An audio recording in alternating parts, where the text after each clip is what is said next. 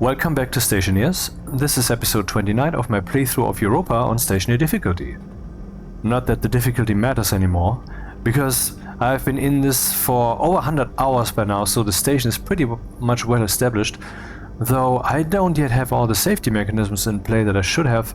For example, maybe some kind of buried box with an autolathe and an arc furnace or whatever, but this is not the goal. The goal this time should be focusing on the greenhouse, not this one, the real one, and the advanced furnace. Therefore, we need to focus on the advanced furnace, because the greenhouse will need LArREs, and the LArREs need advanced alloys, and I don't have those yet.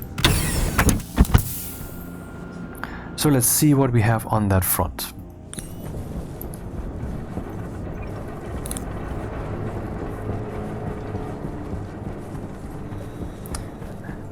Spaceport.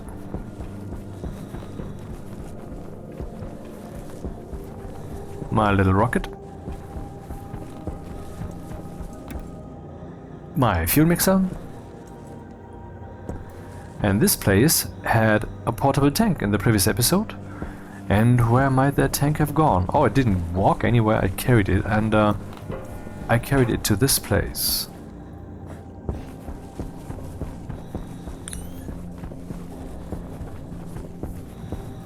Pure fuel, high pressure, I don't know, 18 megapascals or something?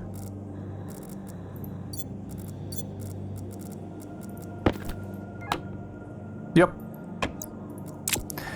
Yeah, but this room is obviously not ready. We need power, we need a way to vent the exhaust. I don't know where exactly yet, because I don't just want to lose it. It seems wrong.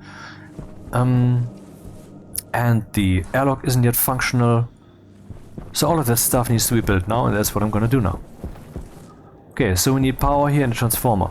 How do we get power? Do we have some power cable nearby that could do this? This, by the way, is the greenhouse. There's nothing in here yet.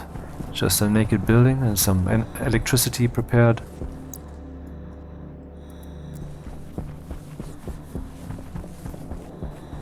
And the electricity came in here with this cable.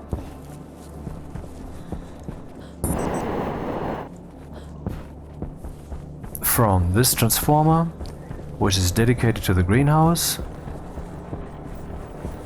Well, I don't know. I mean, how much power can the greenhouse possibly need? This is for 50,000 watts, and that's not the amount of power I will need in the greenhouse. This is also not the amount of power that I will need in the advanced furnace room. But these two, at least currently, kind of belong together. So maybe I should just use this same cable to also give power to the advanced furnace hall.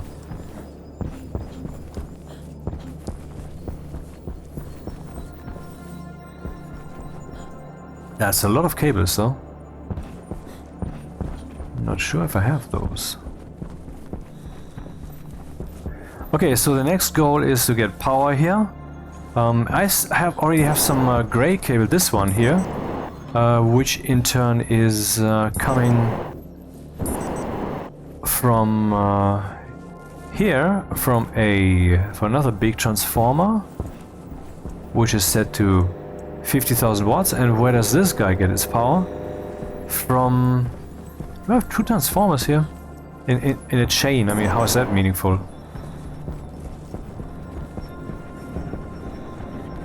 Yeah, that's actually what's going on. Here I have a 50,000 watts transformer, and that's piping over here to another transformer of 50,000 watts. Why did I do that? Well, I wanted to split up the cable networks, and maybe I should just have used a medium transformer. That would have made more sense. Well, no need to actually change this now, but anyway, I'm wondering which cable to use. But I guess it doesn't really matter, so let's stick with the original greenhouse plan. Or I would have to splice off this cable. I mean... not sure. I mean, that's a decision that has to be made. I guess I will stick with the greenhouse plan, because I otherwise don't have a good way to make a decision here, so... let's make that decision then. How many heavy cables do I have left? 18. We need 4 per block, I think.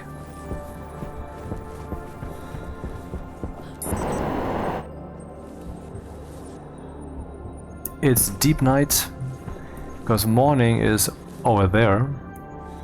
And yeah, you can see the sun is still lighting Jupiter from this side. And we have so much iron.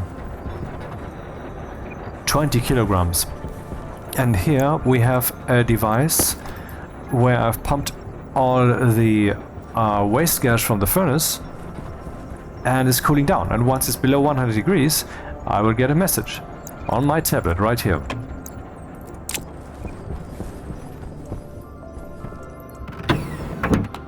So now we need heavy cables, period. Or should I make super heavy cables for those who are already informed of this? Which will be in the news episode I'm currently working on. And when I say currently, I don't mean right now. Cable coil super heavy, needs constantan and electron. 500 kilowatts. Or the good old heavy cables with 100 kilowatts, or the 5 kilowatts cables.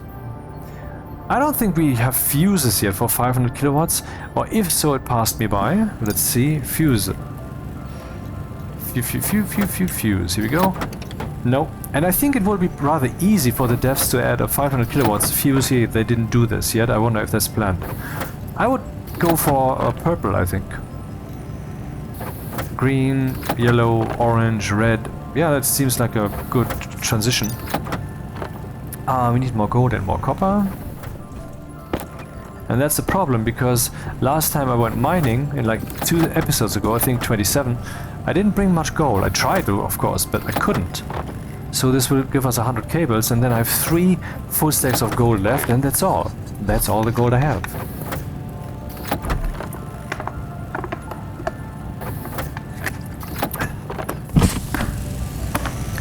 I wonder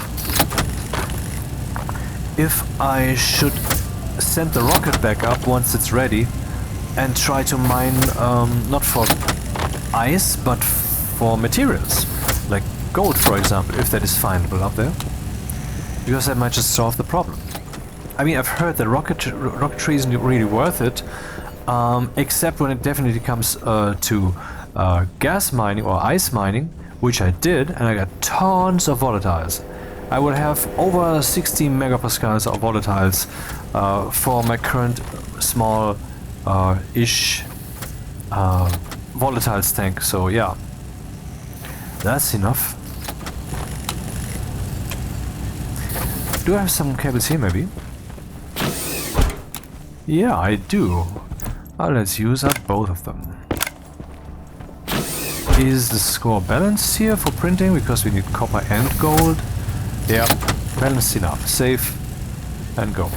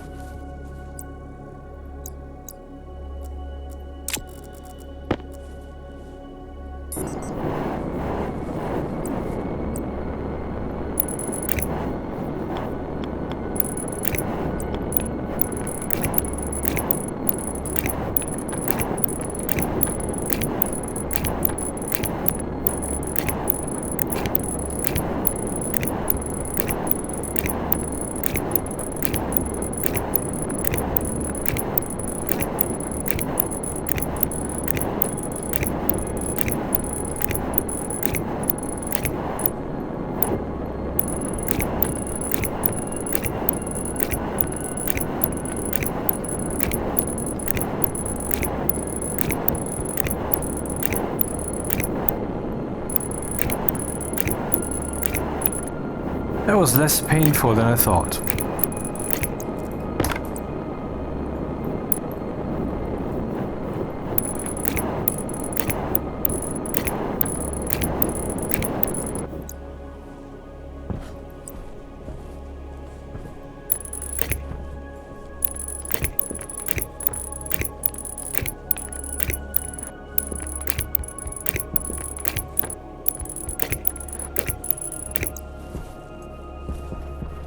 So, how to continue? There should of course be an area power controller in here for the airlock. And there needs to be some way to get the power in here. And I wonder if there should be some kind of maintenance door here somewhere, through which then the cable will... What? Through? Through is not possible. You cannot let cables or pipes go through doors. Except if I use manual hatches, which really are lenient for that to that kind of stuff. And I didn't plan this yet, but hey, plans change.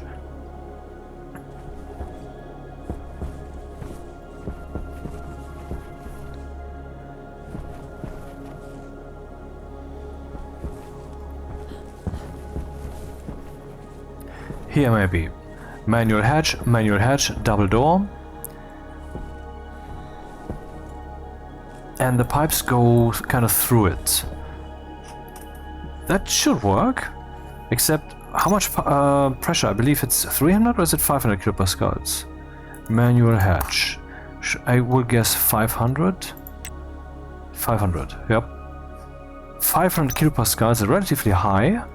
That though should... I think we will not reach that level in here. And by them being manual hatches, I will have options. Okay. We are listening to di.fm. No longer to soma.fm, even though I still super like them, of course, and I'm thankful for the over 300 videos of their service.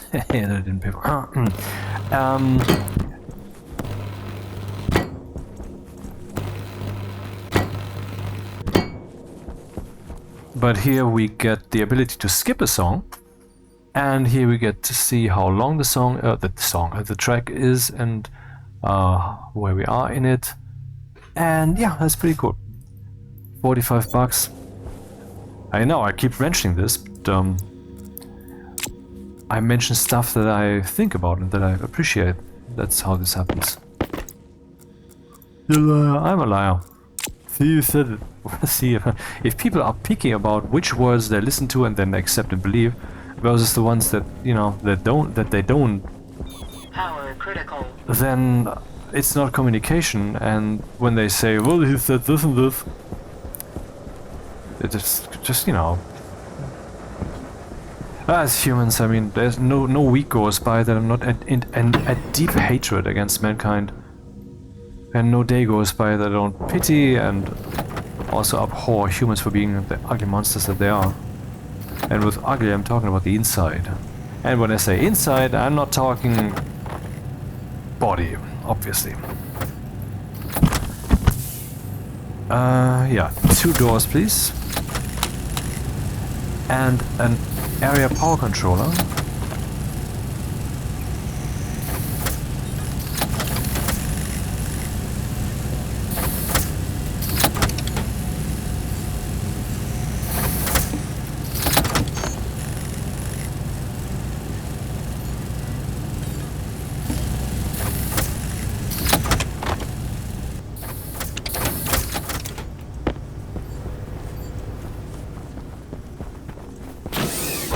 Oh, never mind.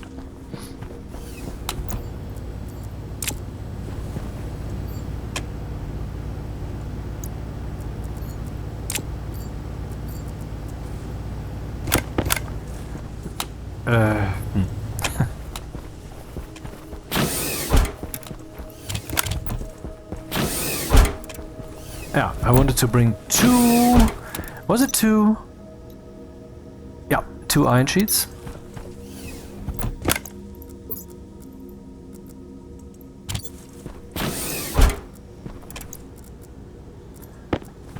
And area power controller, did I make this one already? Yes, I guess so. Then we would need a battery, I cannot carry anymore.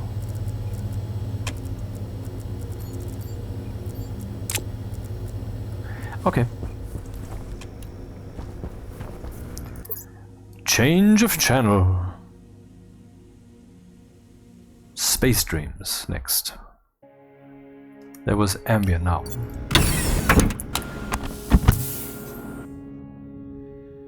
I need to recharge my suit. It's not black enough.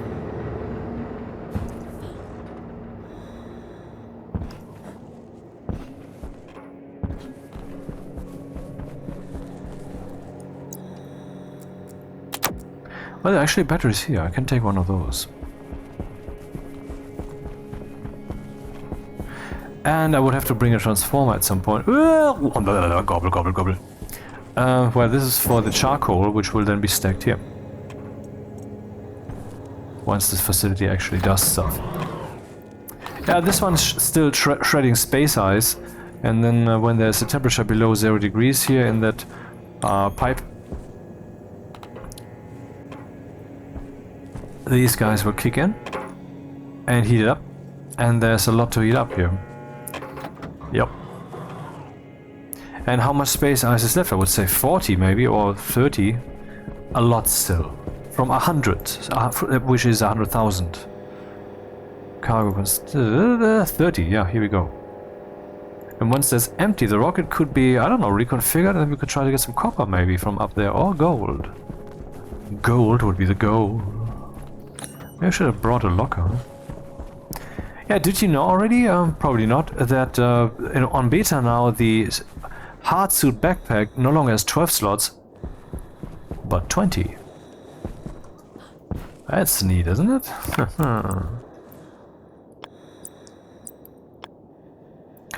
I wonder...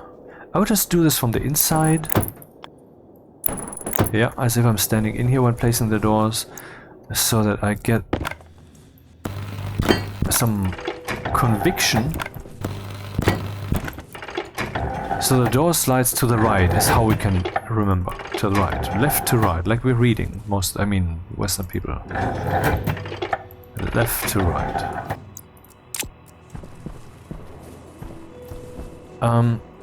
There is the cable, and let's cable all of this, pipe all of that stuff through here. I mean, maybe there will be more pipes. I just basically am blindly building something that I did on Europa a while ago, and forgot while following the blueprint blindly that currently I don't have any pipes going in here. Maybe some pipes going out. That's not clear yet. And the pipes would be going through here, right? But now they're not. It's just a cable. But still, the cable is good. I mean, the cable through a welded frame? I don't want that, man. I want to be in control. So now we need a big fucking transformer here.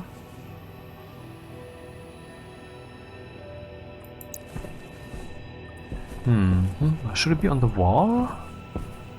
Yeah, I mean, there's enough access here that I can actually risk just going like this. And then how big I mean, how much of a transformer do I need here? I need a bunch of lights. But 5 kilowatts should definitely be enough for this room, huh? I can just use a small transformer, I think. And if not, then swap it out against the medium one. It's not like I have to like answer to someone who's asking me, hey, what plans do you make? Oh, you told me that wrong. Pay me with your life and eternal soul. But instead, I can just rip it out, do something else.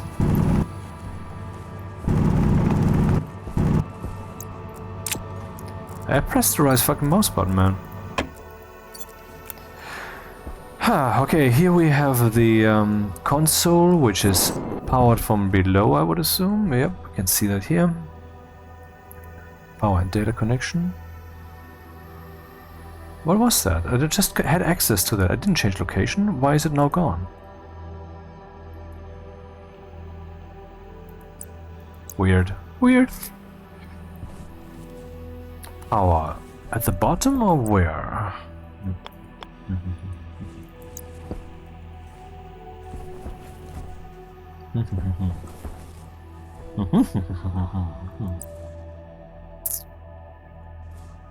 Can I even put a cable there? Which is what he said.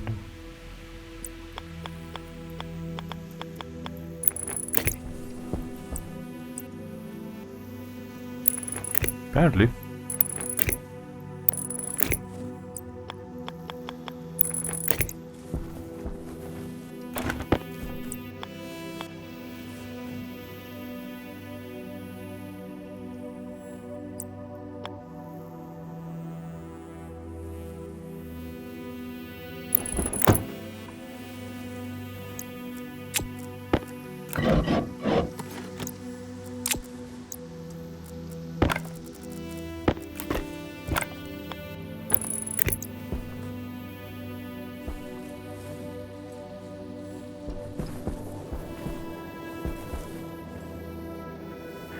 Have I already placed cables there? I guess I should remove this, which was necessary as I couldn't have placed the the large powered vent here. Ah, look at that! I didn't place those yet. Or did I? Oh no, I didn't. Now they need to be connected with each other.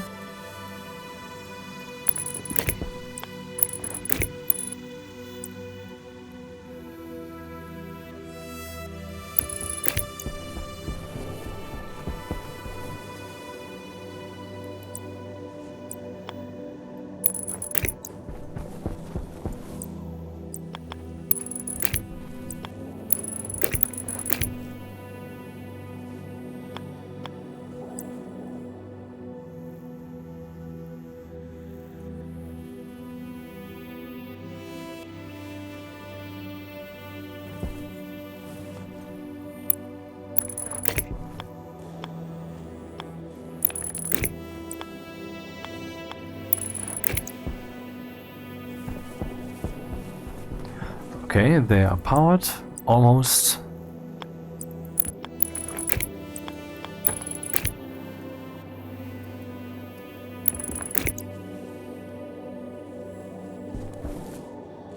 And now this.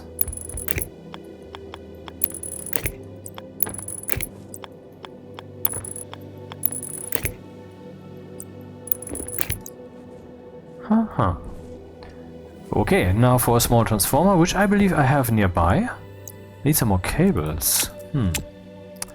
Shame. Let's get this power cable over here first.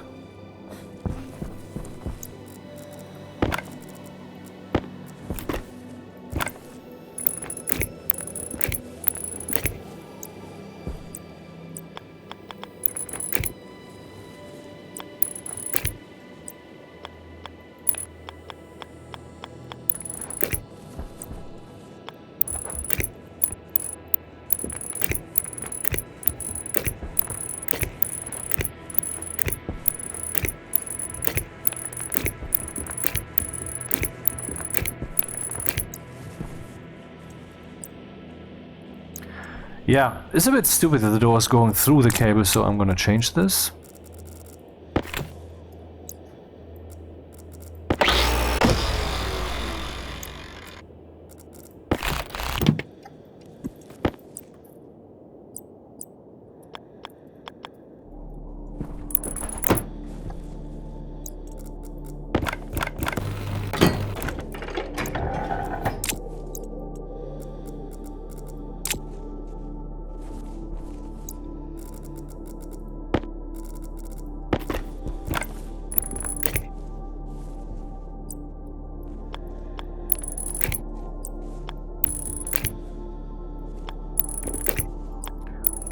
Contact.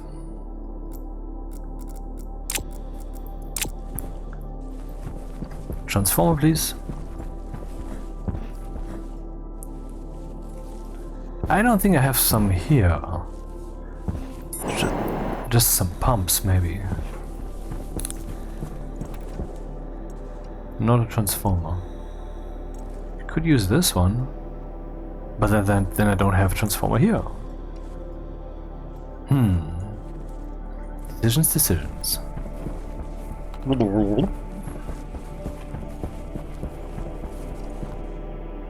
No transformer? I was so convinced. Huh. I mean, this one isn't yet in use. Seriously, it's not in use yet. And it looks like I'm not going to use it here, so I'm just going to remove it.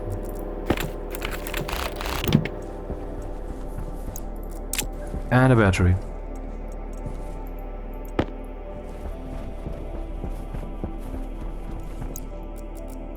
Hunger caution.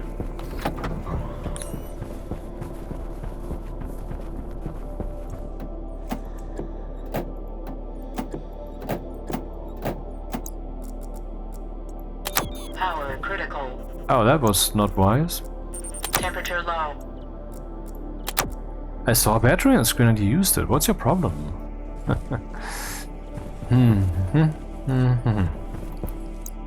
Transformers.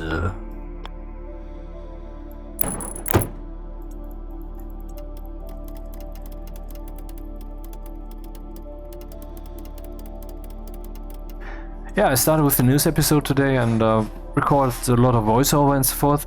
And today I also made the intro with welcome to blah blah blah blah. You know, the usual thing with the date and such. And I need more cables. Now I have any cables nearby, why don't I just use them? I mean, what good are the cables that are placed here?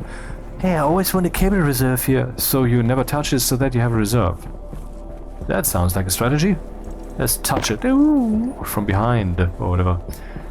And I recorded a really nice intro sequence with a rocket where the camera is gliding, and I wanted to let the camera glide vertically, but there was a problem because the tip of the rocket and the airspace above it was already beyond how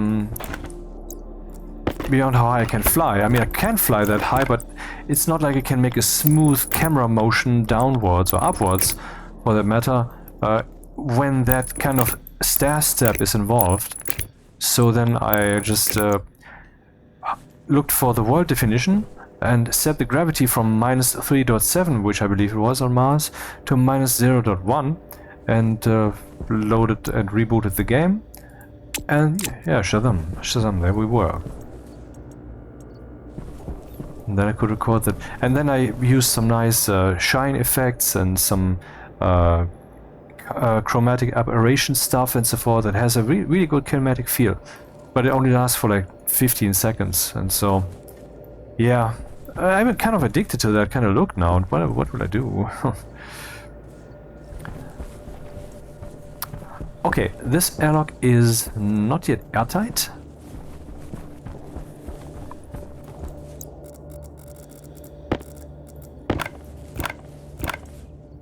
No. Oh yes, actually, exactly yes. Always risky to weld a frame while you're another frame that could be welded.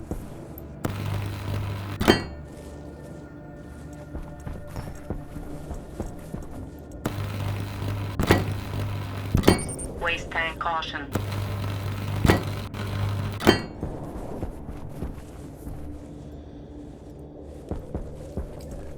Maybe I could use some cladding here as a ramp to walk into this thing.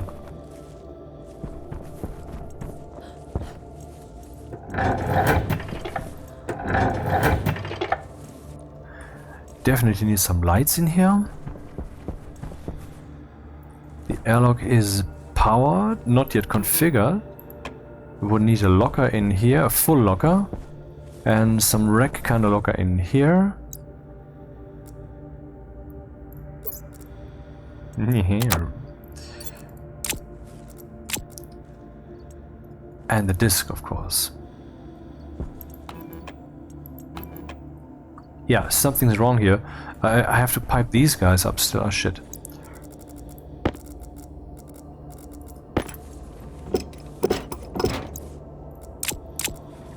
So the pipe can go to the side, which will then not interfere with the cable. And which one should be on the outside or on the inside? We have this thing here. I would say I would use this one to go there, because it's already up there. It makes the most sense. I have some pipes here. Not enough, I think. Do they have to be insulated even? I guess they should be if I really want to have a room that is fully insulated. Oh look, this side's already done.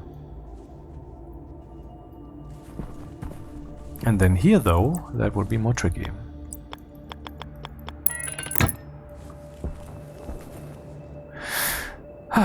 Okay, let's get some stuff. No!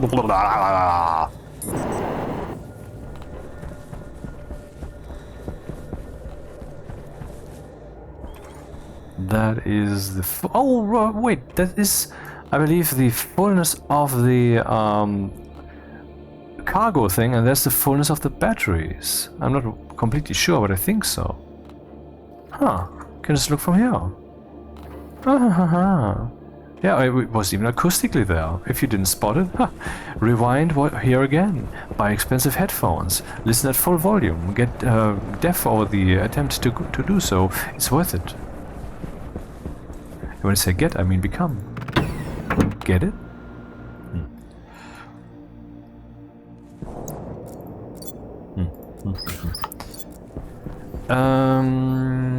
Lock up.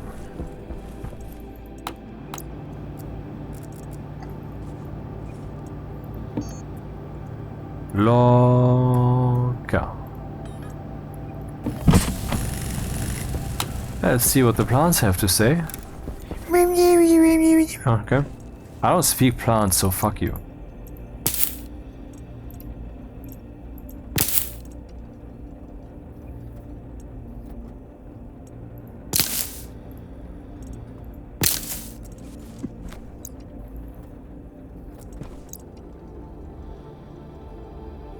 Really?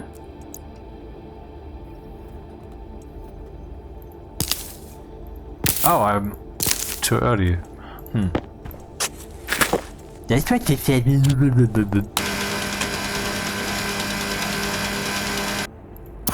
mean, you have to admit that your humor is really stupid. Lockers, then a disc.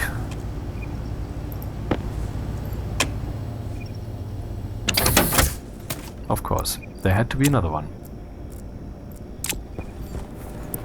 Disc, disc, disc.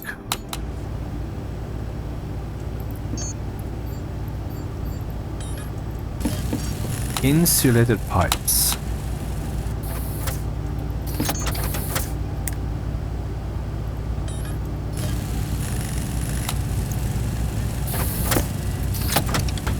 And anything else of note? Maybe I should also take the rest of this half-used steel stack with me. Some more cables? Well, I have some more cables already. And what's with this? I mean, this stupid gas canister, which I used to re-spark the furnace.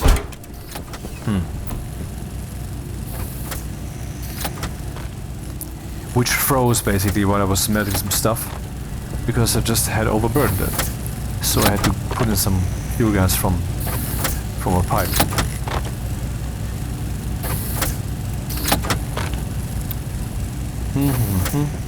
Hunger, you say.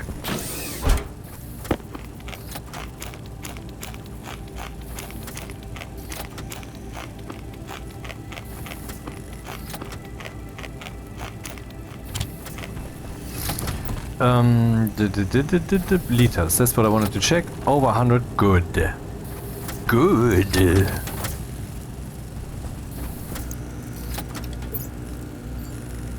Yeah, that's good enough, I guess.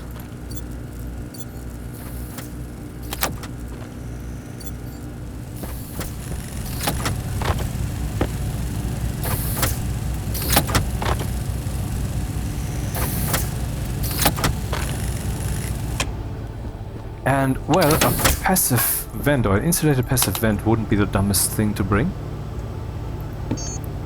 Or maybe non-insulated, but it doesn't really matter at this point.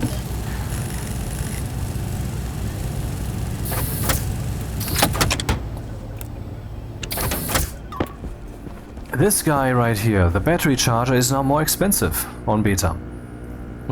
Takes longer to print, 10 seconds instead of 1, and it takes Electrum, I believe. So that's a game changer, because we could print it from the start, but now we can't. So it's a real part of the upgrade experience instead of just, oh, let's print the thing because we can print it at any time. No, we can't. It's over.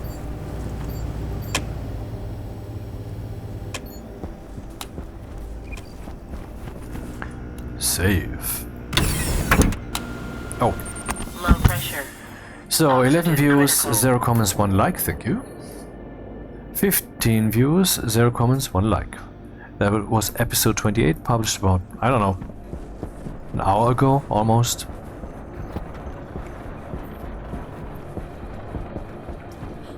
But that's the thing, you know. New video, I mean, if it's from a series, then why should anyone who is actually following this series, which some people actually do, thank you guys, why should they watch that video when I publish it? That doesn't make sense. They would watch it when they are ready. Ah, that works. Awesome, Bin Laden, but I don't care.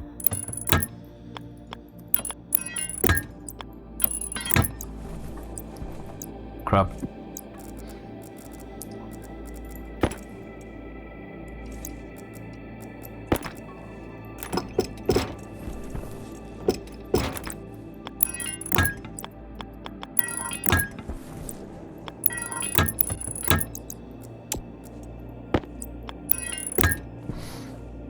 Or should I just put it on the wall? That makes more sense, doesn't it? But then not behind the door, but next to the door. Yeah, that's better.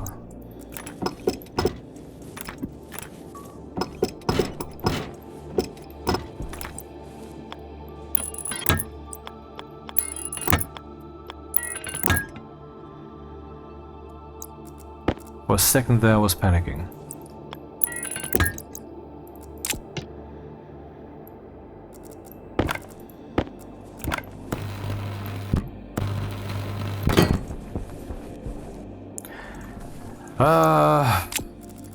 I remember I wanted to do this. Then I forgot I can't do it while the wall is already welded.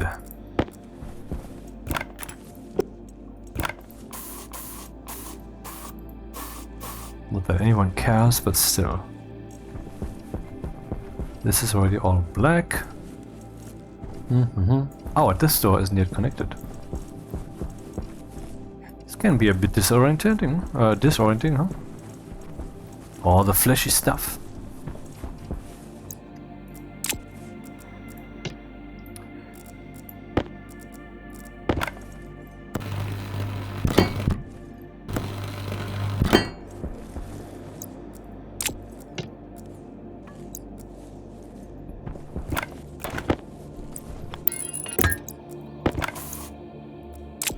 Okay, the airlock is now piped correctly. What's missing? Oh, is some cabling and the disc, and for that we also need the locker. There's a locker. Some spraying. And the lid can still not be spray painted. Yeah, I always play on beta, so if you see something here that you haven't seen before, that is because it's new. For example, the heavy cable, 500,000 watts. And they even come in the longer length, 3, 5 and 10. Which is interesting, because the smaller and heavy cables, they don't come in those variants. Maybe the devs want to first experiment with the crossing logic, because these can actually be connected, crossed, you know. But, I mean, junctioned, connected. The small ones not so much, because that would not be an easy thing to do. Now they're doing that with the super heavy cables, and I guess once they've figured it out, maybe it will come to the small cables too.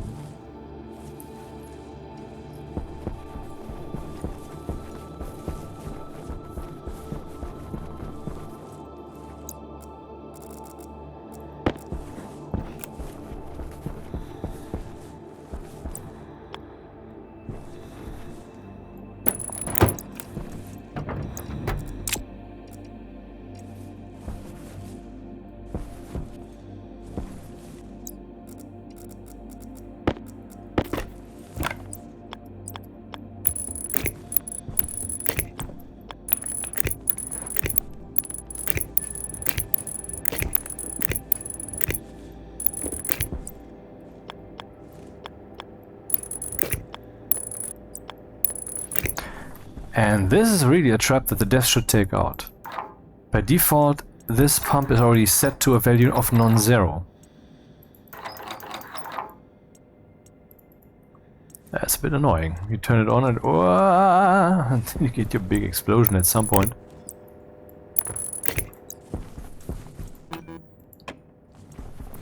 Need a way to get rid of the exhaust.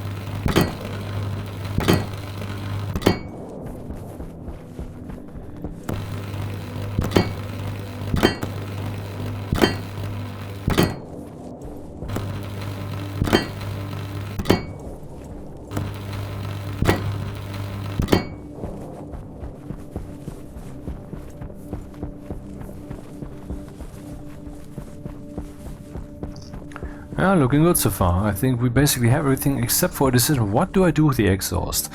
Which will have a lot of pollutant, and so I should, I mean, if that's not 150 degrees or more, and I cannot guarantee that at all times, have a, what's the word?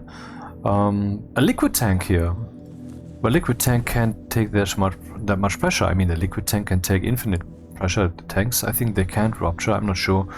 But what I am sure of, let's see, tank, is that...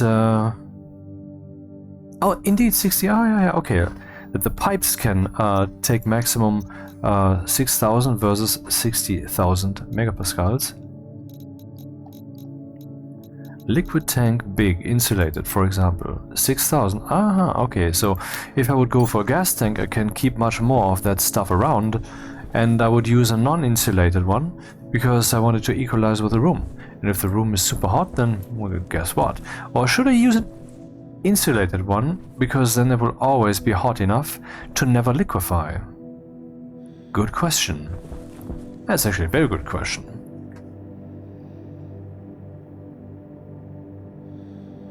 I mean, the tank, once full, could serve as a buffer that slowly heats up the room again. Huh. I think I will go for insulated, because I don't know what the thermal power of such a full hot tank could be over the room versus the cold furnace. I mean, the idea after all is to have the room so hot that the furnace will not have trouble while being hot. And whatever.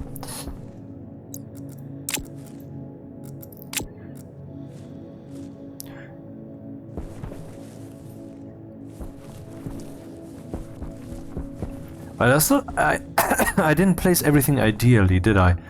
Maybe I could place this tank on that side instead. And then on this side I could place a huge fucking garbage tank, which I could then later... I mean, I don't have a good idea yet what to do with that. But let's do that. Just, you know, just build some kind of... I mean, the thing is, once a problem is solved in Stationeers, one could think, well, now things might get boring.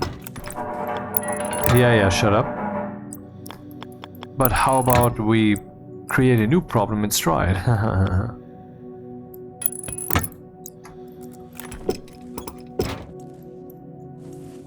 Oh, hand drill, okay. Yeah, of course, it's a good thing actually. That would be pretty annoying if that would be the same tool.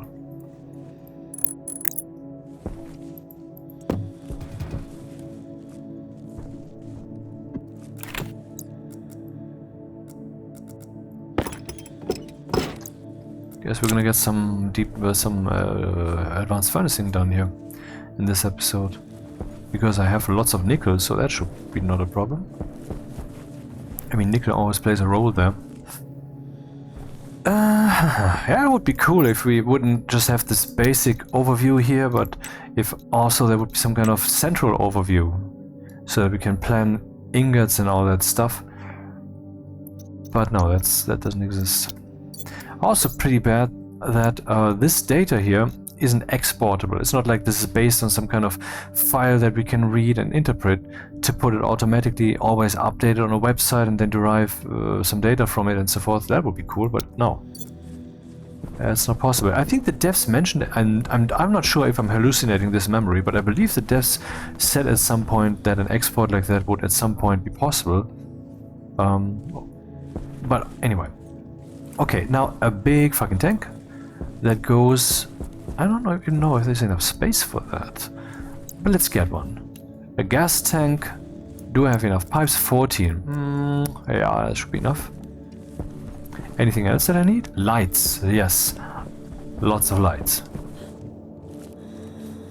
And thus, cables. More than I have. Power, it's a bit low. I should really consider doing something about that. I'm blowing through too much power at this point. I have an idea. Lame, but feasible. Thus mine. Oh, I'm looking into my throat. No, I'm not. Miracles. Oh, okay, that's probably the electronics printer then.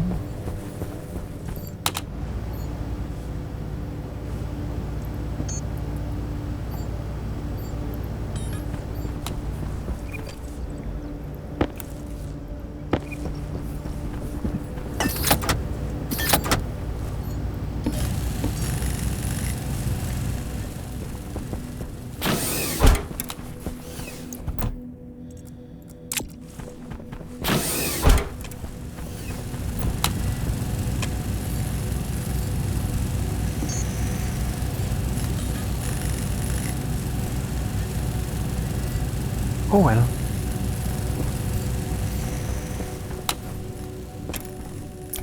Didn't yet use the garage at all. To drive this guy over to some place where I would set up some deep miners. Well, there's only so much you can do in a day, right? This whole thing is an airlock. Which even keeps the room atmosphere around here.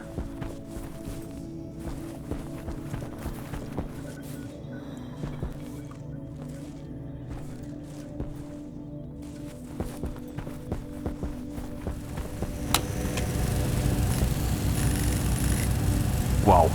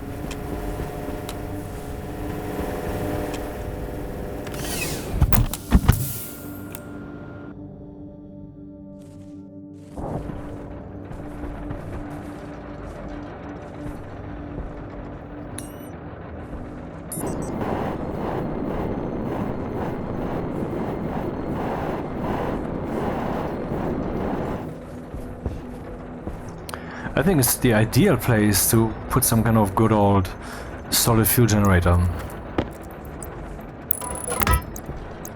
It feels like the right place.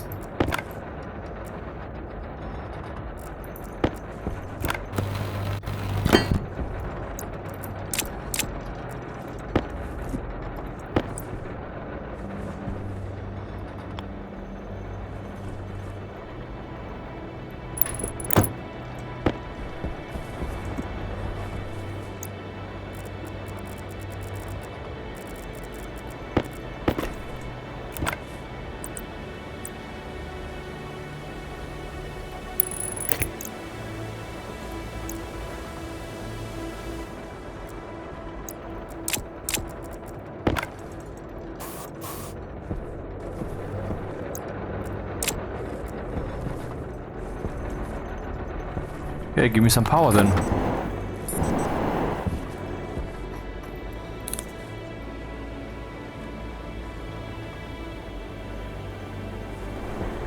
What did I want to get again? Lights, of course.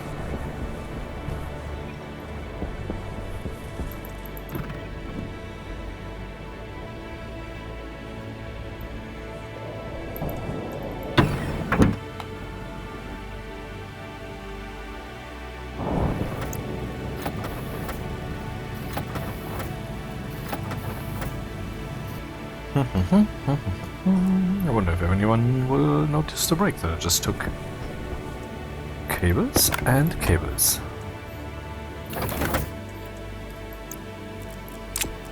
Hmm.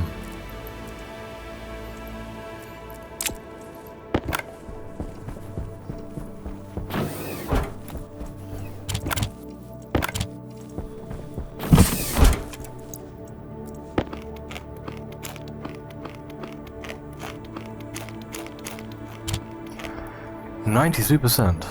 Well, I'm gonna eat this up, I think. Okay, where was I? Is this still burning through stuff here? Apparently.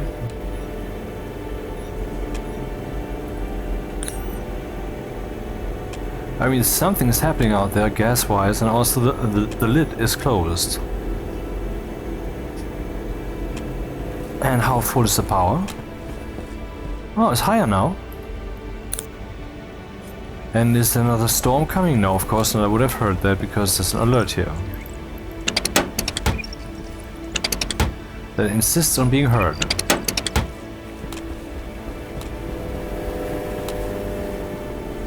So I could basically burn another stack of coal.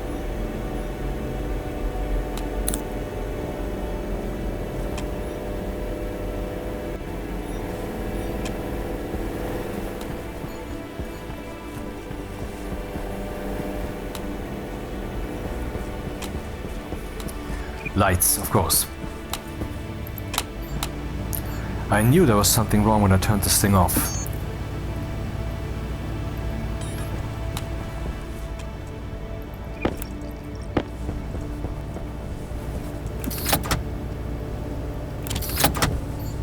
Print, baby.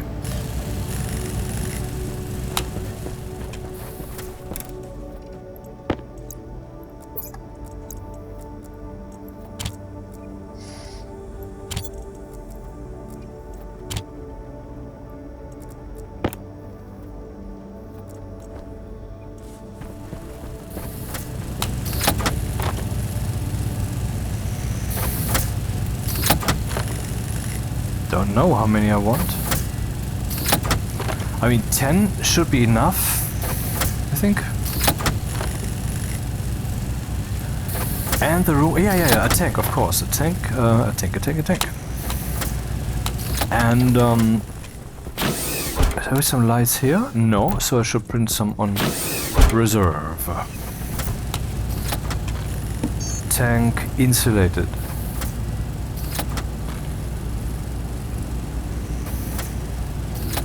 Kit tank, yeah, that's the one. Copper,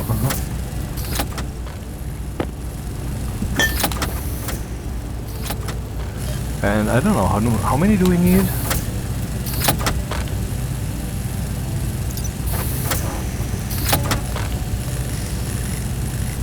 Hey, didn't I say insulated? Wait a second, what's happening here? I need an insulated tank.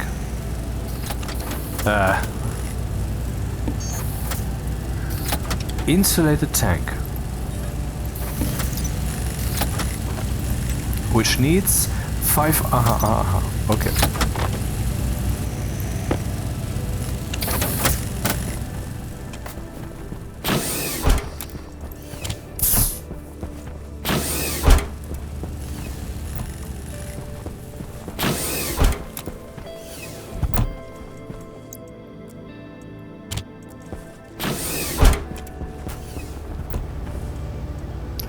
Oh, I don't have enough silicon in there. It's silly. Huh. Let's put enough silicon in there. Oh, that was cool.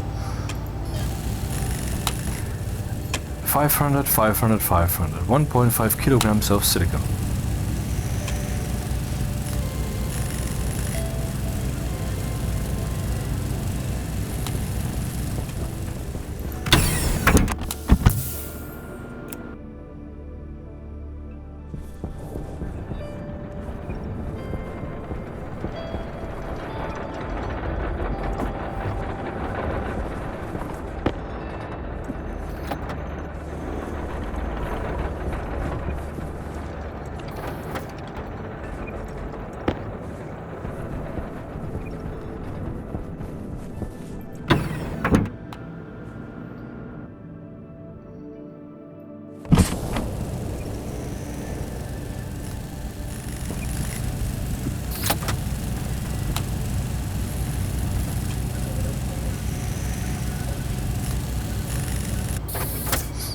What? Again silicon? Wow, that's I didn't know that was so much actually. Huh. Well then let's split some. We have a thing here. 500. Yeah, 200. Give me 200.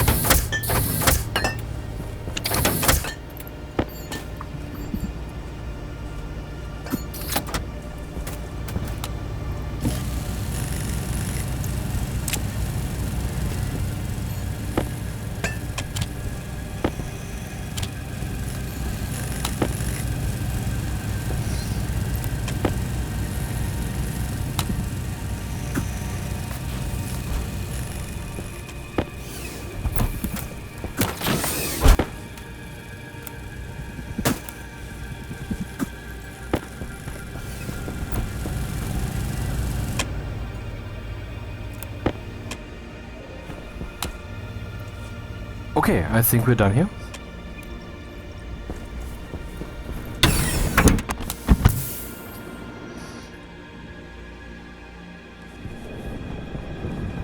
Whoa. Wasn't it higher? God damn it.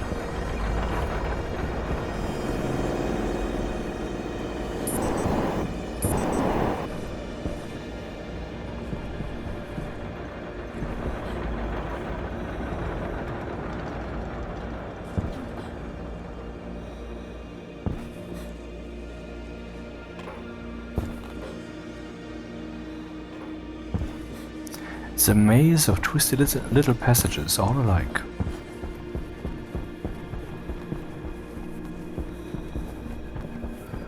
Amazing.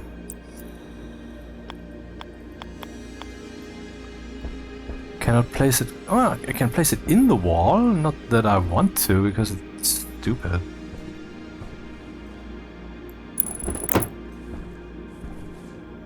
Well, that does work. Yeah. Ah, exactly.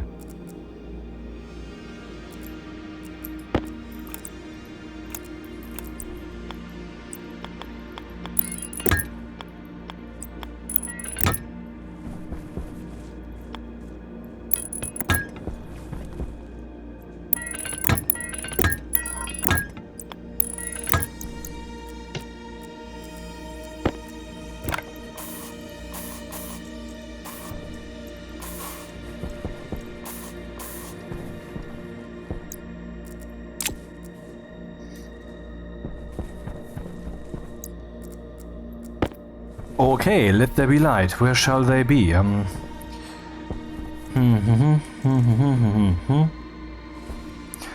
mean, one could be right here in front of the locker, but it's always stupid when you walk over light.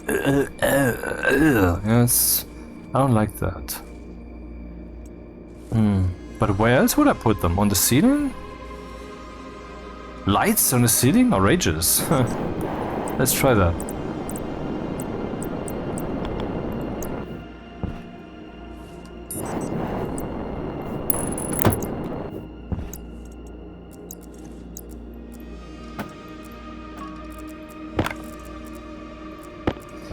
Maybe we should really do something about power saving, because many lights are just on the whole time.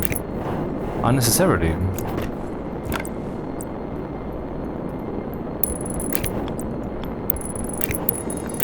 The main power draw, of course, are the pipe heaters.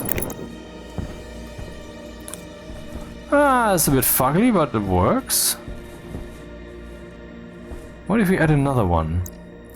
Symmetry and all that.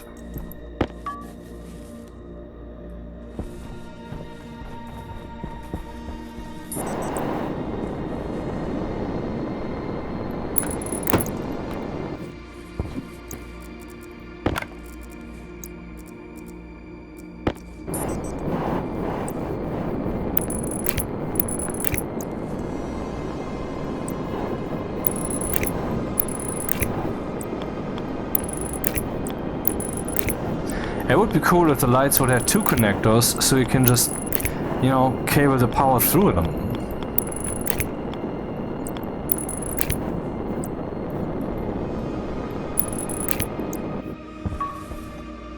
Yeah, it's a start, it's a start. I mean, it looks kind of horrible. This room, you come into it and that's, I mean, the mood. I don't mean the geometry of the things on the wall so much, but how things are spread around, and then there's that dark place back there, and this is so overall so dark in here.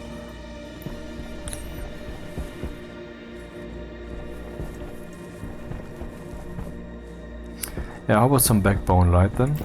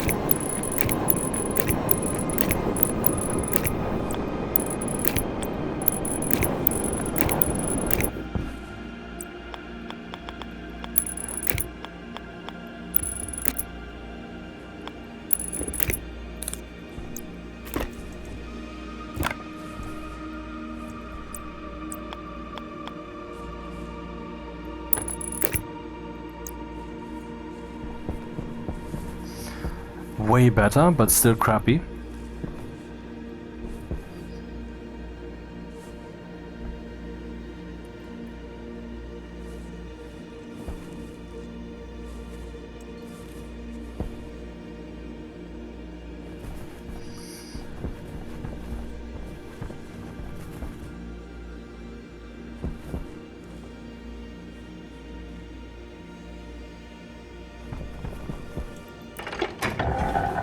Wonder if I should have a light in here.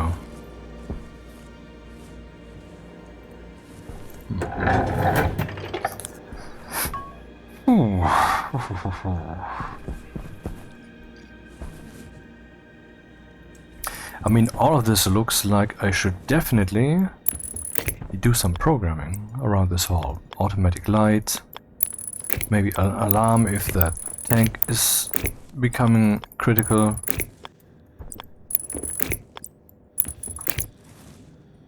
Yeah, we can work in here now, but it's still... I mean, how about a light on this side? Right next to... I mean, left next to, to the furnace.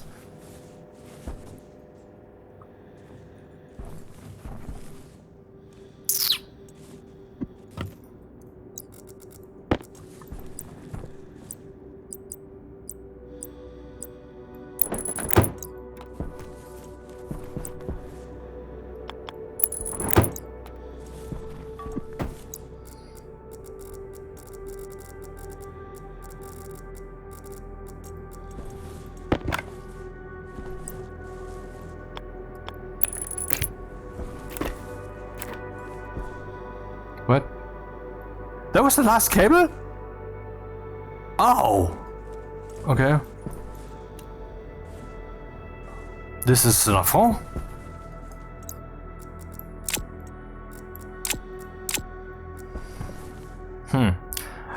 I should bring some flat walls maybe, but I mean someone kept... two people have been telling me in the last 2 days, why don't you use cladding instead of flat walls? And I'm like, oh, that's an option? I mean, I know of cladding, but I never thought, and maybe I should do that. Let's see what the difference is. Beep. Cladding. Kit cladding takes 1 iron. Okay. And the flat wall takes 1 steel. Well, that's more expensive then. Also, you need to expend another steel to close it up. I should bring some cladding to have to get together some experience with walling things up like this.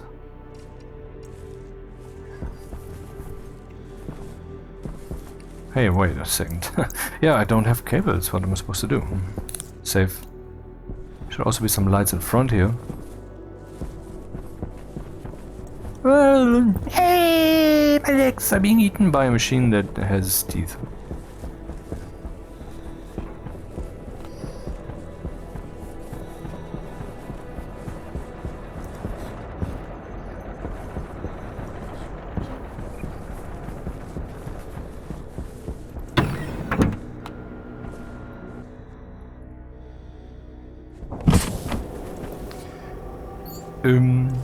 But cables, I have enough.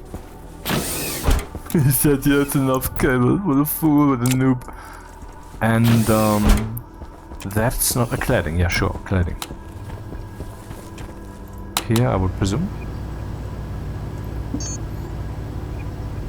Huh, we have 504 iron in here. How come? Did I print something? No, I did not. Yeah, let it run, see what happens. Maybe I should check my paint reserves actually when I'm here.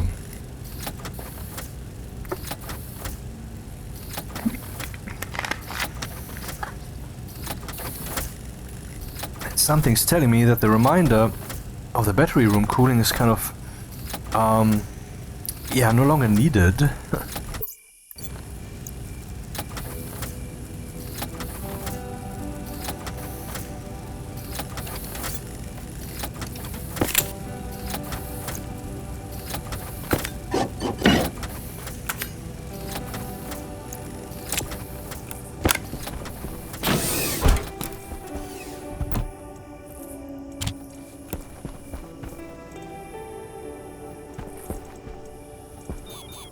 critical.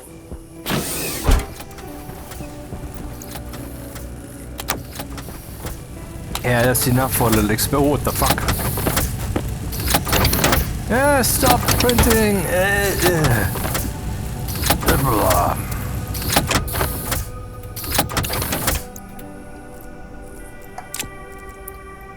Can only take 10 of these. Okay.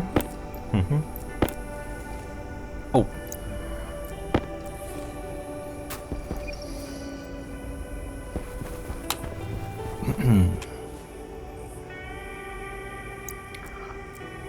Yo. Let's go then.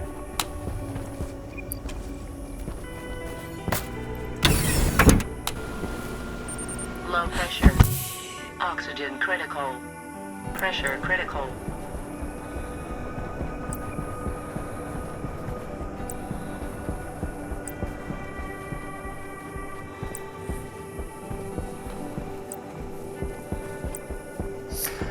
I mean, you can probably build a marble madness or spindizzy maze with these. And then use that to deal with ore, I guess, to transport it from place to place. That would be interesting.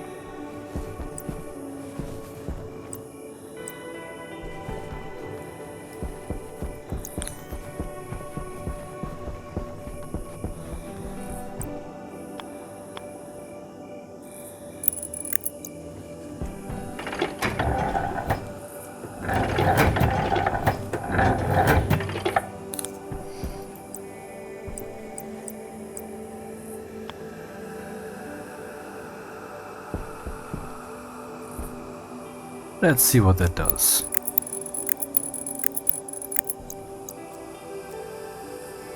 I've been doing it wrong this whole time, it appears. No, I didn't check the paint, damn it.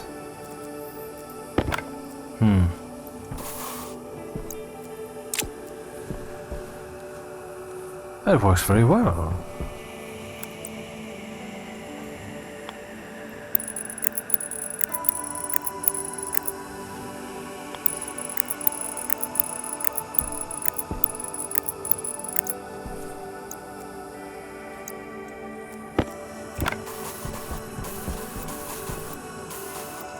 I mean, that's so easy going. Why didn't I ever do this before? That is so... That's once again, thanks commenters, someone getting me out of a long-standing rut that I never even knew I was in. Yeah, that happened.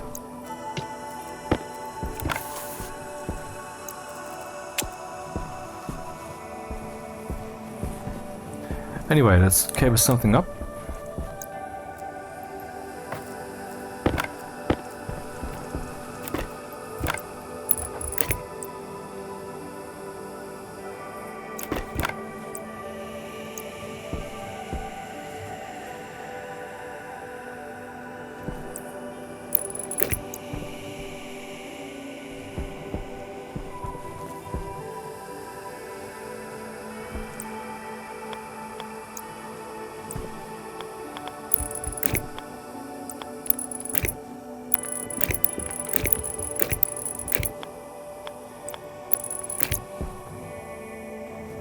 Okay, this begins to look non-shitty.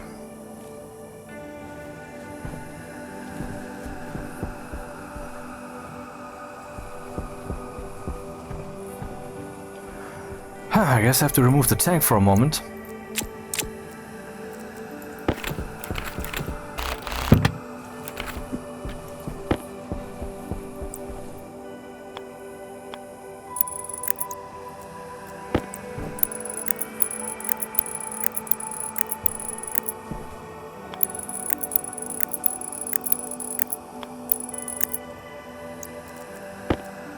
Wow, these things go away fast.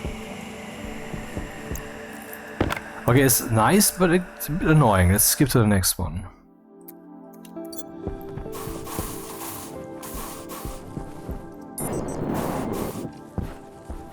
This one should be empty soon. Oh, it's not.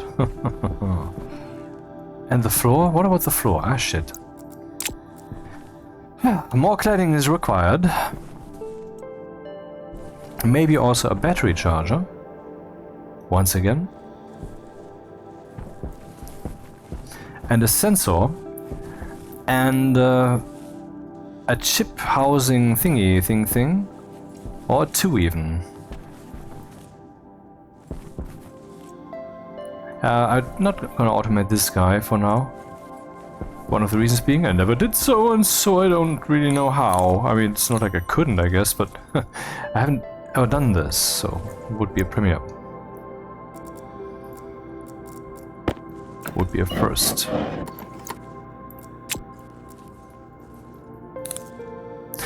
Well, I still have lights that I could place.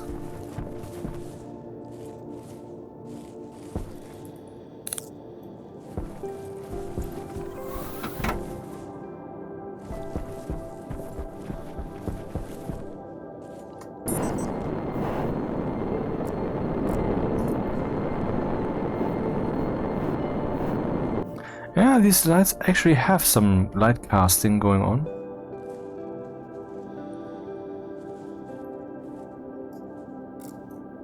Not enough, though.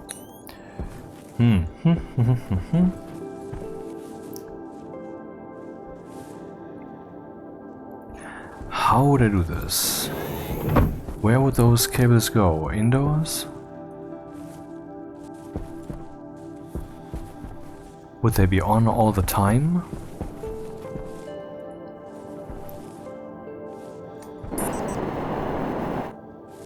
I mean, I burned through 2 stacks of coal here. I mean, the next storm is gonna come at some point, but boy, I'm using too much electricity. That's a thing. And I haven't ever dealt with a fucking Stirling engine. I mean, I tried it a bit and this worked, but never beyond experimentation. But this is not the task right now. Where will I put some lights? How will I power them? I mean, there's a power line right there, but I could use that for that, actually. For these outdoor lights. But I'm not sure if I wanna. I think it just belongs to the facility. Should be powered from this power network then.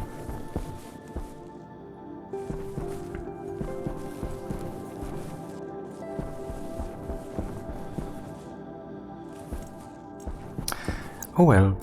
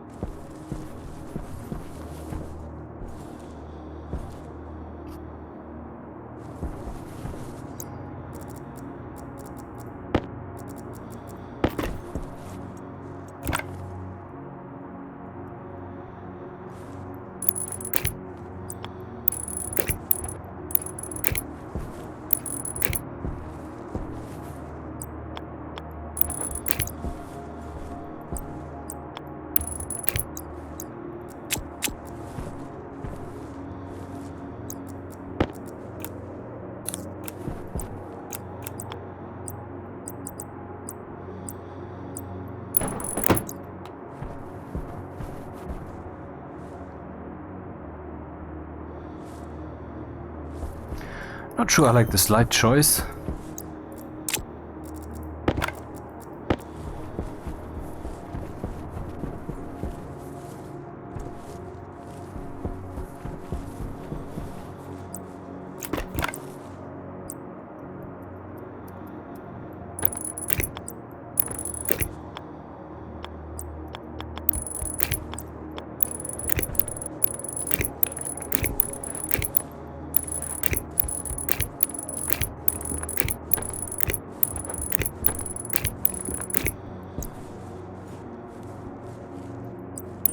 Hunger, caution.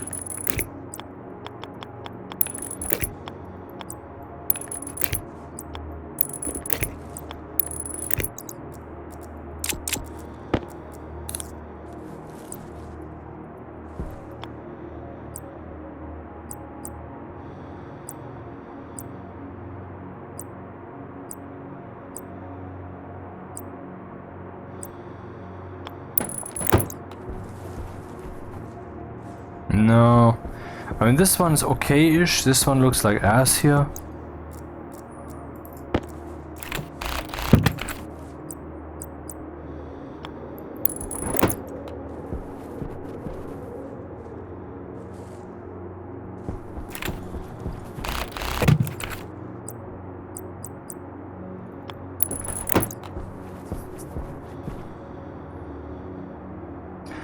That one isn't the worst. It invites basically immediately to this kind of, I don't know, hard utility emotion or whatever.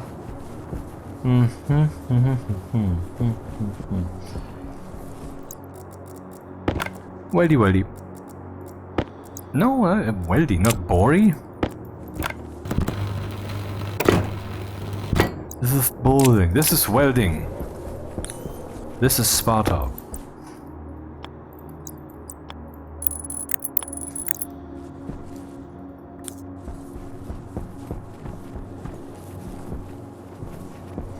Better than nothing.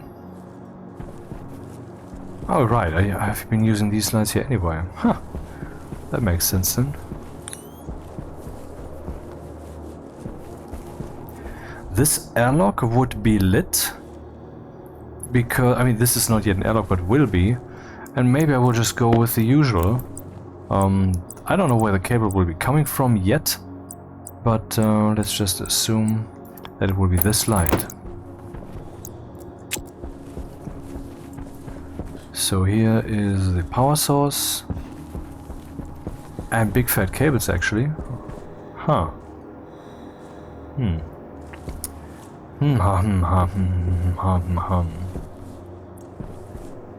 Yeah, actually I remember I wanted to put some small transformers here, and I did, here. And from here I will power these lights, those lights, and these lights. Because that would be... Would I put one light on each side?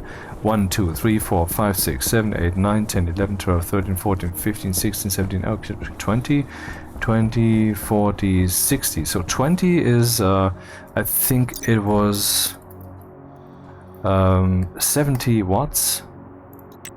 So there would be 140 watts. 280. Actually, 1400 watt, 2800 watts, or like 4200 watts. Yeah, I think. And then we have this airlock thing, which would have 1000 watts extra for charging the battery, so that's actually not feasible. If I hang that from this strand, that will not work. How do I get power to the airlock? Oh. Well, I mean, that's not the dumbest idea. At all. Let's use this fucking idea. You said fuck, I said fuck. Why do you always say fuck? Because it's forbidden. Will must be free. The only way to make it free is to use the freedom. Or to push against the boundaries. This is so complicated. You fucker.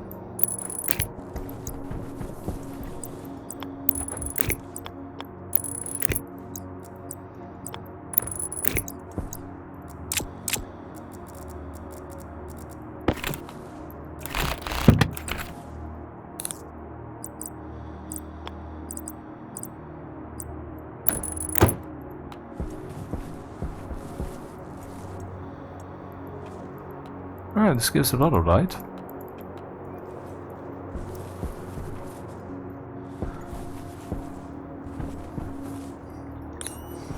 And promptly we're burning through more and more electricity. I mean, I don't know really what the answer is here. The thing is, I want to keep building and building. I need electricity the whole time. And if I would make power generation a priority, that would be a different, actually a very different gameplay, I just realized. Because then I could look into all kinds of power generation. Gas fuel generator, Stirling engine, and so forth. But power is always a secondary thought. I want to do all the other things. And so the power has to kind of get out of the way. And so I just slapped down wind turbines.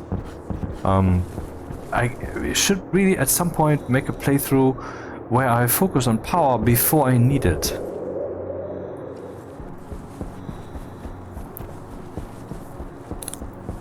Anyway, as things stand, I need to put up some more wind turbines.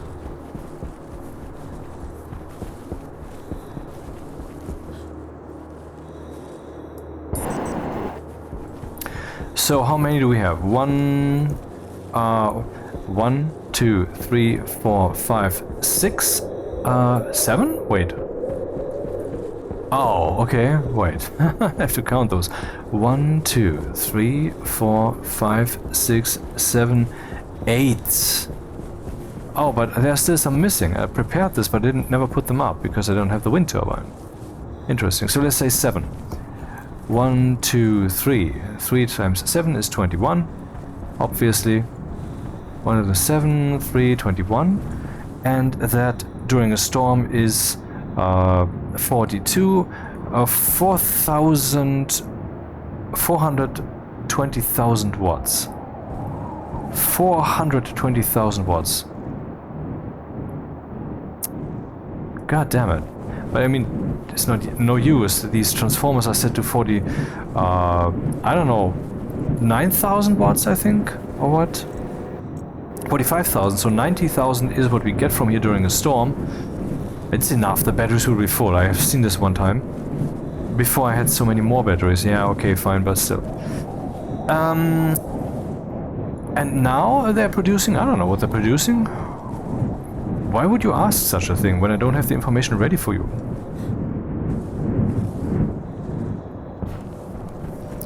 Yeah, that obviously died down just now, but it was like 6,000 watts. Maybe I should just fill up the last row here. Which will then be, who knows? Hunger critical. If we get about 7,000 watts for 1, 2, 3, 4, 5, 6, 7 times 3. If they add another row, then we get 8,000 watts. Obviously, that's a bit stretchy to say that because 7,000 is what I got here from these extra ones. But okay, let's say 8,000 watts per side. 8,000 watts per side. I'm really blowing through that much power the whole time. Unbelievable. All the lights here. Wow. 4,000. 5,000. Should have some wind chart here somewhere. I can just observe how it's rising and then slowing down the rise. And then can estimate, aha, okay, now let's point at the thing, you know, that kind of thinking.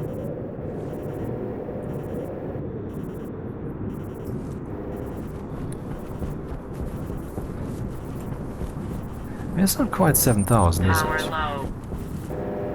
But anyway, I need more wind turbines. I am blowing through too much power. That's just the way it is.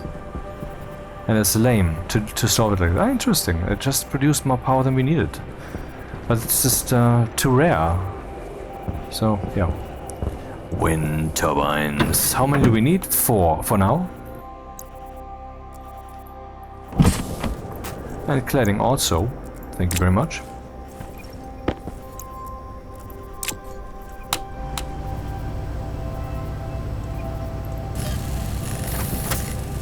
Hydration critical. 99%, and then in 8 minutes it will be gone. But I believe I can eat it faster. Is what she said.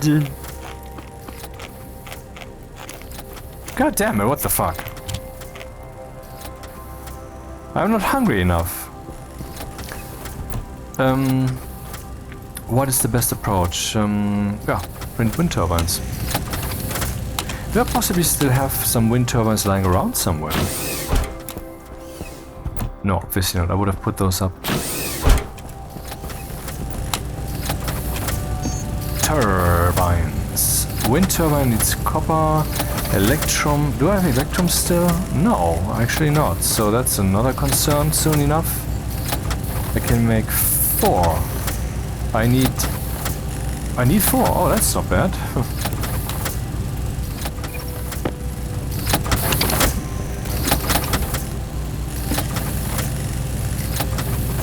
And once I have the advanced alloys, I will make myself a better spacesuit.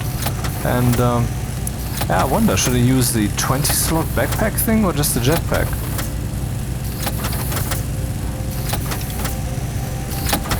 I think I have enough cladding for now, thank you.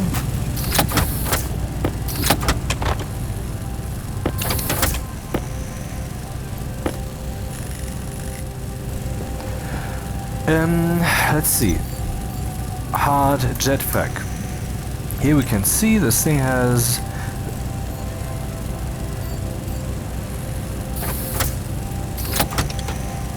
$14 slots actually.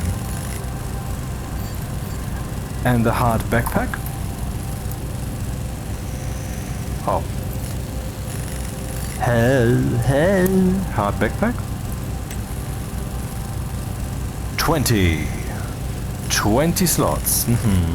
Now coming to beta. I wish I'd know what the plans of the developers are in regards to publishing. How long will this be? Because certainly I want to be prepared. I want to have that video ready before they, you know, but I only just started. I have a feeling that this time I will just not be on time. It's a feeling that I have. And those are usually trustworthy.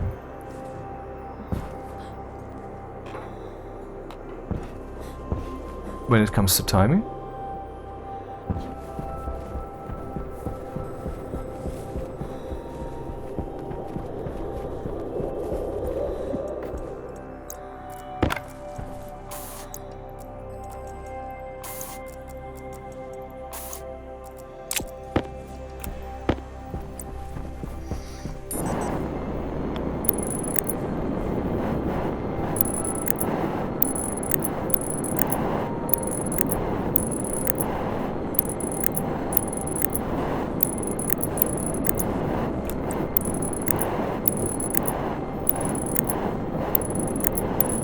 It is so much easier than using the flat walls the whole time. Man, I had no idea. I was so missing out. Thanks, guys.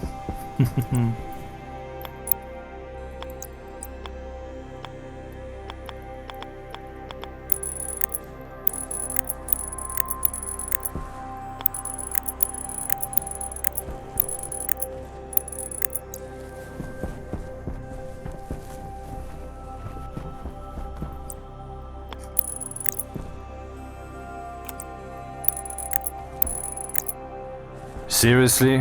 What the fuck?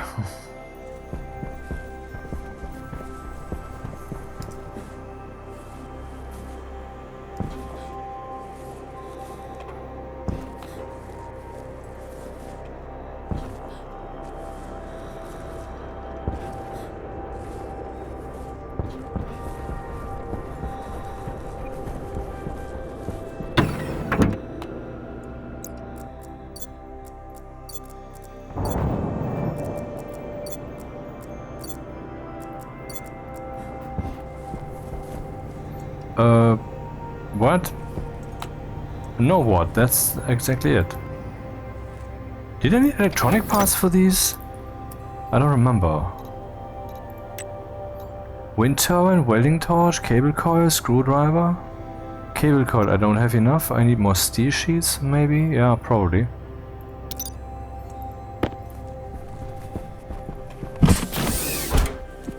Om nom nom. Haha. Ate the bread before it went dead.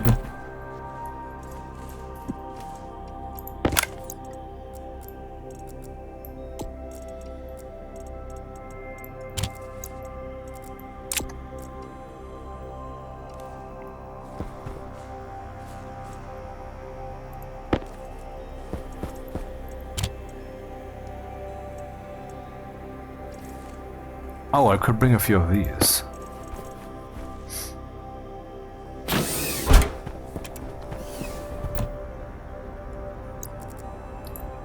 Cable coil, of course. Yeah.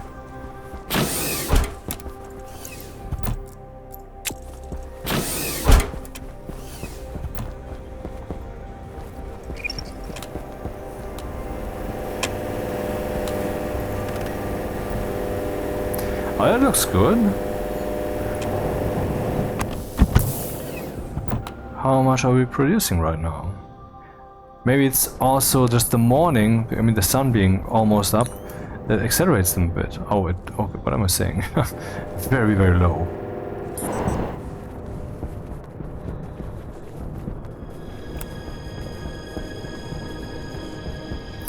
Okay, music change, and it's definitely a bit, yeah. Change, there are multiple meanings to that, but one translation in German is Wechsel. Yep.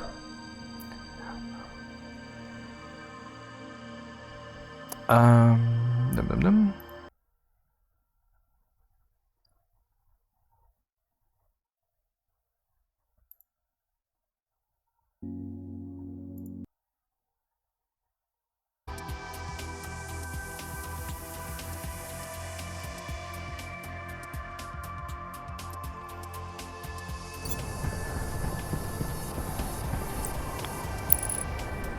Uh-oh.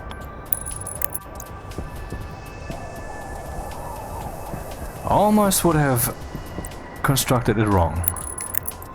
Almost. Auto-rotate, you asshole.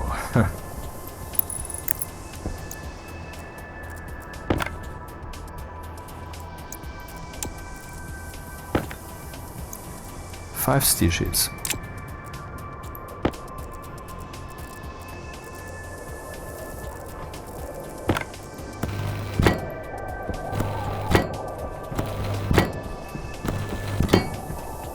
Welding's a bit fast, questionably fast, I might add. Considering how much how much material you're using here. Maybe it should be a bit slower.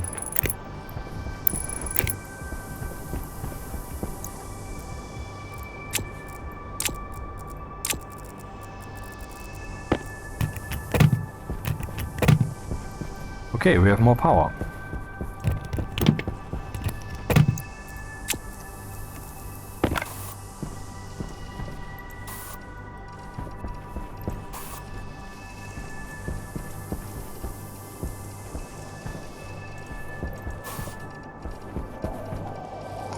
Alright. Waste tank caution. I mean, that was less painful than it could have been.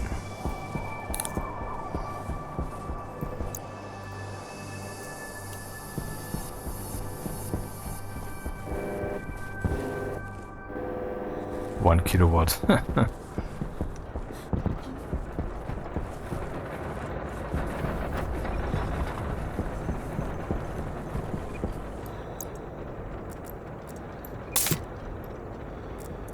Wait, I need more cladding.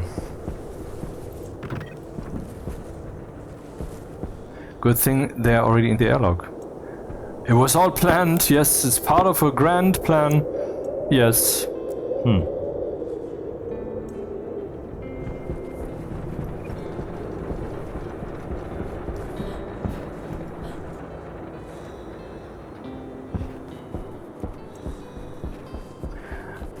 Man, it's so far away.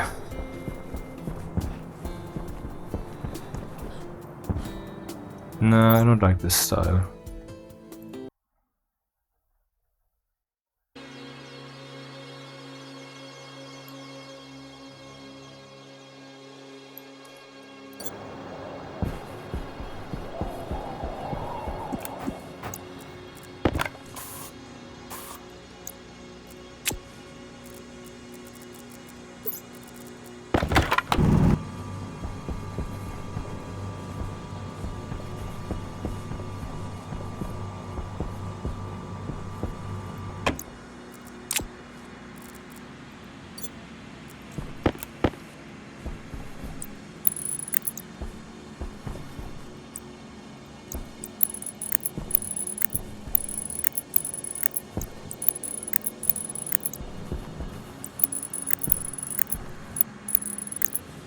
Might be a bit early to wall everything up like this, but then I can just remove it again. I mean, it's easier now that I know the cladding. That will basically half my construction time.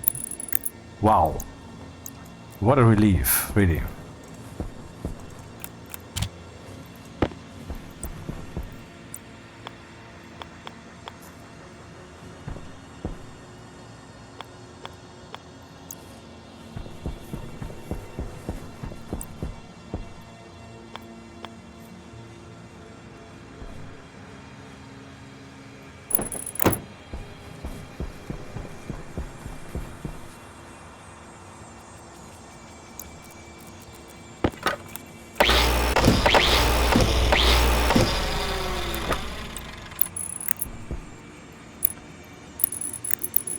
I had no idea. I was stupid this whole time.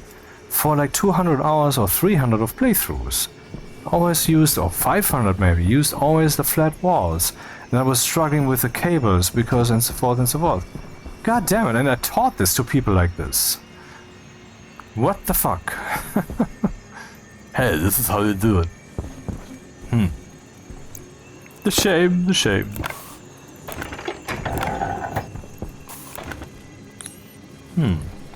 I don't know, this box should stay raw, maybe except for the floor.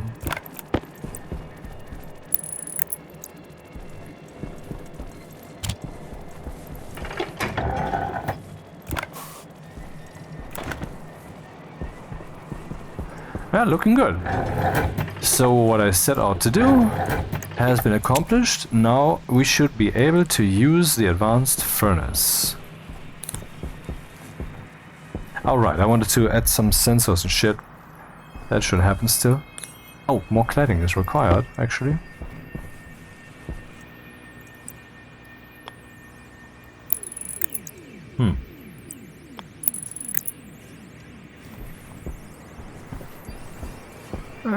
It doesn't look too good right here, but it's okay for now.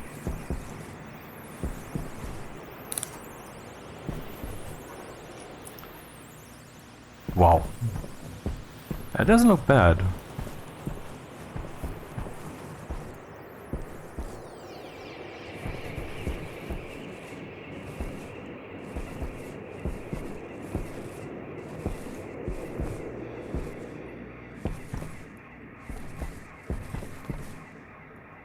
I wonder how long such a tank will last for furnacing.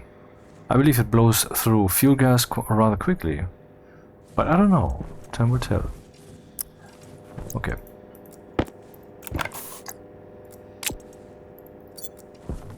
No, the transformer is not yet black. The only color in existence. It's not a color. It's just the absence of light. Arguably, that's not the truth, or maybe we should relabel this then for not black, but whatever. Darker gray. I refuse to pronounce. I refuse to fail to try to pronounce the word that right now. Anyway, so next step, let's go for the logic chip thing. After which I was distracted and I thought, hey, let's make some more power. Oh, how far are we, by the way? I mean, this whole thing here with the digestion of the space ice will be over at some point. Export count, how much is left? 26 still. What the fuck? But I think the problem is rather that the volatile tank is full. It's just full. 41 megapascals, yep. And this one's also full. Here we have 37 megapascals of fuel mix, which I could then pipe into a rocket, which I can't right now because the rocket is still has some space ice that I have to get rid of. It's maybe I should consider putting the space ice somewhere else in between and hanging the DJ from some, I don't know, barbed wire. Yeah, I mean the rocket should be empty, so how can I deal with this reasonably? Could just pump some fuel gas over here. I mean, this intermediary step would benefit from some fuel gas, I guess. What's the temperature they're in? A little bit more, -6 degrees, not a problem. 11 megapascals. No more. Well, it's a volume pump, so I think it will be rather powerful for this, because the pressure on the input side is very high, which is now decreasing.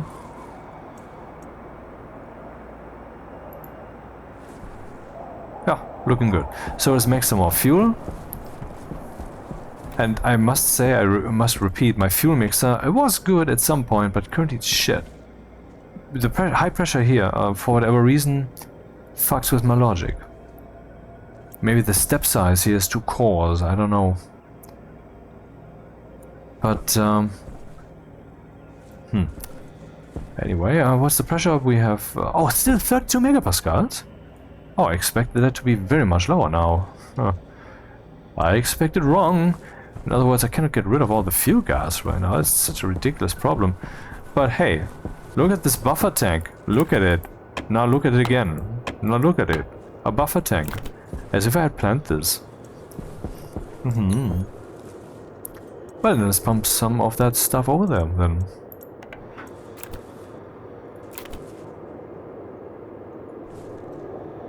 Oh, it's, wait, what's happening?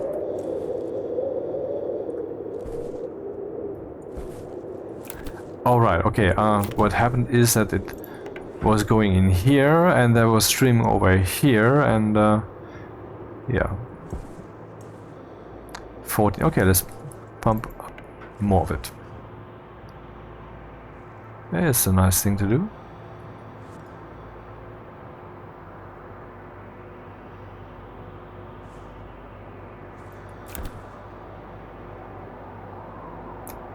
The perfect fuel mixture.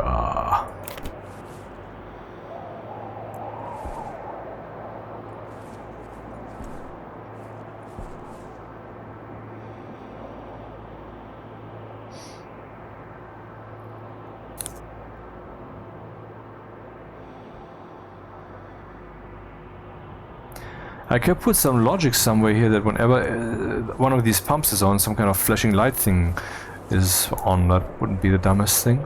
Not that I would plan on ever leaving these unattended, but still.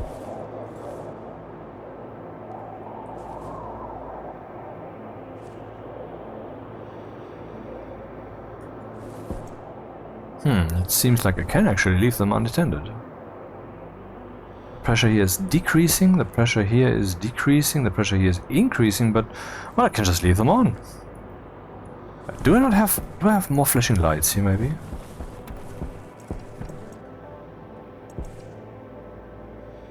Not here, let's check the main facility nearby.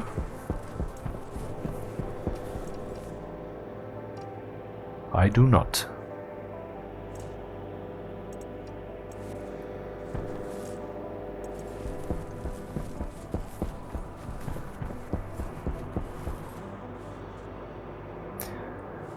Little megapascals.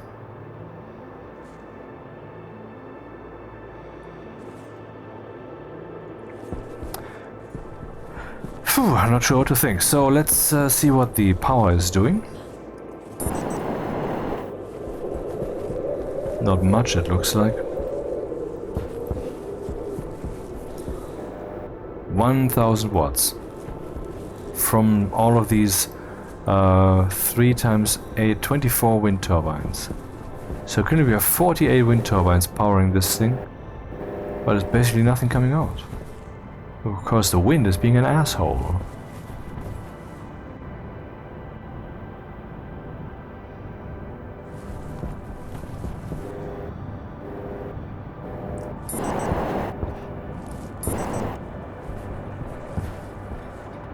Aha, the likelihood that they are giving out more power than required is high currently.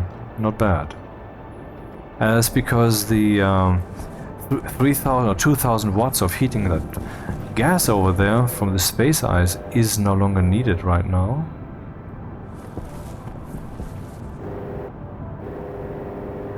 I have no idea why these guys are not on the whole time. That doesn't make sense. There must be a bug. Flashing lights.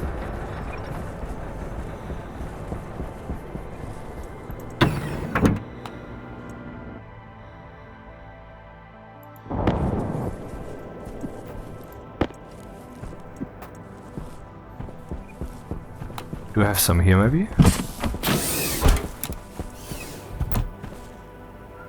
I do not. Hey, what are the lights doing here? Oh, there are some flashing lights here. Da-da. Well, let's bring one then, or two? Bring all of them. And I forgot to use the pipe meter thingies. This one goes away, and so I can bring one more stack of cladding. But before I do any of these things, I think I should prepare some bread. Because once I need it, I might be in an emergency situation. I mean, in emergency I can just gobble some potato, that's not a problem. Still though, let's make bread.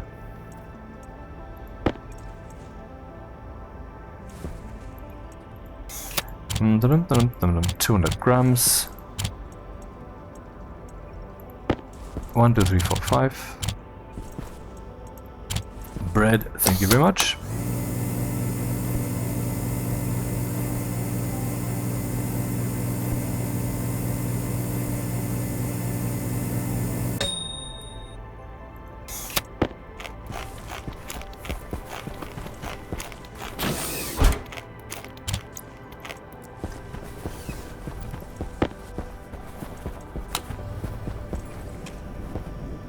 Oh, battery, yeah. And what about the oxygen then? Not too high. High enough though. Definitely should bring some more oxygen if I actually go smelt some stuff. But for smelting I first have to prepare thoroughly. I haven't done the advanced alloys very often, so I don't have memory there of what I need. Oh, look at that.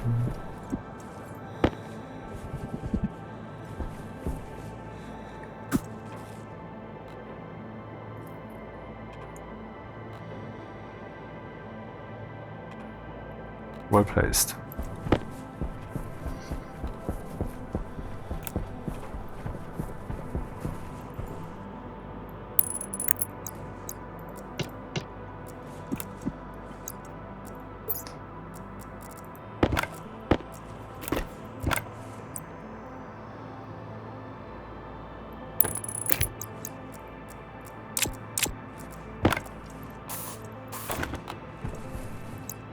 Yep. Like that. Let's put some of this away. You go here. You go here. These I take with me. Do I have some of these 5 meters in here? No, let's leave some of them then. 2.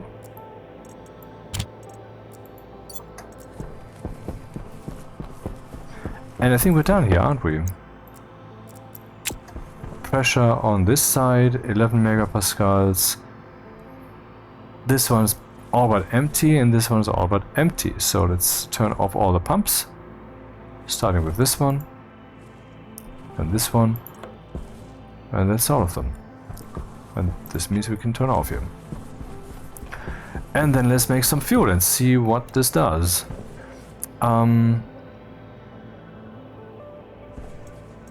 I could start with some reasonable pressure mixture. Let's see what it does. Okay, definitely too many volatiles.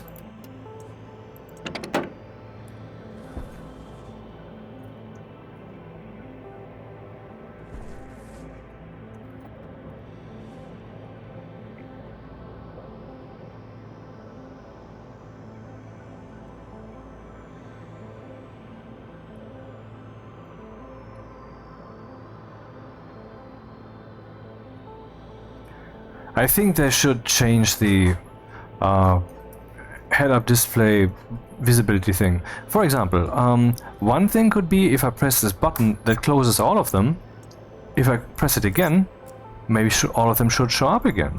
You know, unless I have done some kind of manual setting here, that should be still available. Shouldn't have been overwritten or whatever. Alternatively, if I press F2, first all the windows should disappear. And then I press F2 again and everything disappears. Then I press it again and everything shows up again. Did-a-dip, did-a-dip, did-a-dip, you know? Okay, let's stop this. Actually, the mixture is not the worst. Some more volatiles, maybe?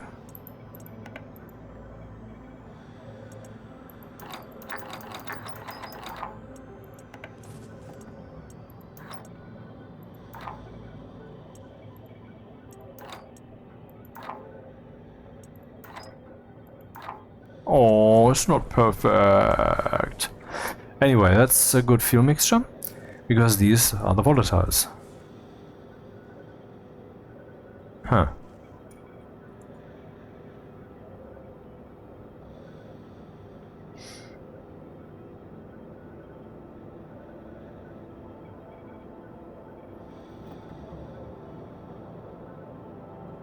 Obviously there's now space again in the volatiles tank, which means that the apparatus over here is now eager again to eat all the power that we have. But we will finally get rid of more space ice. 25%, aka 1/4 is still remaining. I should put one cladding thingy away. Stack of cladding. Oh, actually use it. Use it.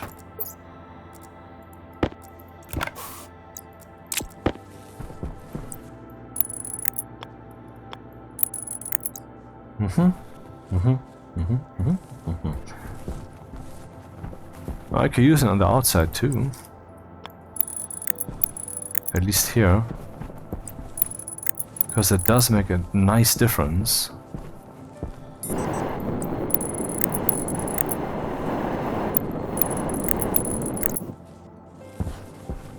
Yeah, I need more of this stuff. That's what it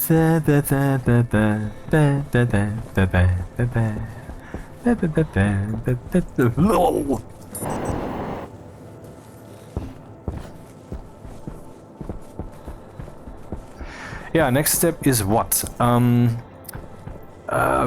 I guess we could actually start smelting something now. No, I wanted to bring some logic chip. For which purpose? To turn the light off and some sensors. Yeah. Laptop I have, though I'm not sure. Oh, I could print a battery charger. Yeah, okay, let's do all those things. We bring this. A battery charger, and then you can see that the recipe has indeed changed. Charger, there it is. We need 5 electrum now, and 10 steel, and 5 copper. That's quite expensive. Let's compare that actually to the area power controller. No, it sounds Chinese. That's not what I meant. 5 iron, 2 copper, 3 solder. Solder. And a soldier? What the fuck did I just say? So that's interesting. I could just use this for battery charging right now. Because right now I have the materials to do this thing. But by the way, what about my electrum? Do I really have no electrum? None in here, I see that. But I mean, what about the other machines?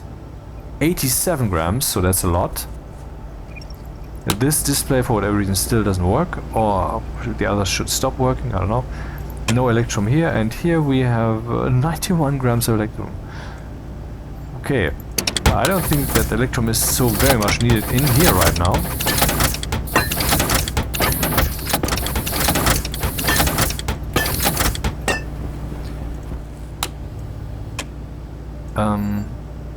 Yeah, actually, let's do that. Put it in here. Or not. Yeah, well, that's the logic that I programmed there.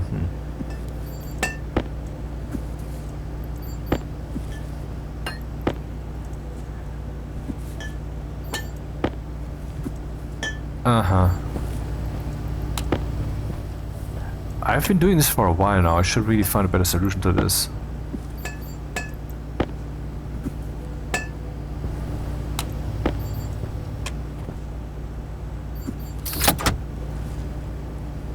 I mean, this is a solution, but it's a shitty one.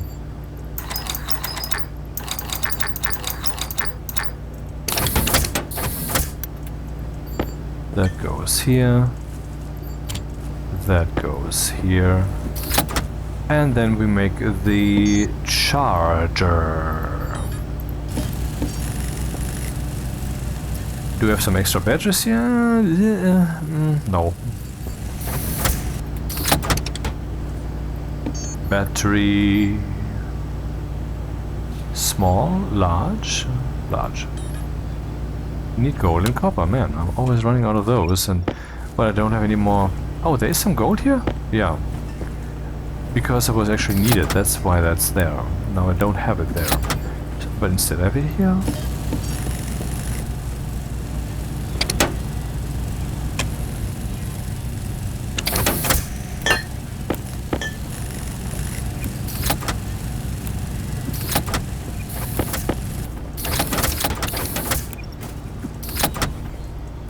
I swear I'm pressing that key right after throwing, but somehow it doesn't...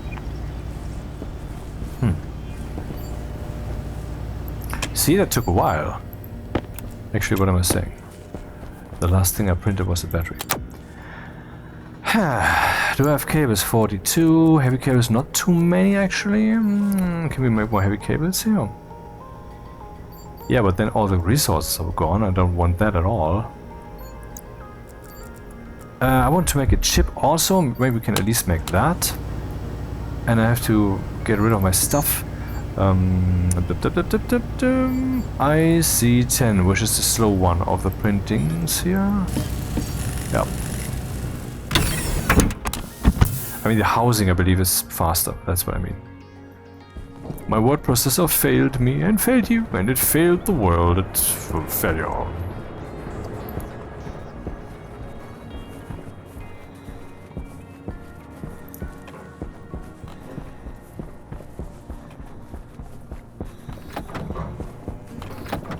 The station is alive. And what's that over there? That is the end of the plateau where I'm actually living. Yep. And right over there was the landing capsule, which I had somehow managed to toss down the mountain. And then I had put that into a box and evacuated the box, and the storm killed it anyway, and I don't get that. Should be protected from the storm in there.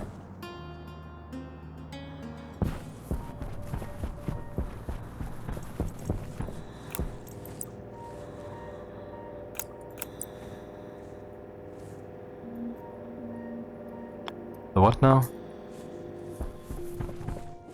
What? Placement requires support. I know I had that problem with oh, that's weird. I think I just found a little bug here.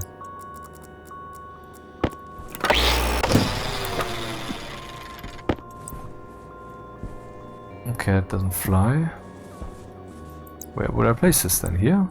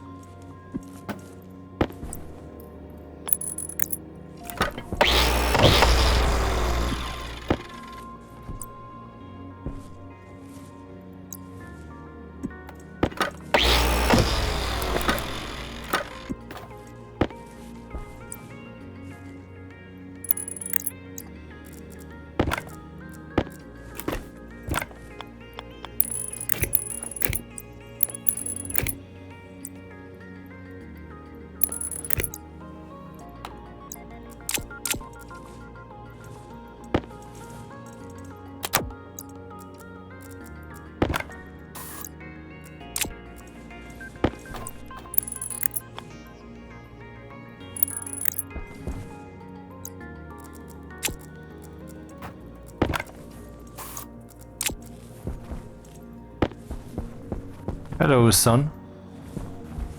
Hello, father. All father, hello. Oh well.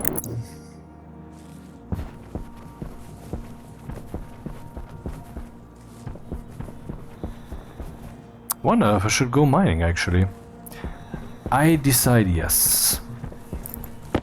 Because this whole idea with I can go rocket mining, good idea, sure, but it's a bit elusive. It's not like, well, in 5 minutes we will have copper and gold and also whatever. It's day now. I wasted 2 or 3 days already not mining anything. And yes, I'm aware I'm carrying all this shit again with me that I should have left.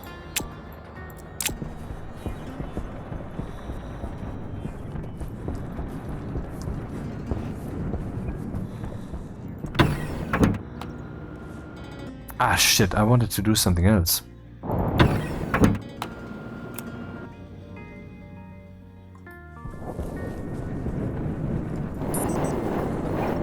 that. That was a good toss, man. That was a good toss. I'm a tosser.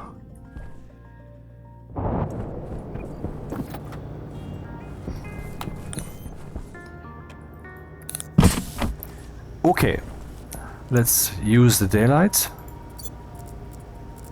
All of this is fine. Let's make sure that the batteries are very up to snuffs. Start with this for a moment, and I have to swap it again before I actually leave. This might lead to some brownouts because I'm using too much power, because this part of the station is really... it's a bit weak.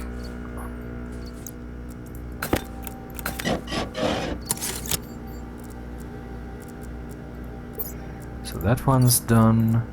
This one is not yet done.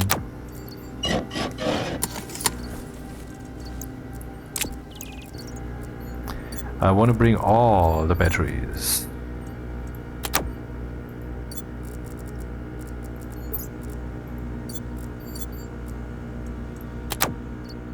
And there's the brownout. Why is this thing, by the way, running still? Yeah, it's not the best moment to start with the housing, but still. I should, yeah. Lest I forget.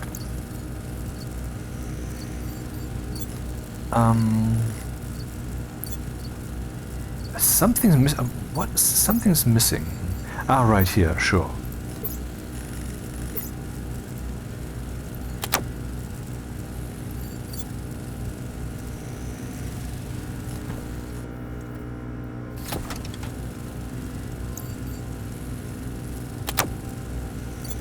Oh, wait, I only needed one, thank you.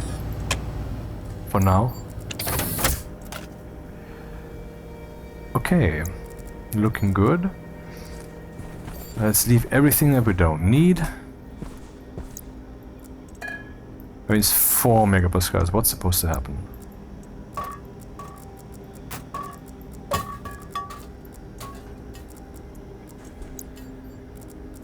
Actually, everything. Including the laptop. Which, by the way, maybe I should charge again? 25%, hello.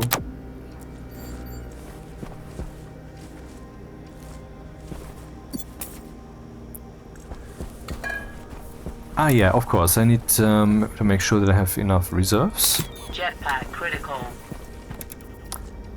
Okay, what is it then that I want to mine? I have enough coal here, is what I thought. Now it turns out I don't, so let's bring one for coal, because steel gobbles up so much coal. Gold definitely is first and foremost. This I have something of, but this from the entire, I don't know, 10 or whatever mining runs I did in this playthrough, so that's not too much. Lead, yeah, that's enough. Copper should also be a lot still, okay. So I don't actually need copper, so to speak. He just said that.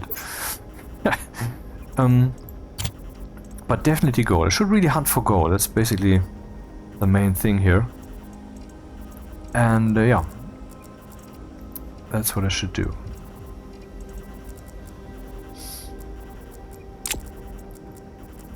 How are we looking when it comes on the fuel front? That's good.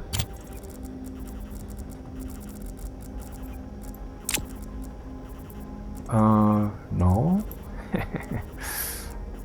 You almost did it. No, I didn't.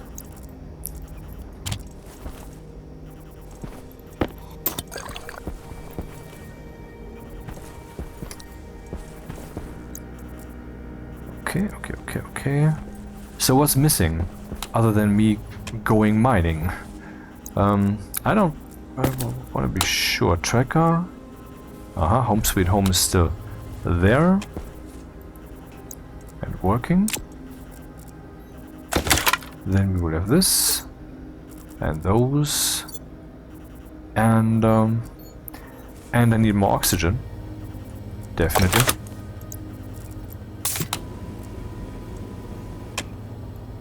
Airtag critical.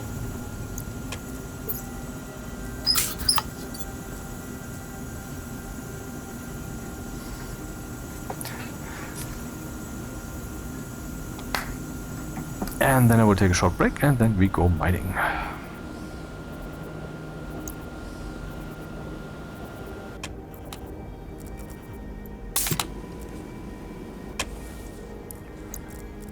Maybe I should bring some more mining backpacks just in case I can mine that much. Not very full, this one's full, I mean, not very empty, I mean, that is silver. We could use more silver, it's not too painful to have. This one is not. Let's just print 3 more fucking mining backpacks right now. Oh. I mean, some of them will be burned up anyway when I make steel again or such.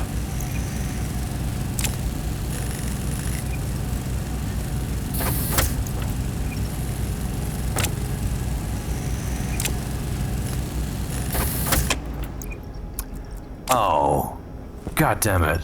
I forgot something of significance. Damn, how do I deal with this? Save. Bring some oxygen, because that is always... I have it already, okay, never mind.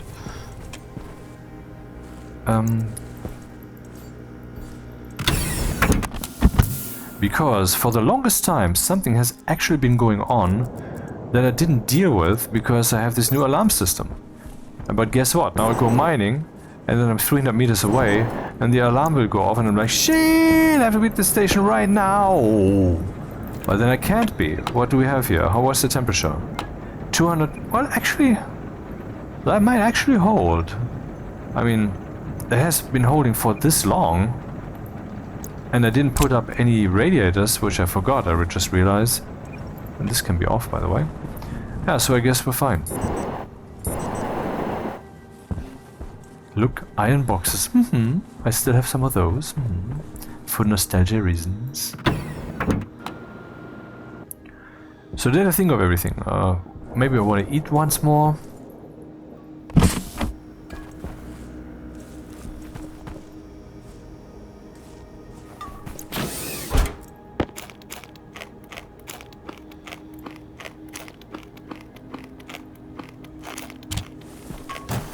Another battery change and then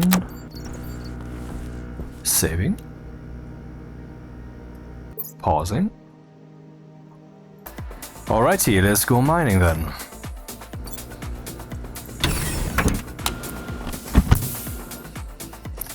And let me once again try to make my case for the view that I have that the universe is a creation. And that the creator is all of us. That everybody is God himself. Where does consciousness reside? One would say, yeah, well, of course it's the neuron structures in the brain changing, but I mean, that's just a claim. We don't know yet. Some scientists have hypotheses that go into the direction of, well, it will probably also maybe be related to what's happening on the quantum scales, that the brain is connected to that, and that's relevant to this functionality. That is, I don't know if that's a fringe perspective or it's a new perspective or hypothesis or whatever. It's certainly not mainstream science, but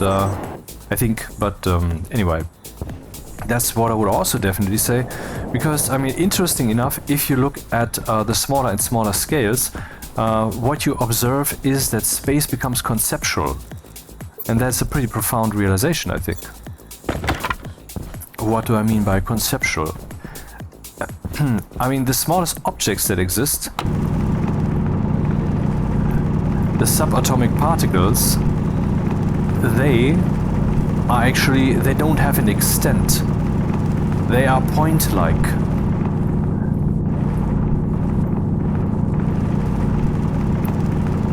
And that is something that we don't see anywhere in the universe. But on the smallest scales, the objects become point-like. They don't have an extent. They don't have any size.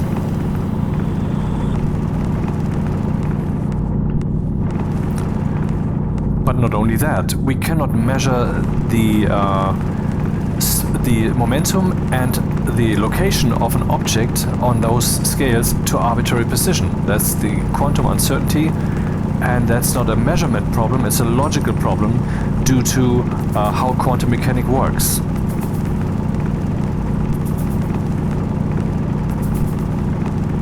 Meaning that location and speed, they are not just described by some equation that we found, but they function indeed according to that equation, and according to that equation they cannot both be defined to arbitrary precision. So in other words, we are looking at space or at reality itself becoming blurry, still clearly defined by this logic, but not clearly defined according to our classic perspective of what definition means. Like location or momentum, these very spatial effects, aspects of reality that we know so very well from our everyday life scales, as if those become mere ideas on the quantum scale. And I'm using the word idea here intentionally.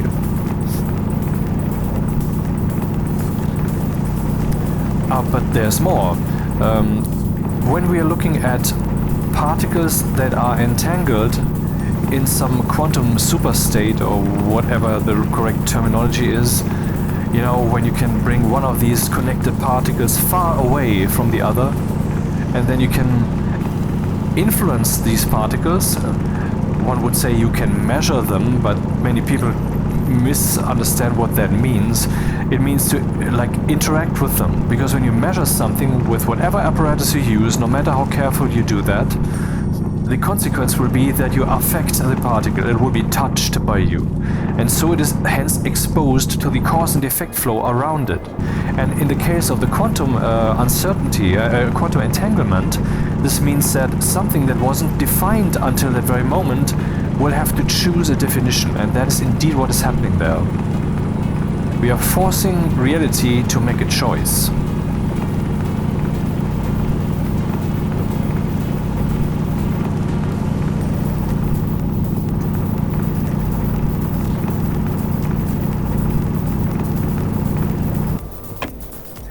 But it gets even more weird than that, and most people know that by now, I guess, that the choice made will affect all the partners of this entanglement. For example, two particles, both of them will be affected. So if you take these two particles and you move them apart, and you affect one of them with a measurement, or with the interaction, or whatever terminology you want to use, the other one will also be affected, even though it is far away. That is very, very weird, isn't it? But what's even more weird than that is that this interaction happens instantaneously. It happens without delay. Now we know that this can under no circumstances be used to actually communicate. That's just not possible. Because we cannot create a reliable... we cannot communicate them. This is a period. It cannot be done. It's logically excluded. From multiple angles, one of them of course being a violation of causality.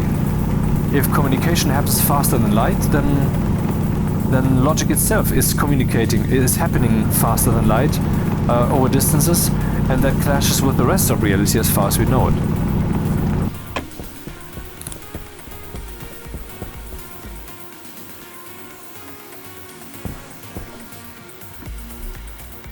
Hey, what's that? Is that volatiles? No, I don't want those. Is that silver or gold? I think that's gold. Yeah. So this faster than light effect, this quantum entanglement effect can actually be used in actual commercial applications. It's still in the test stadium, but it works for encryption, because you can use these quantum how exactly does that work? Well, you can transmit information with entangled particles, not because of the entanglement, but you can just use particles like photons to transmit information, and you can check whether the entanglement was disrupted. It's a statistical way to do that, so it's not like we can say with certainty where every individual particle, because then the whole idea of communication would come up again, I guess. But no, that's not what it is. Anyway, we can make it so that we're certain whether there's actually whether someone listened in, basically, because when they listen in, there's a measurement, and a measurement means that the quantum entanglement will collapse, and that is an actual working application that is implemented, that is employed, still only in a test stadium, but it happens, it is so, you can look that up. So on the smallest of scales, we have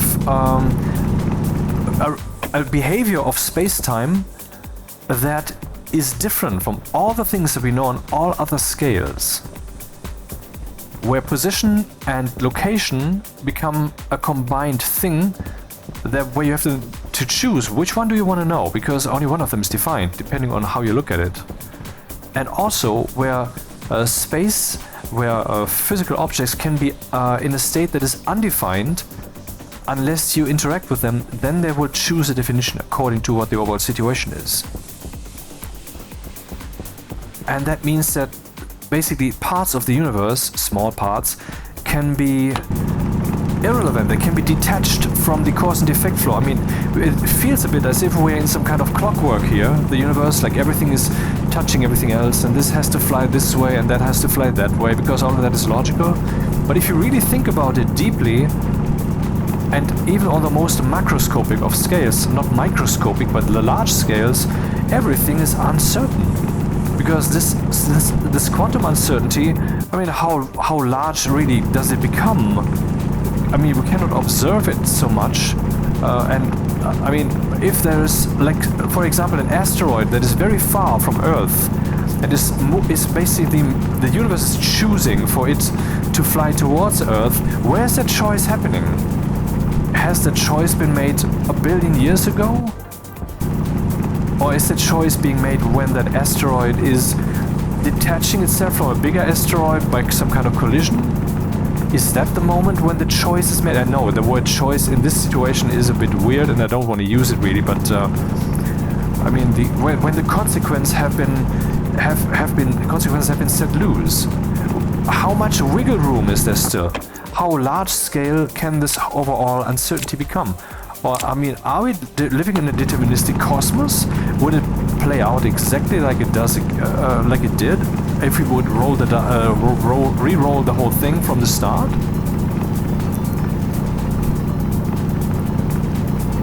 Little tangent here. There is supposedly a finite amount of different potential states that a volume of space can take. In other words, if you have 1 cubic millimeter and you imagine how many different combinations of different fundamental particles can you put in that place, and at what thermal energy and with what subatomic particles and so forth, that what ultimately is what science says, and I don't quite accept that, result in a limited amount of potential states. That amount of states, of course, ginormous, but it's finite. But if that is so, and if the universe is indeed infinite, which is science's perspective, it is not a certainty, but it is, I mean, whatever our measurements become more precise regarding the shape of the universe, which is an expression of its actual size, then every time we find again that we have no reason to assume that it is finite. We cannot actually measure that as infinite in the same way, because we would have to measure then this shape of the universe with infinite precision. But every higher precision that we manage to pull off does not contradict the conclusion that the universe may be infinite. So we could say that science's current position is that the universe is probably infinite.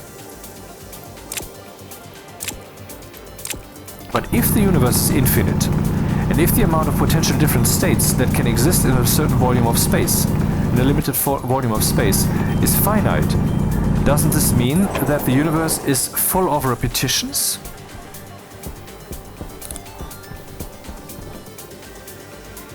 That there's right now someone who has this YouTube channel with that exact list of videos released at that exact same time on a planet Earth with the exact same people viewing it and shaking their heads off this idiocy. That is the logical conclusion. Because if you roll the dice an infinite amount of time, but the dice only has a finite amount of sides that it can show, then every side must come up again and again. Basically, even, no, not basically, but definitely by logic, also an infinite amount of times. So there must be an infinite amount of Earths out there which are called Earth by their inhabitants, and whose entire history is the same as ours, and whose entire observable, the close by 23 or so billion light years universe is the same, where everything is the same. The history of the entire cosmos from that local perspective, the same. Because that is a finite amount of space.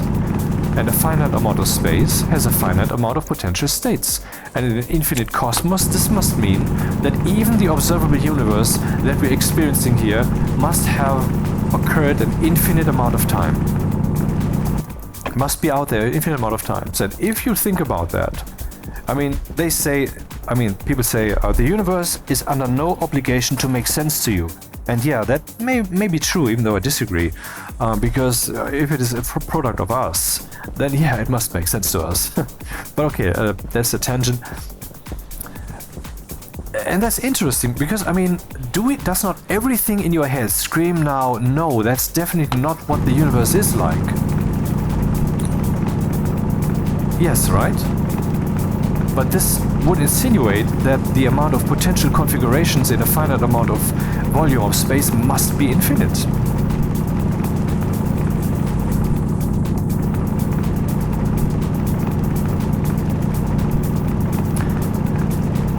But okay, back on topic. So if you look at the smallest of the scales of space, then we will see that objects become point-like. They no longer have an extent. And speed and location both become uncertain. So it's as if the physical spatial, as in space, reality itself becomes elusive, as if it's going away, as if it's kind of no longer really there. And that is my view. My view is that the universe is finite, in the form that if you go to the smaller and smaller scales, that's where it ends. That's where space is over. And what's beyond? Well, the same thing again. If we go to the smaller scales, what we observe is that space is less and less defined. There's actually the potential where some particles can just be in any state, because the universe is not asking anything of them. They are not so touched by the clockwork, by the gearworks of reality. So they are free, basically, undefined. And if we go even to smaller scales, my assumption is what we will find there is that same trend continuing, intensifying. As if all the necessities that the physical universe has have been satisfied the further down you go, so that less and less there's less and less of a machine. It becomes free. It becomes undefined. And I hope that if you go down further and further, we will at some point find something that has truly no definition, no form whatsoever. And that thing, that is us.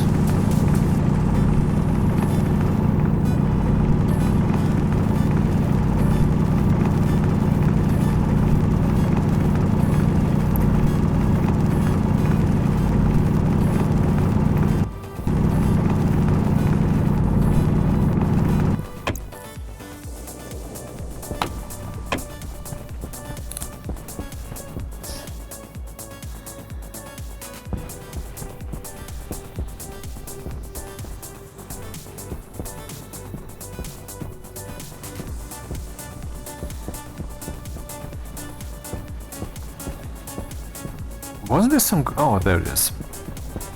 Oh, the closer you get, the less it's there. Interesting.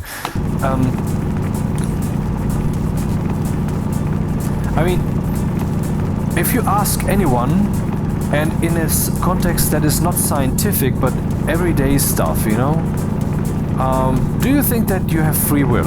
And then they would say, yeah, definitely. I feel it.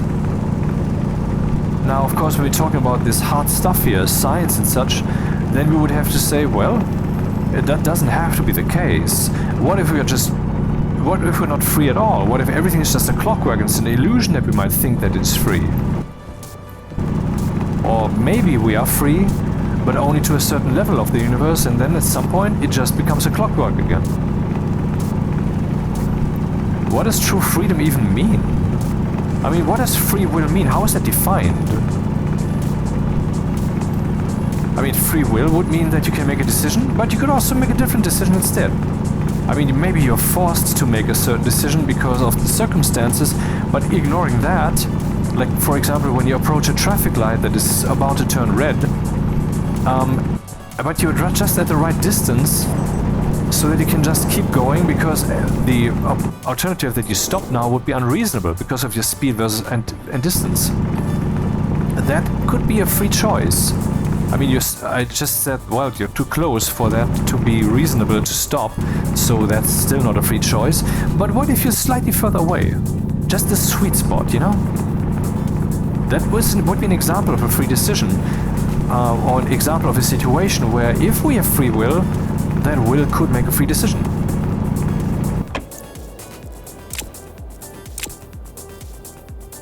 But, I mean, I think the definition there is that free will requires you to be able to make a choice that is not dependent on any pattern. It's not a pattern that lets the decision emerge, as in, it is not a logical consequence, it is not a mathematical equation result, it is not something that had to happen, but it is something that could as well have been different. And that requires, I believe, for us to be prime movers. The thing that we would assume God to be. The one who says, well, let's create an impulse, and whoops, now we have a universe. Ha, sorry. That is what we have to be, else we don't have free will. Because anything else would still mean that we are somehow mechanics, somehow mechanisms. Now we might say, well, maybe we are. But if we are to, on some level, a mechanism, then can we say such a thing as, well, we're only free to some degree? What does that mean, free to some degree? I mean, is our freedom of will an illusion or not? Yes or no, period. That's the question. But okay, let's think about something else. Let's go back to the beginning of the universe, which brings us interestingly also again close to quantum mechanics.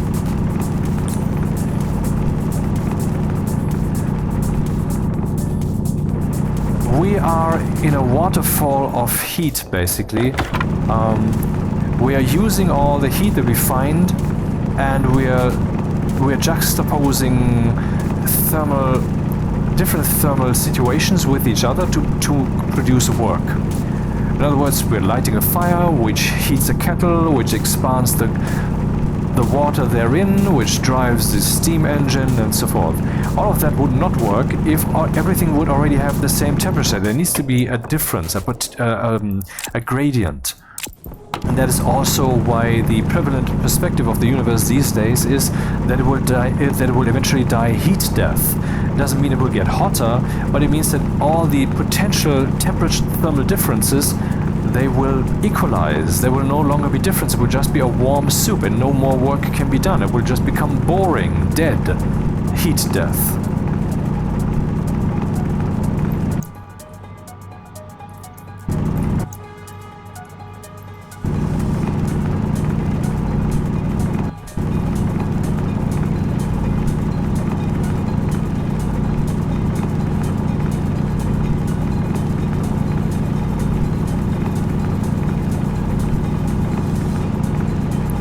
But that's, I mean, okay, I'm just having a new thought that I didn't have before. I don't know if I can produce some meaningful sentences from it. I mean, if the universe at the very beginning was chock full of heat, basically, and I guess I have to tone this down a bit, or just skip to a different track then why wasn't there already no thermal difference at the beginning? That's a good question.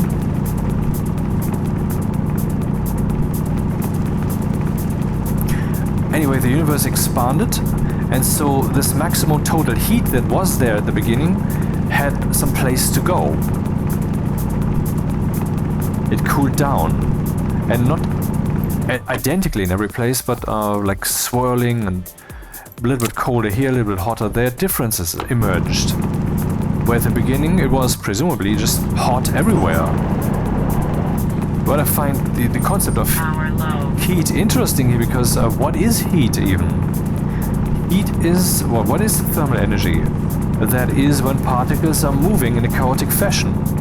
If you have a brick, for example, that is made of steel or something, or let's just imagine that as a crystal structure with a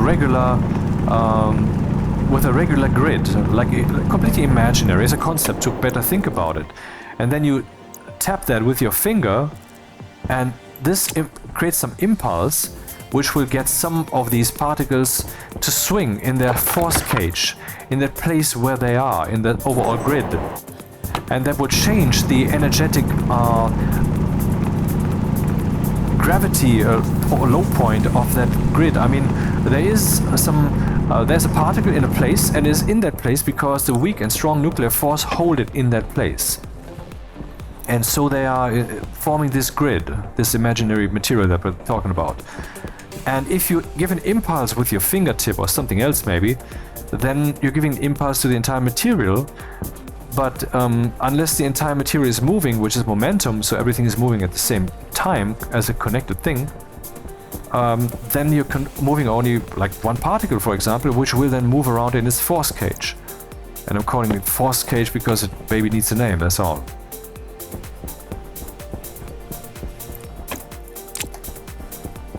But this will change the energetic relationship around that particle, and so the particles around it will also experience an energetic change, and so they're now swinging around like billiard balls and moving around and giving impulse to each other, and that goes in all kinds of directions, and it's not orderly. And this disorderly motion of particles against each other, that is heat. And if there's no such motion whatsoever, there's no heat.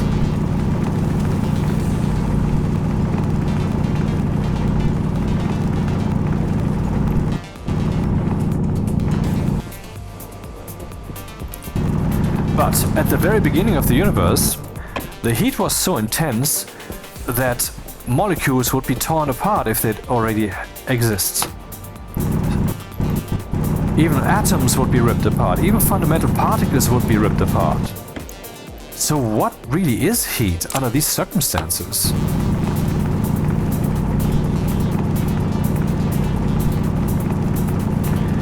Or in other words, in this moment we can ask the question, what even is a particle when it doesn't exist yet, because it can't yet?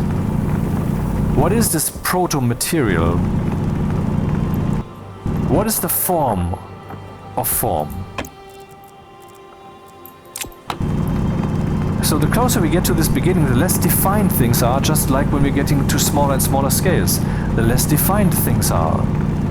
Because they can't yet be defined at the beginning, because the heat is just too great for any definition, for any form.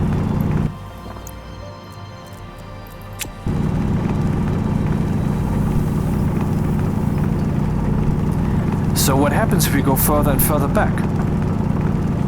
What will we find? I mean, currently we have planets and galaxies and all that stuff.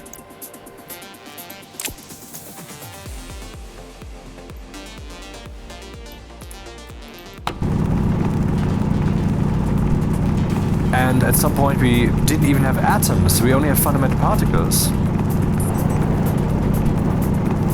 So we can say if we rewind the universe, what we find is something that is simple, that is pretty much undefined.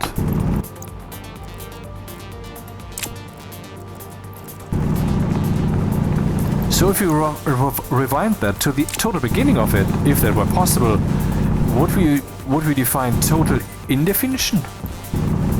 Something that is completely undefined? Just like when we go to the lowest scales of matter?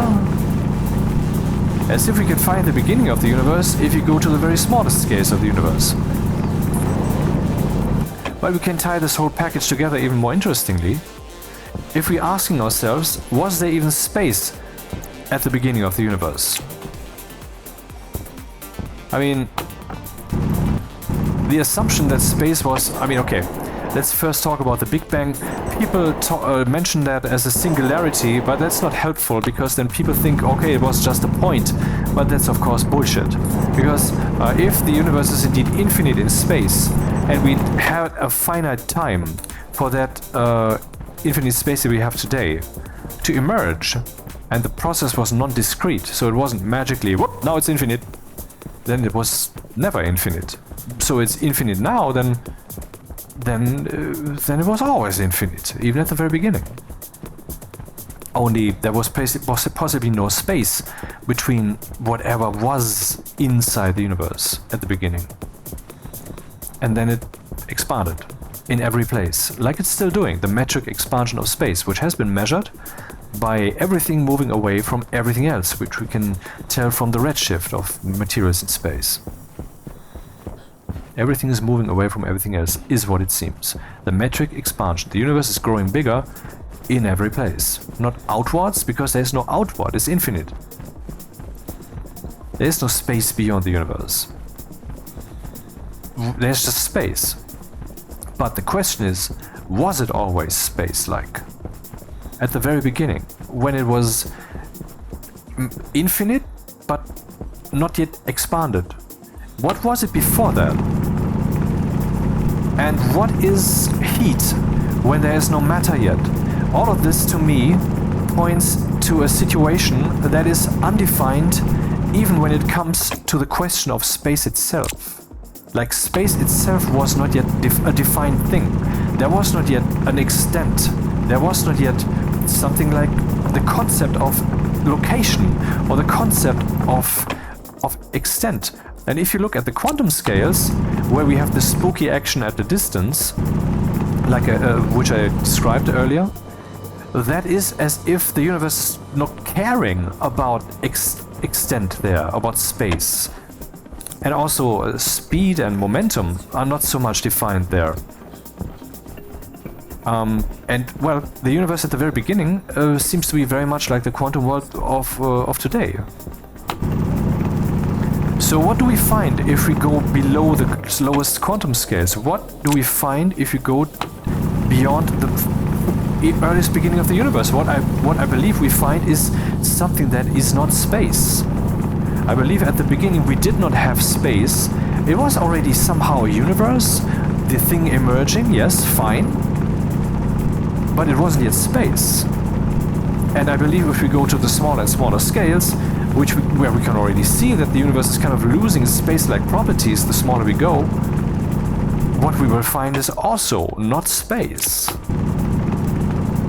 And I mean, just in that same way that we still have atoms, even though we already have cells in our bodies, and molecules, and even though we already have that we still have fundamental particles, even though we already have atoms, and that we still have this forge of fundamental particles because they're still being created by the universe. This day, yes, today still. Even though we have fundamental particles already that form atoms and so forth. If you look at all that, then shouldn't we think that, also particularly when we're looking at quantum mechanics, where on the smallest scales it appears as if space is dissolving, that maybe this spaceless situation that may have existed at the beginning of the universe also is still with us. I mean, if you think about it, atoms emerge from fundamental particles, molecules emerge from atoms, or are made of atoms. And fundamental particles emerge from the quantum soup, from the quantum vacuum, basically, from every place of the universe. all of those mechanisms are still there. So why should not the very thing from which then space-time emerged also still be there? I mean, at some point there was no space, but then there was space. And this thing, or I mean this universe-like property, but not yet space-like, that lets space emerge, why shouldn't we just assume it's still there today? And when we go into this quantum scales, 1 kilometer, I should go to a different direction, else things might get a bit bad. If we go to the very smallest scales, then why shouldn't we then also find this spaceless situation? Which might be beyond our capacity to investigate, yeah. But I mean, that doesn't change the fact that it is there if it is there. And now it gets interesting. If it wasn't already, I think. Because what does it mean to be spaceless? It means it doesn't have location. But what if that still exists today? That spaceless nature of the universe. That means that it's omnipresent. It means it is in every place. Which would also then explain how possibly the spooky action at a distance works. It just works with the properties of space-time that are not yet space-time. It works with the fundamental parts of the universe that wouldn't yet have unfolded to space, even though they have. So, but if that is the case, then that would mean that every place of the entire infinite universe is directly connected with every other place of the infinite universe. Every place is connected. That is what that would mean.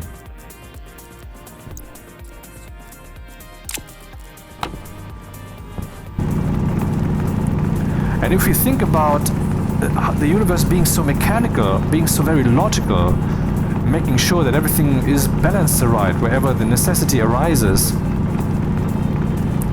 isn't it then probably so that the spacelessness, how it somehow transitions into space-like in every, place of the universe, that this is a systematic thing somehow?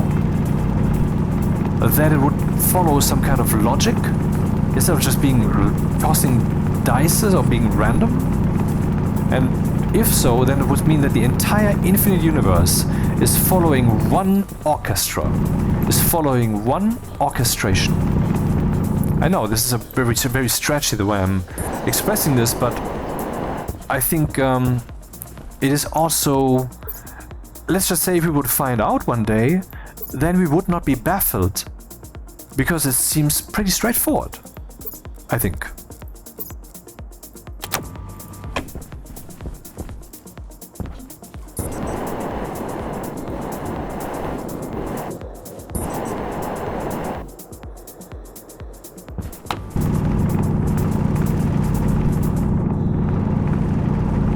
Now we should think about the nature of time.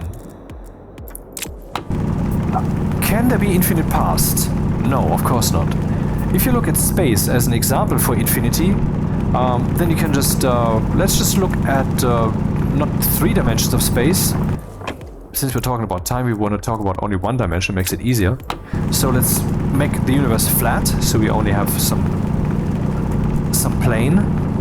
And then let's take from that plane, from the infinite plane in all directions, let's take only 1 line from that plane. Now we have an infinite line. And we're standing right there at the middle of that line, even though the concept middle, of course, doesn't make any sense. It's infinite. There's no middle. It doesn't end. That's what infinite means. Infinite means keeps going. It's not a big number. It just means keeps going. That's what that means.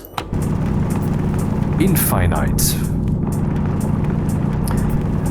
Now let's cut that in half, so to speak. I mean, where we're standing. Let's just take that, where we're standing right there, and say this is now. Let's say this is, since we're using it as a metaphor for time, this is now.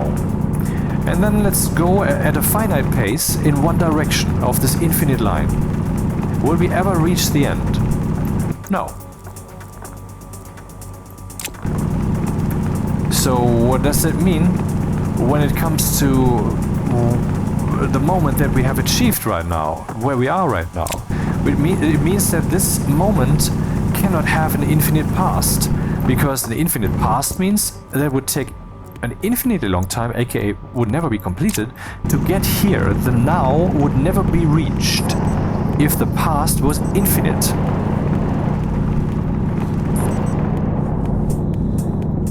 So time must be finite, the past must be finite. Very simple. Now, so if we go back to the beginning of the universe, where time would have its beginning, then, well, that's what the people would say, but I disagree with that, because that doesn't make sense. So which one is it now? Am I saying that time can be, that past can be infinite? Or am I saying it can't be infinite? I'm saying it cannot be infinite, but we have to rethink the nature of time.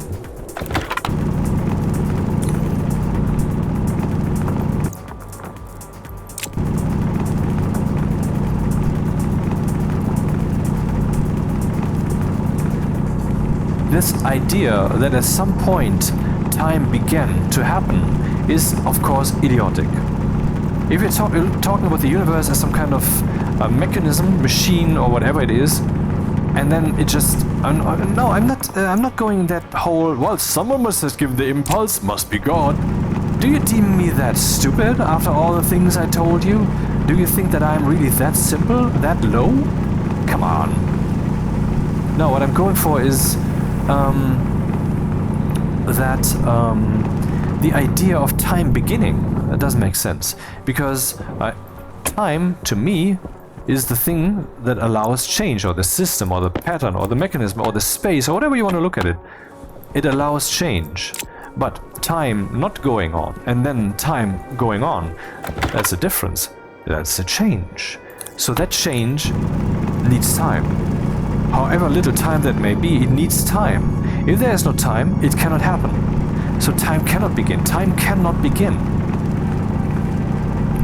Time cannot begin. Because if it begins, that's a change. The change needs time.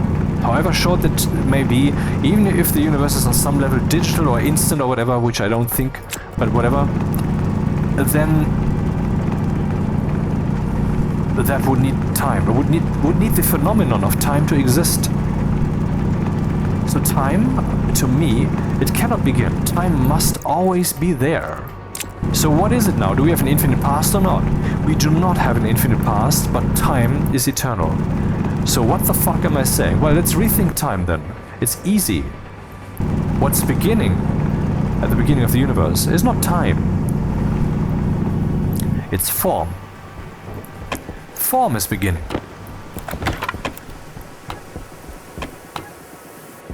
Power critical.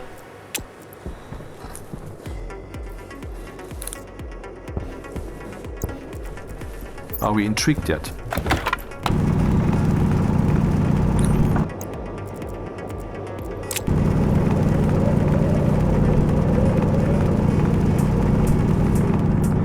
So if you go to the smallest quantum scales, we find that the universe is kind of no longer defined. If you go to the closest beginning of the universe, we find that it is probably also somehow not defined, because even the concept of heat itself no longer makes sense, yet there's heat. So what is even that form of form? What is the underlying thing? And that underlying thing must be pure possibility. It is pure possibility. Untainted. Unformed. Free.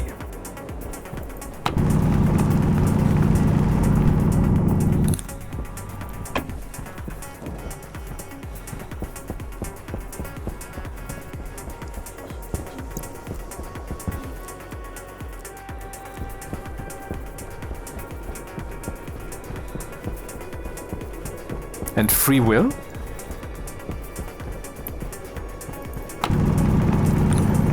Well, if free will means to make a decision independent of any pattern. Now the question, of course, is if we would be a mind or a consciousness or a decision maker, whatever the term should be, without any burden, like if we would subtract the universe, subtract the brain, subtract everything, and just put the awareness there somehow of whatever it would be aware then, or probably just itself, because there's nothing else, that would be then the potential of making a free decision making.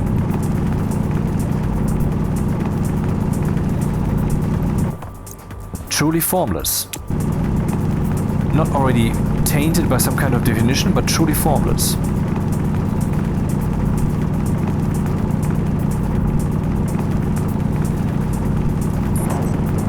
I mean, the nature, the question is,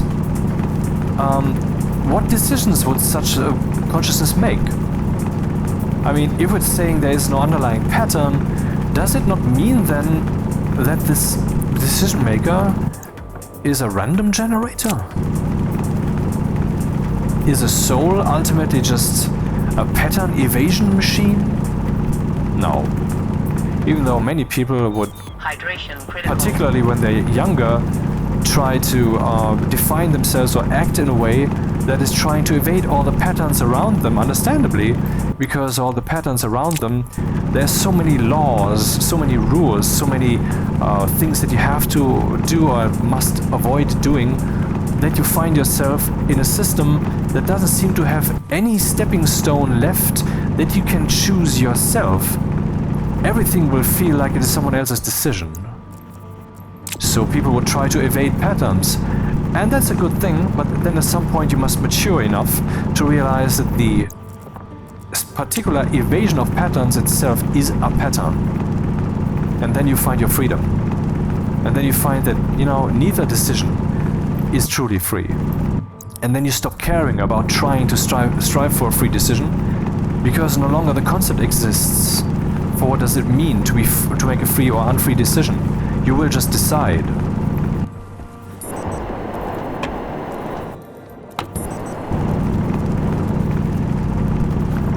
But I disagree with this idea that it's a random generator. Rather, what would have to find that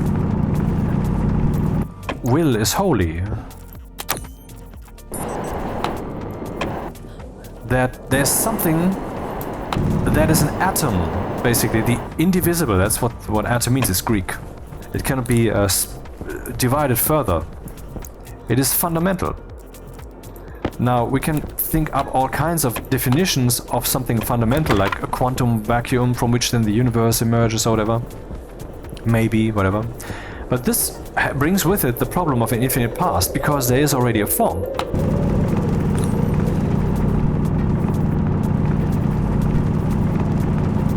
This is not truly undefined.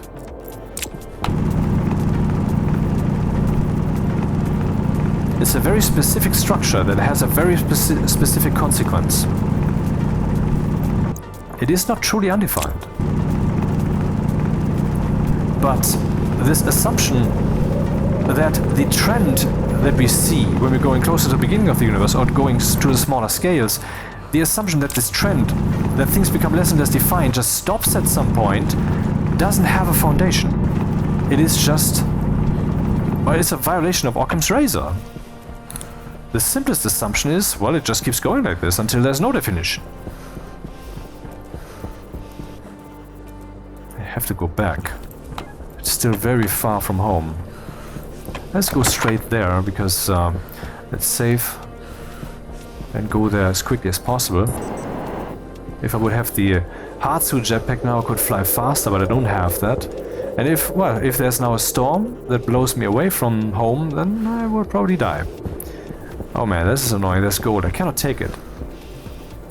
Very soon the thirst will also be deadly, and then health will drop at double the pace. So I cannot afford wasting any time now.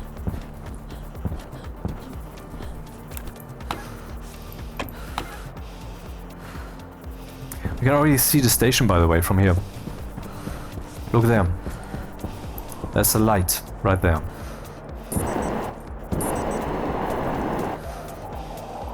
From the pillar from the tower of power. Yep.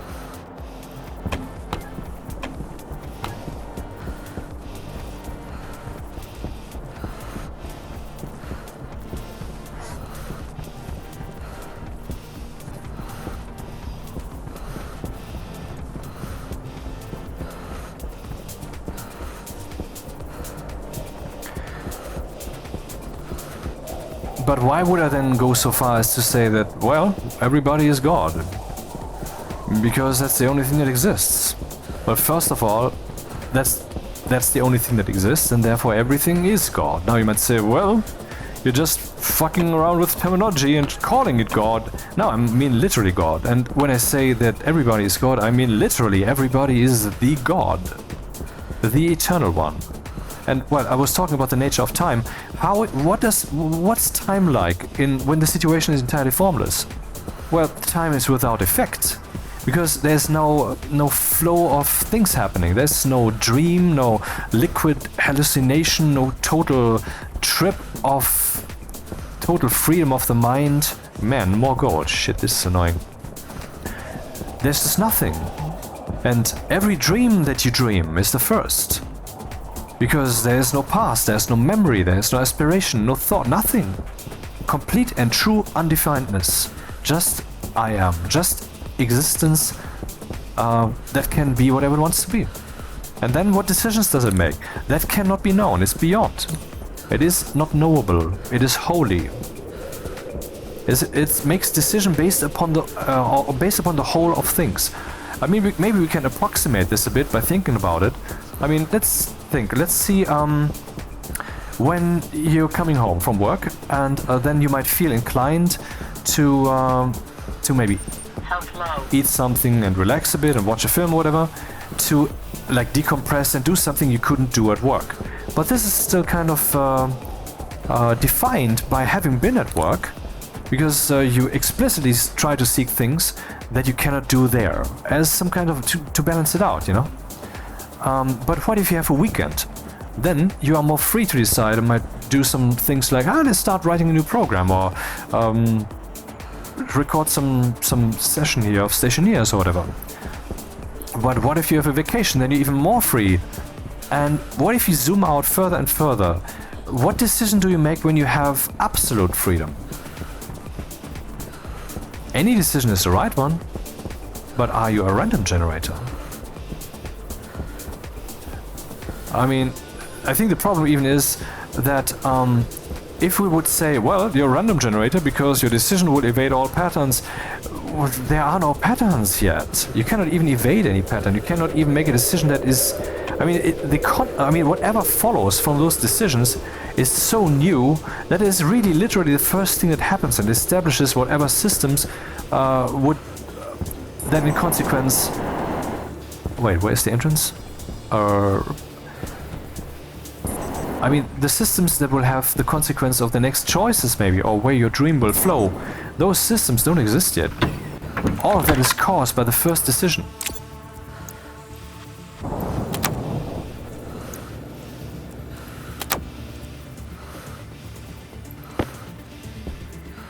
Too bad I'm back here, so I can no longer talk about this. Alright. Heaven's Vault, lol. Yeah, that's what I think. The universe is heaven in the making. And the creator is, well, it's me, of course, and you, and we are the creator of the universe. And we have re-emerged. I mean, think about it like this. At the beginning of the universe, it was just perfect noise, complete screaming of energy, but also perfectly undefined. It was basically the implementation of true indefinition in form. So a paradoxical situation. There was the attempt to take the undefined into a dream. That's what we have achieved here. And so that's also why there wasn't suddenly planets and everything, but every decision that the universe made in its evolution were always leaving open as many options as possible. The fundamental particles are the ultimate Lego, and what they formed, the atoms, are the ultimate Lego -1, so to speak. And then the molecules, and so forth, and so forth, and so forth. And what is the human? The ultimate flexible being. I mean, I would argue that we are indeed the crown of creation, the crown of evolution, if we're looking at evolution as the thing that tries in quotation marks, that tries to form the most adapted beings, and we are so adapted that we can adapt ourselves. We don't even have to die for that. We can do that in our lifetime. We can band together, we can build machines, we can survive on the moon. Nature didn't do that, we did that.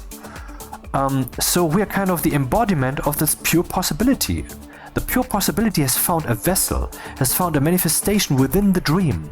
We are God, the pure undefined, and we are dreaming together.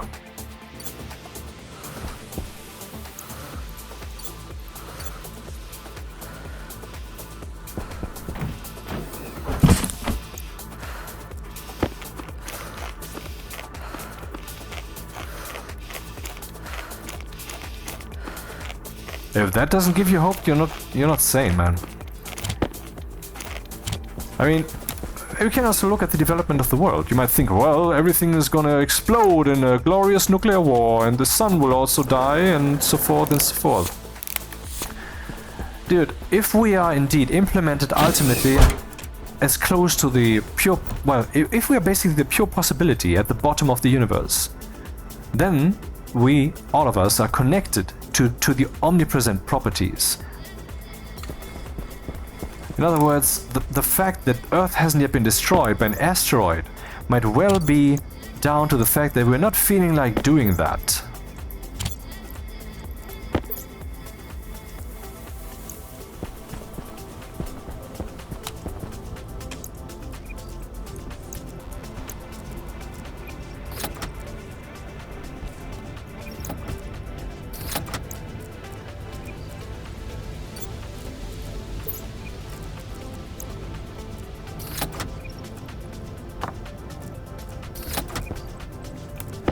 And if you look at the development of history, from the beginning of time, from like 100,000 years ago when the first Homo sapiens were running around here,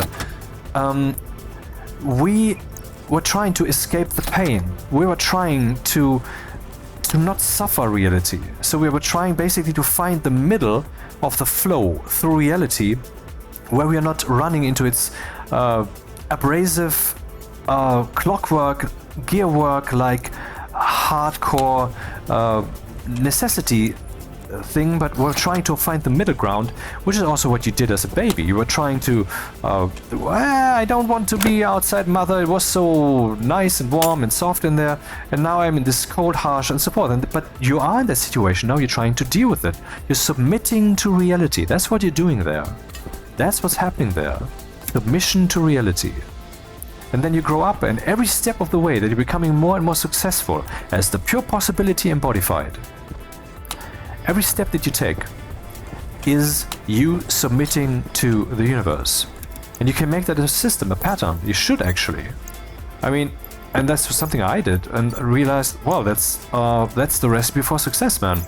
The recipe to be successful in the universe is to strive towards submission to the universe. But do you not wonder why that may be? Well, that is us accepting the will of the Creator. That is us accepting as persons, as beings, the will that our flesh already has. To say to the universe, thy will be done. Will, it shall just exist formlessly. We will just create the formless. We will cast it out there into space so that it exists. Because that is necessary, because now, if you have observed, we're not one anymore, we're many. So how did that miracle take place? Because we, God, managed to implement the pure possibility in a dream. So we are dreaming the pure possibility, and how are we doing that? We are creating it. We are creating it, we're casting it reality. And that is why the only way to coexist really is if all of us try to give possibility instead of trying to be competitive, trying to take it from others. Maybe you will not observe and experience yourself that this is actually the recipe, because maybe you will indeed just become a victim. But ultimately, the freedom that anyone experiences was made at some point, and we are the ones who are making it. And at some point, this machine, this collective machine of freedom, that is running very well, if you have observed, because things have gotten so much better over history. It will be running at higher and higher performance. And at some point, we will create freedom so easily, so much. By the way, sexuality is a great example for this, because when we're fucking, for example, are we doing that for our own entertainment or for the entertainment of the other? Or is it, it's mutual, or it does no longer matter? It's as if the quantum uncertainty, where it does no longer matter what you do really, where the necessity just falls away, as if that is now two people doing things on a very macroscopic scale. Like kissing, for example. Why is kissing so fun? Because of all the nurse endings? Maybe, but maybe the trick also is that ultimately we are the embodiment of thy will be done. And kissing is, you know, a scenario where we're experiencing on a very macroscopic scale complete undefinedness, because how exactly you do that, as long as you're not to force whatever, I mean, there's some kind of mutual flow, of course, but that is certainly something that has very little definition, as opposed to, I don't know, dancing together. Like if you dance, I don't know, dancing some kind of certain dance together or whatever.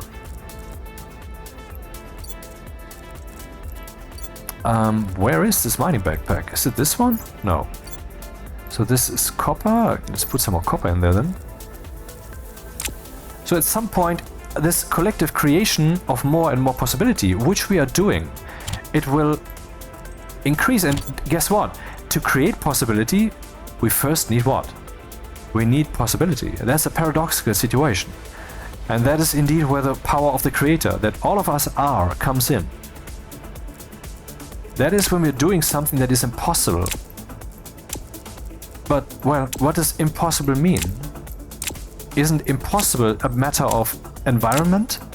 Dude, but the environment, all of this necessity, this clockwork, it rests upon a cushion of less and less definition until ultimately there's no longer a necessity, and then there is us. There's the ultimate core of our mind down there, growing deeply into this universe, into our bodies, into our brains, tied deeply into it, like a machine. But we still have this ultimate force of the creator. But we cannot use it. We cannot say, I want this, I want to fly or something. No. The only way for you to use your creator power is to have a will that is compatible with the algorithm of the universe. And what is that algorithm? That algorithm is to create possibility. So when you're doing something that is completely in line with the universe, then in that moment you might actually be tapping into that power. Love is always justified. And that is what we're creating here. We are creating love. We're creating a system that is love, and that creates entities of love, which is us. And well, that's the thing. At some point, this power of creating mutual possibility collectively will overflow to a degree that indeed we will even change physically. You might think this completely impossible, but it's not. How deeply can really reach the mind into the body? How much are we really one? We know it's scientifically accepted that hard stress for a long time can make the body ill, even though it's just in the mind. But is it? Well, we would say, well, it has lots of chemical consequences, blah, blah, blah, and so forth. Yeah, I know. But I mean, I'm saying that stress is something that we experience mentally, yet it changes your physical, the physical body. That's just an example. There are many examples. There's also that problem of eating, which I have found an interesting solution for myself. For 20 years now, I have only been eating once a day and drinking too. I mean, I go to work in the morning, and then I do my stuff, and then I get home, and then I have breakfast, and then I drink. Before that, I drink nothing, and I eat nothing for the whole day. This might sound extreme to you, but it is not. It's completely normal to me. I've been doing it for 20 years. It's my life. I can't even imagine spending all that time eating. How could I even? That's just so outlandish to me. To get the food, to make the meal. When would I digest all of that? Tossing fresh food onto half-digested mush in my stomach. I can't stomach that idea. But I'm saying, you might think, well, I couldn't do that. Of course you can. Of course you can. If I can do it, you can do it too. I mean, we're not different at all. I mean, maybe I had a better fantasy regarding myself, because that's what you are. You are living fantasy. And having a good fantasy of yourself and of the world throughout all your life, of course, it leads to a better outcome. Yeah, of course. I mean, of course you're fantasy to some degree. I mean, you're making decisions, and what decisions you can make later are a consequence of that, because of the physical space that you've created, but also because of the memories that you have in your head, because of that configuration there that you made, that configuration of self. So ultimately, well, you are very inert and very rule-driven and very tightly packed fantasy. And, well, the more freedom we will achieve as a species, the more we will see that freedom actually manifest in the physical world. And do we not see that already on a technological level? Where now we're no longer just escaping suffering, but we can command what happens in the physical realm with our minds even directly, because I mean there's stuff like brain interfaces that we have already in technology, and then we can say, well, oh, I'm on my ride home, but I will already turn on the radiator because I have my smartphone right here. That is us freeing ourselves. You might say, well, it's following the strict rule system of the universe. It's all physical, it's all scientific. What the fuck are you on about, you fucking faggot idiot? No, none of that is true, including the faggot part. I mean,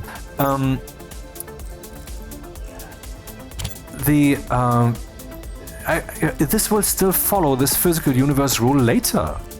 Only later we will understand what that really means. But this idea that really we're living in basically that the entire universe is mind, and that all that exists is will, and that will is us. That idea is so radical that we are not ready for it, and so our emotional will, aka will itself, because that's what will is. Will is ultimately emotion. That will is saying, no, I don't want to see that yet. And so we do not. Also, I mean, there's billions of idiots running around, religious people, you know? I mean, they don't want to know that we don't have to die to go to heaven, because this is heaven. This is literally heaven. This, I mean, not the game, but the universe that we live in is heaven. It's in the making. Eyesight, it will be restored. Arms, they will grow back. And if you want to turn into a different being at some point just by mere feeling, I don't know how long that will take. Years maybe, weeks maybe, who knows, but you can. All of that will become true. Because why should God have any limitations but the limitations that he chooses? Why, or she, whatever. Why should we have any limitations but the limitations that our gusto, our taste dictates? In other words, maybe one day we will be able, in principle, to transform from a human being into like a horse with a human body on top. Like, I just have to have a stupid idea there. And while we're crossing the street, in that instant, this though will seem a bit arbitrary to you, unpleasant, right? Well, exactly, and so we won't. We will not have the ability, because we will not have the capacity to feel like that. But we will certainly be able to feel more than we were able to feel like 100 years ago, or 1,000 years ago, and all of that you can agree with, except the extremes to which I'm taking this. But do you not see that extrapolating from reality in all directions is meaningful? So that's this. I will now stop with this, because I believe I've said enough. You're God, plain and simple. So, be worthy of what you are, instead of being that filthy pig that doesn't wash the hands, that leaves the toilet seat soiled, that pees standing up when you can sit. I always sit, man. When I'm at home in my own fucking apartment, I sit when I pee. Because I'm not an idiot. I know that no matter how clean the stream seems, there are always micro drops flying in every place. I'm not an idiot. I'm not just wishfully imagining that, but I'm realist. And I don't want that all over the place, so I sit the fuck down. I just more relaxed. I mean, at night, I know where the toilet is. I just go there, sit down and pee, and then go back. I don't have to turn on the light, which wakes me up. I will just be half asleep, basically, when I do that. Anyway, okay, let's return to Stationeers. I have mined a lot of stuff here. Let's see how much gold that is. You might say, well, you just saw that. No, I didn't. I was doing these things half asleep, basically. So we have lots of gold, that's good. We have tons of copper, really enough copper for now, I can say. This was already full. Then here we have some more coal, that's good. Lots of lead. These are empty. We can use them for smelting steel, for example. That is also full with nickel. Lead, lots of silver, but not full. Lots of this stuff, but also not full, which is also needed for advanced alloys. Yeah, looking good. So I think we can now go smelting once I have found some short break. Hey, what's this? Okay. Okay, here we go again. What is it that just happened? What happened is this. I just whipped up a little image here. Let me just show you. Beep. So here we can now take a look at the super alloys that I can make now. And let's see how I would assemble this. So as foundational things that we have copper, steel, cobalt, silver, nickel, cobalt. Gold, steel, nickel, silver, silicon, cobalt, silver, nickel, lead. Okay, I would say we just make one of all of these, and when I say one, I mean multiple. Let's see what reasonably the stack size could be. I believe that, for example, if we take 0.25 of a full stack astroloy stuffs, then we will also get only 0.25. God damn it, music! What are you doing? Stop talking your music. Actually, this is also a bit. Maybe I should choose a different track here.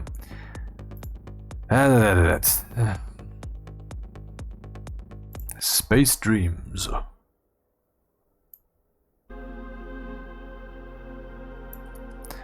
Right. I think if I would take 1/4 stack of copper for astroloy, and then ultimately the resulting amount would also be 1/4 stack of astroloy. So it's not like with the simple alloys that everything would add up amount-wise. So let's see, if I take, for example, let's say 0.25 would be our unit. And a unit is a stack. So in the case of astroloy, we would have 1 stack of copper, 2 stacks of steel, 1 stack of cobalt. Can we afford this? Yes. Hastelloy, 2 stacks of silver, 1 stack of nickel, 1 of cobalt. Incl, 2 stacks gold, 1 stack nickel, 1 stack steel. Yep. Stellite, 1 stack silver, 2 stacks silicon, half a stack 1 stack cobalt. Westphaloy, 1 stack nickel, 1 stack silver, and 2 stacks lead. All of that leads me to believe that our unit should not be. I mean, the lowest value that we have here on screen is 0.25, and that's the unit, right? And this unit value, I would say, should be 4 stacks. So let's prepare 1, 2, 3, 4, 5 mining backpacks with the respective mixtures.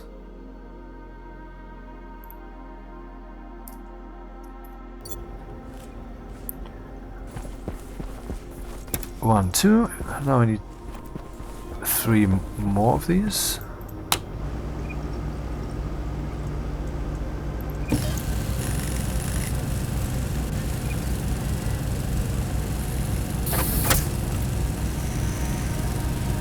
I want the super alloys today. I mean, it's a little bit late, and we have midnight right now in Germany. But I mean, I'm like 2 steps. It's only like 2 steps to make this happen, and in an hour or so I should have all the alloys, I guess. Let's see. Okay. Astroloy. 4 stacks copper, 4 stacks cobalt. Well, let's first name these guys. Before I go into things. What are the colors that we have here? Oh, that's not helpful. Silver, green, yellow, bluish?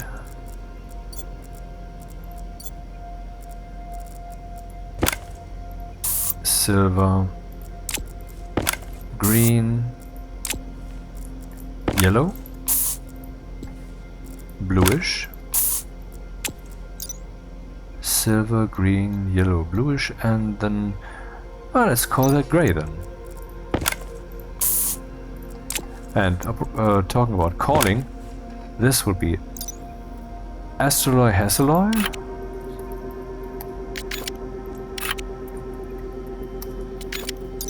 incl, stellite, waspaloy.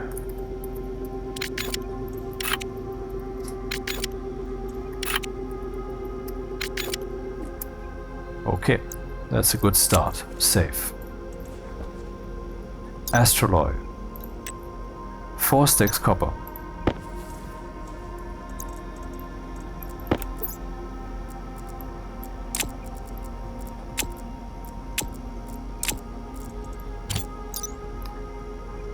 Four stacks cobalt. Cobalt. Oh, wait. Is that really the scale I want to use? Let me just take a look at this again, because cobalt is... I don't have too much cobalt. So how much cobalt would we need? For astraloy, 4 stacks. For hexaloy, 4 stacks. For stellite, 4 stacks. So that's 12 stacks of cobalt that would die in this endeavor. How many stacks of cobalt do we have? That is almost all the cobalt, but I haven't used cobalt at all yet, and why do I have it if not for this purpose? So let's indeed do this. We need 4 stacks cobalt here.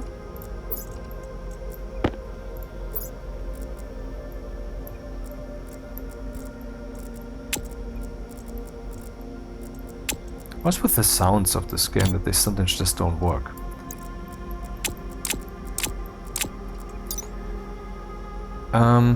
Steel. Now I need 100 steel, which annoyingly I cannot put into this thingy here. I wonder if I should actually use mining backpacks. Instead I could make regular backpacks that are not for mining.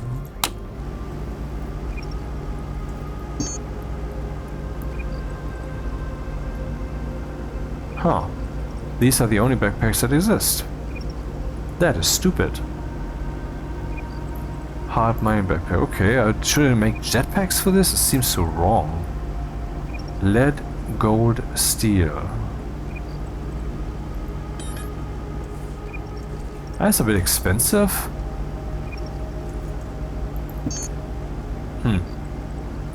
Now I don't know. Huh.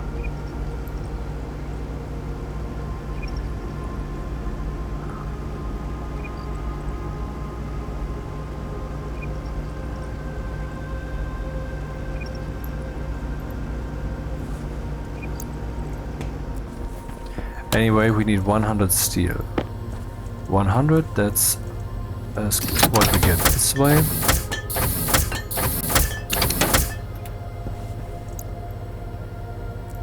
$100 grams of steel.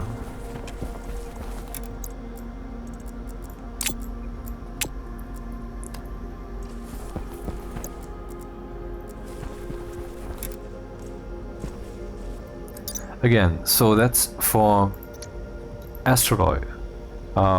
4 stacks copper, 4 stacks cobalt. Hey, what am I doing? That was stupid. God damn it. 4 stacks. Oh, it's so wrong. If I need 4 stacks copper, then I need 8 stacks steel, and 8 stacks steel is 400 steel. Right? I mean, I must get a mixture, right? 2 stacks is 100. 4 stacks is 200. 4 stacks. So it's, yeah, 800. I need 800 steel. What? What am I saying? I need 400 steel. Oh, that would be annoying quick. God damn it.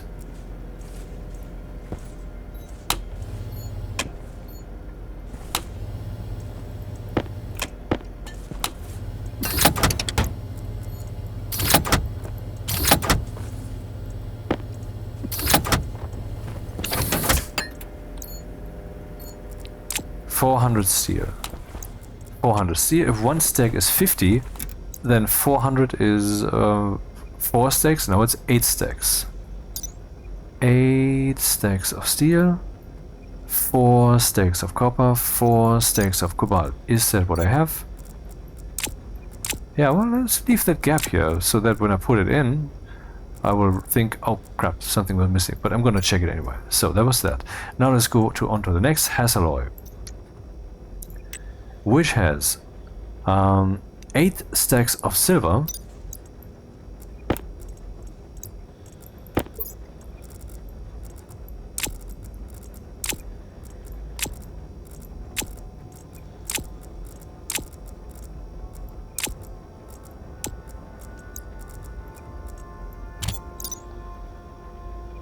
4 stacks nickel, 4 stacks cobalt.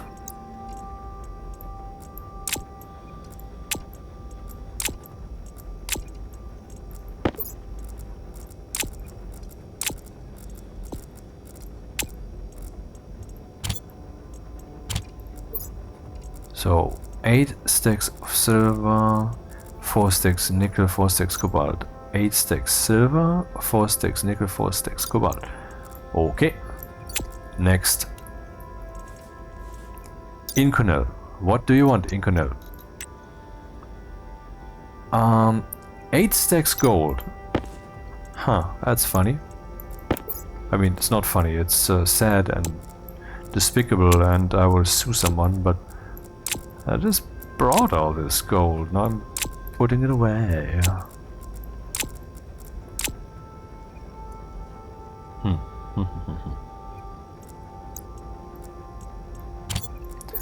8 stacks of gold. And then 4 stacks of steel, 4 stacks of nickel.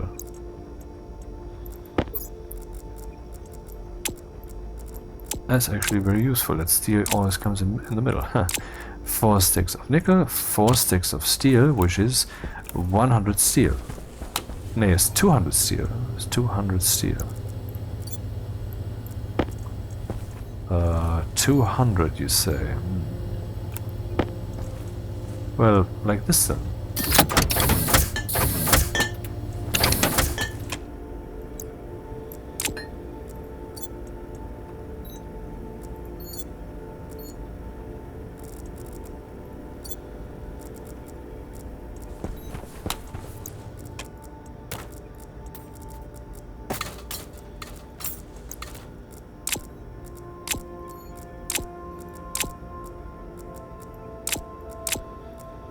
This one is complete by itself. This one needs this stuff. Let's check this again. 8 stacks gold, 4 stacks steel, 4 stacks nickel. 8 stacks gold, 4 stacks nickel, and 4 stacks steel is 50, 100, 200, 200 steel, 200 steel. Okay. Moving on to stellite. 4 stacks silver.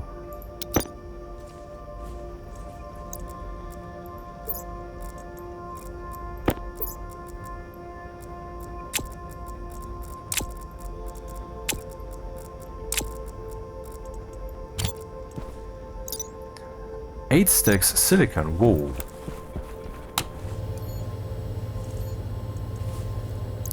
Eight stacks silicon is 400 silicon.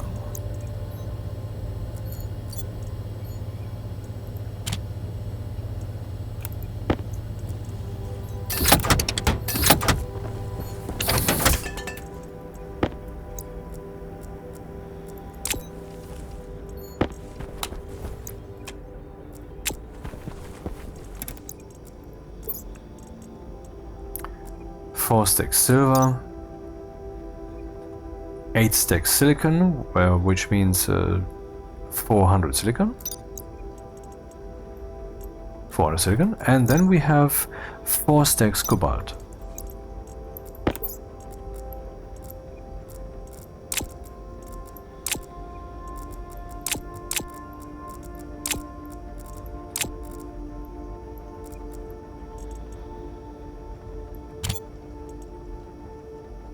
Yeah, okay. And then finally, Westpalloy, which takes silver, nickel, lead. 448. Silver, nickel, lead. Hunger caution. 448.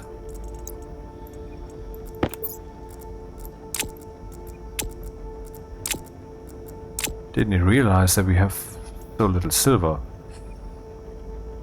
4 silver, nickel, nickel, nickel, nickel.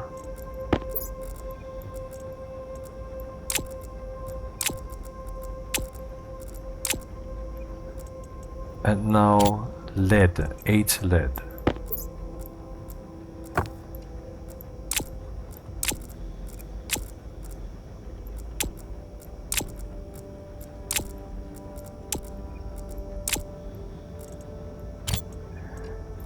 Verification. We need silver, the unit is 0.25, and I'm just taking 4 of these. So 1, 2, 3, 4 silver. 1, 2, 3, 4 nickel. Lead. 1, 2, 3, 4, 5, 6, 7, 8 lead. Okay, so now we have all the materials for the actual smelting. I will just put that here, because I believe that expresses nicely what's happening.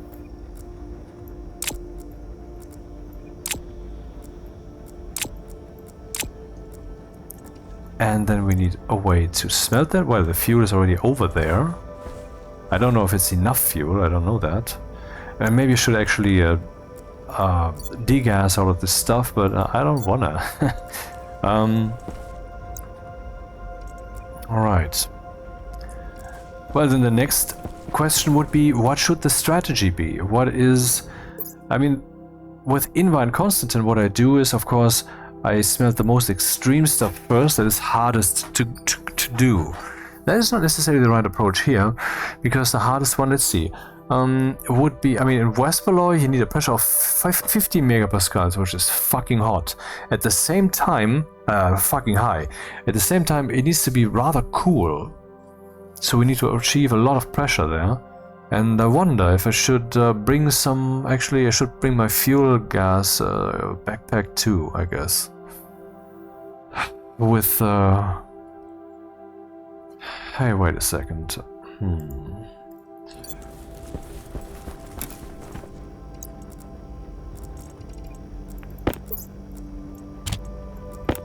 Ah, yeah, okay, everything is here. And then we also have this stuff. Yeah, looking good.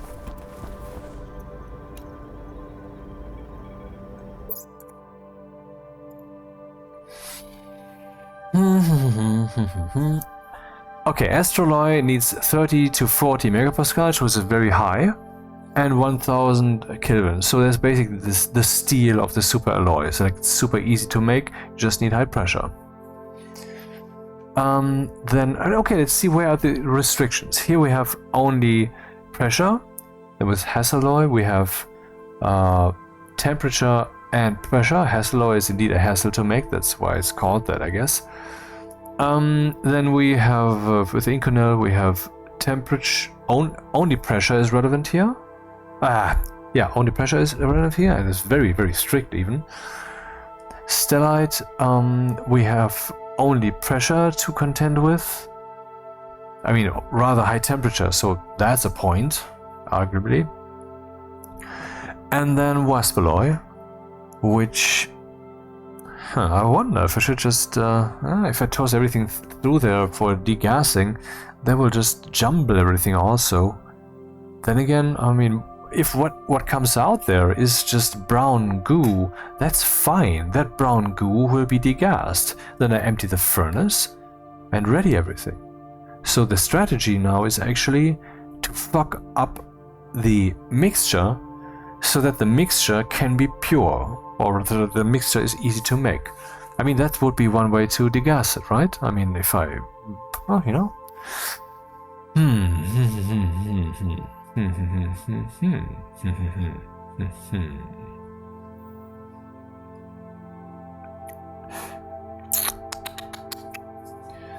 It's not easy. Because when all the balls fall to the ground, I have to pick them up. Of course, I can put them in mining backpacks, but the idea was to toss the entire mining backpack in there, obviously. I don't know which one to make first. I mean, the Waspaloy, to make that kind of last, that would make sense, because a very high pressure with low temperature is not so hard to achieve, assuming that you have done a lot of crap in beforehand. Because a cold furnace with lots of gas in it, that's normal. Then, let's see, stellite, 10 megapascal to 20, but very hot. Maybe we should do that first. Stellite, as in stellar, as in star, as in hot. Then incl, 600k is not very hot. The pressure needs to be very high for incl. So maybe we should make incl before Waspaloy, aka almost the last one. Then astroloy, well, that sounds like space or like star also. 30 to 40 megapascals. It seems like astroloy and incl go basically hand in hand, because if you lower the pressure and okay, whatever. Haseloy, maybe we should do Haseloy first because it's hardest to achieve. So if we would then have this very specific temperature and this very high pressure, though if I want to make Haseloy, man, it's not easy. It's not fucking easy. I think one thing I should definitely do is bring some mining backpacks, really, or rather maybe some lockers. So I could just stuff that in lockers. Yeah, that works. Doesn't have to be mining backpacks. Though mining backpacks, since I have basically too much iron, seem most prudent. So I will print some of them and then come back here and fetch them. How many can we make? A mining backpack. Mining backpack.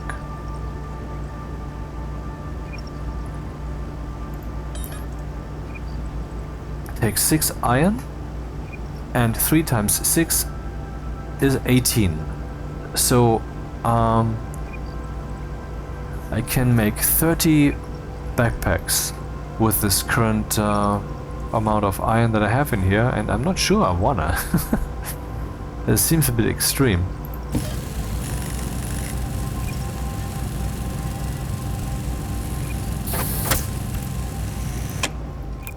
So let's carry everything over there and yeah, okay.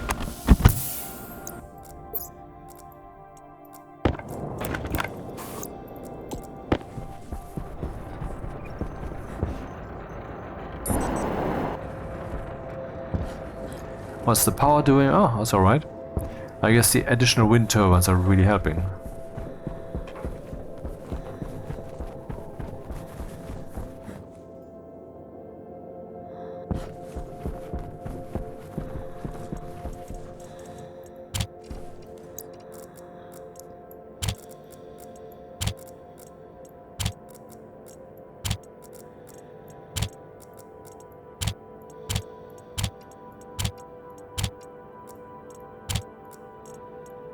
I think that was the order.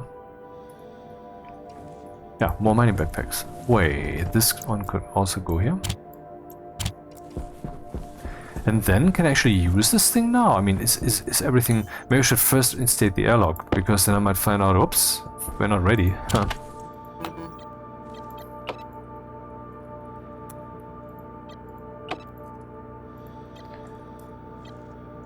Both gas sensors, of course, airlock wide exterior, and airlock wide interior. Then the powered vent large, they have been cabled up, I think. Oh, interesting, now it's red.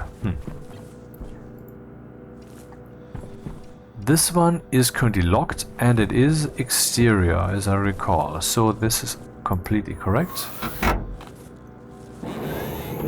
And I forgot to put some lights in here.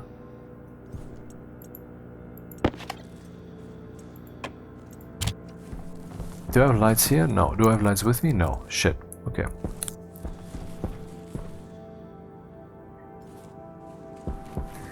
Now we have a furnace room. Okay, let's get some backpacks then.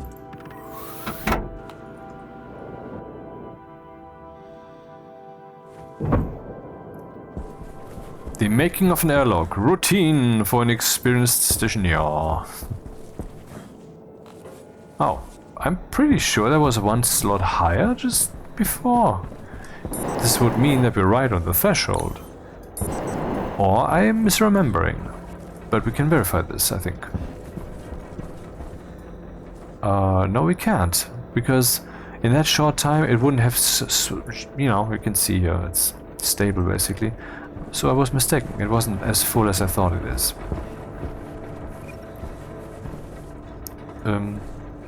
Right.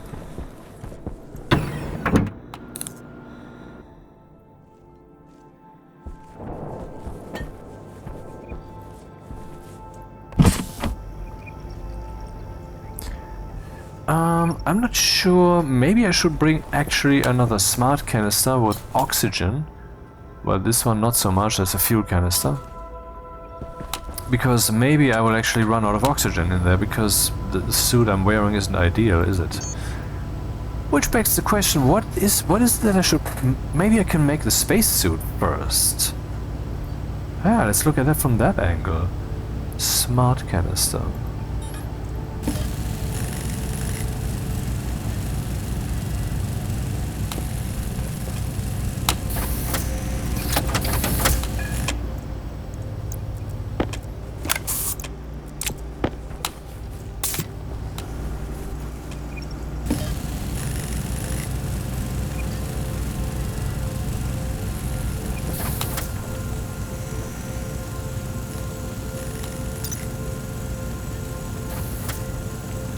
What does the Hardsuit need to print? Steel, stellite, astroloy. Hunger critical.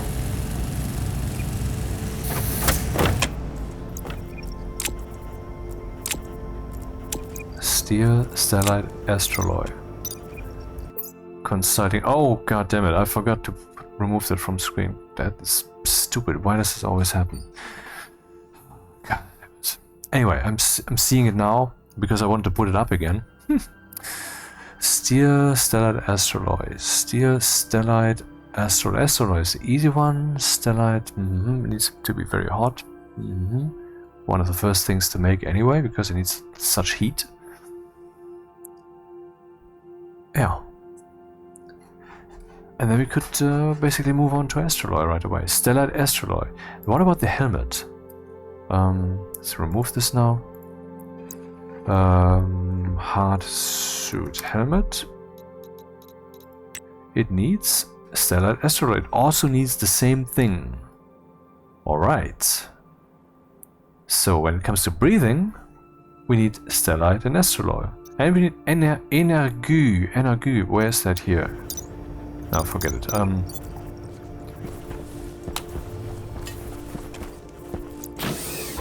So first we make stellite and then astroloy. That so much is settled.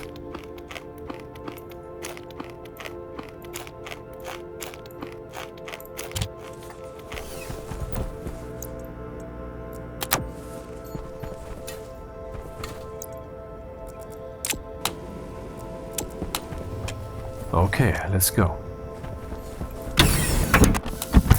About to smelt stellite.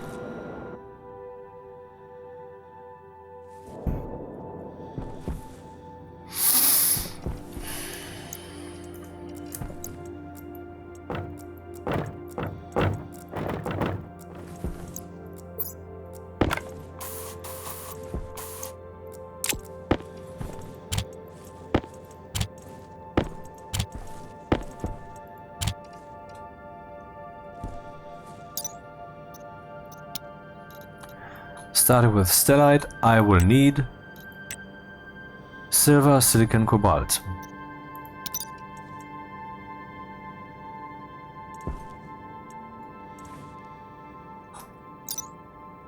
Did I remove this now from screen? And this is awkward. Why do I never...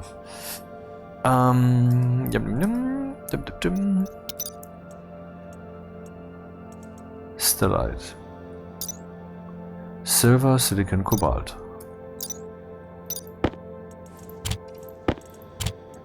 That's the first one to make.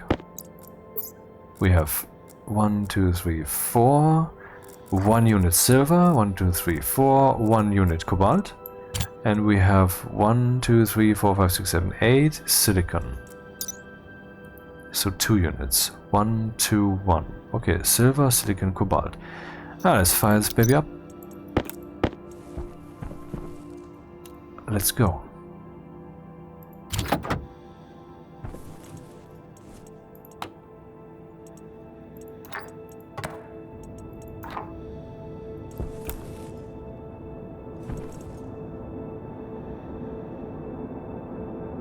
And the room, it is getting warmer.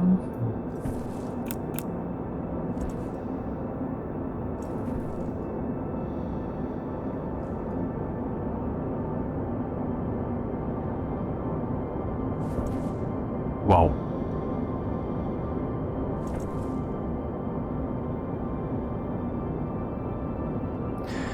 Okay, what is to be achieved for stellite is 10 megapascals to 20 and 1800 heat.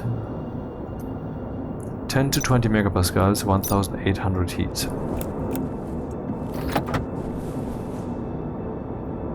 So definitely more heat required for this one. How full is this still? Yeah, damage didn't matter. How full is this still? Right here. Ah, relatively full still. Smelty, smelty, smelty. This will take a while. And once we are 200 cobalt, we're done. And the cobalt apparently produces a lot of pressure.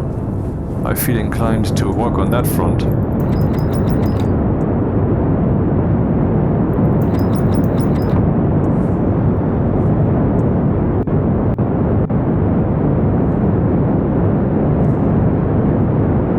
Well, it's definitely hot enough.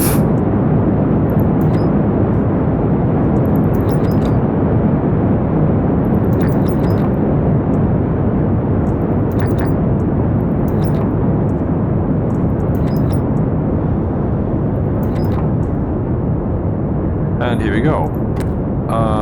Here we go. Stellite. Currently we are looking at 18 megapascals, and the furnace is very hot. So let me consult the papers again. Astroloy next was the plan, but the furnace is currently remarkably hot from all the cobalt, I guess. The nitrous oxide, there must have been some rocket fuel kind of reaction in there. Okay, so that was stellite. Silver, silicon, cobalt. What thing required a lot of heat? A lot of heat. Well, this thing required a lot of heat. What else does require a lot of heat? Well, funny enough, astroloy. And it needs 30 to 40 megapascals. Well, I guess then just toss in the materials for that. 4 copper, 4 cobalt, 8 steel, which means not 800 but 400 steel. So 4 copper, 4 cobalt, 400 steel. 4 copper, 4 cobalt, 400 steel. In you go.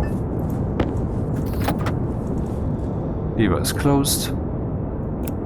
Room is getting warmer.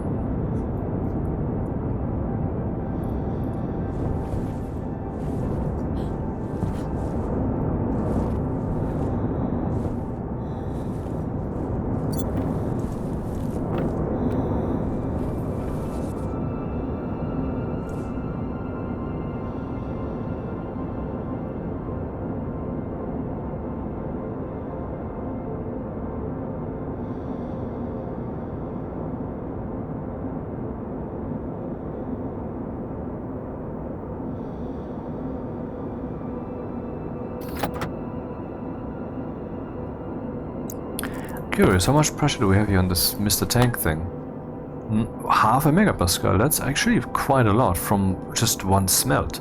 If you consider that we can do the whole thing basically 100 times and then it's over, the tank is full. That's not so many times. Then again, it's currently very hot, isn't it? Oh, that's the wrong one. Here we go. Yeah, 2003, of course. Yeah, of course. Will this cool down though? No, it won't. It's insulated. It will never cool down. Ridiculously. Okay, so much for this. Now we need more pressure, I guess, for astroloy. Oh wait, is this on? Oh, God damn it! Why does this happen to me? Ah, damn it!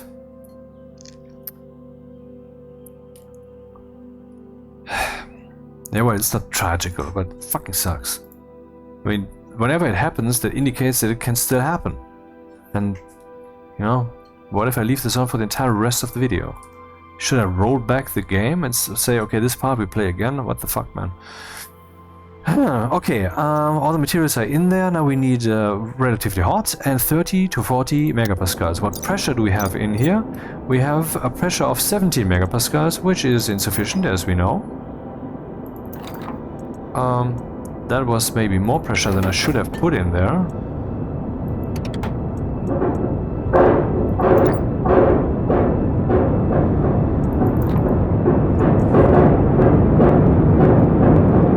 I didn't expect this thing to be so very fast when it comes to outputting whatever it has. 15 megapascals still. Ah, we're looking good.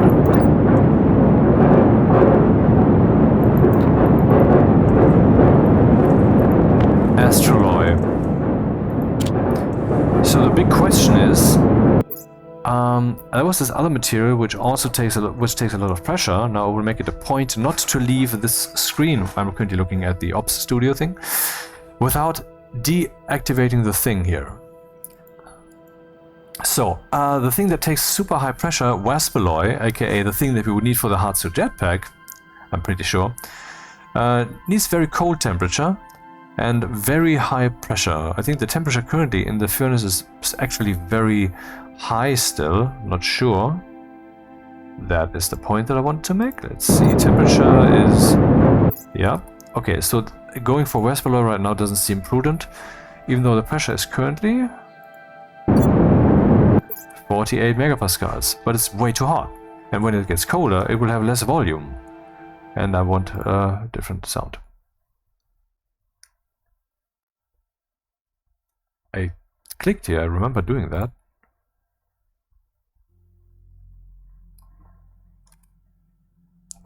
Well, so still looking at the ops screen, what could be the next thing? Waspaloy, incl needs relatively high pressure. We have, well, not that high of pressure. Hasseloy is the Hassely stuff, which needs to be relatively cold.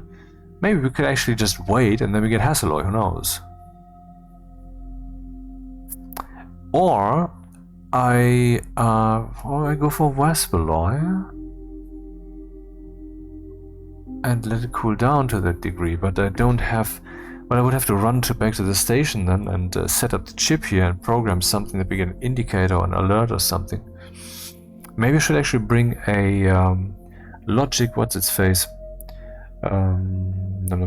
Logic transmitter, so we get that kind of message on the thingy thing, on the advanced tablet. But rather I toss in some stuff that makes it colder. I don't have any water with me, but I mean, oxide should help. If I want to make Waspaloy now.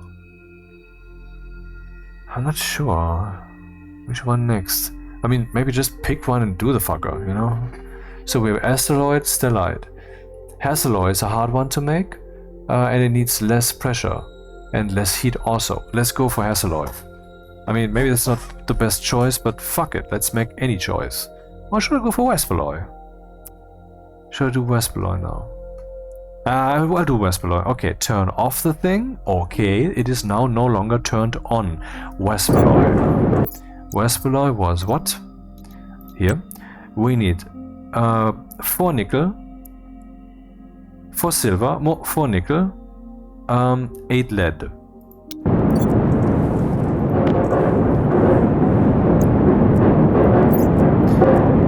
Silver, 4 nickel, 8 lead. So, yeah.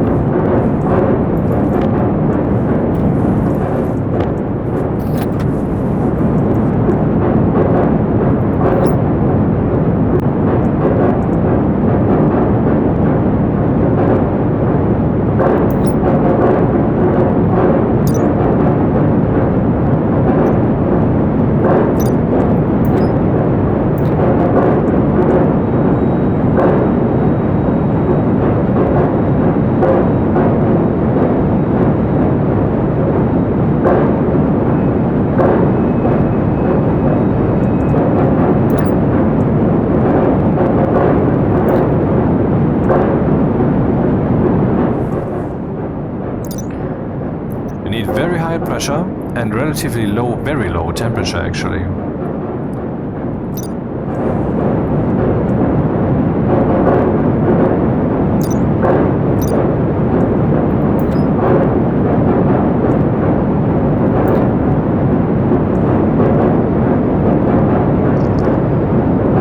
Looking good.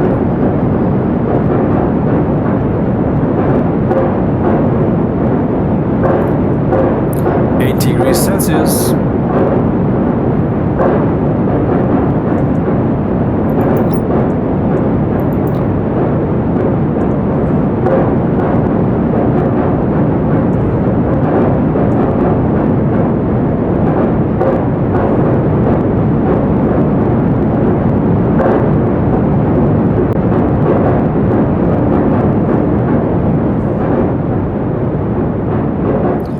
So what will happen now is that this thing slowly cools down and therefore also loses pressure.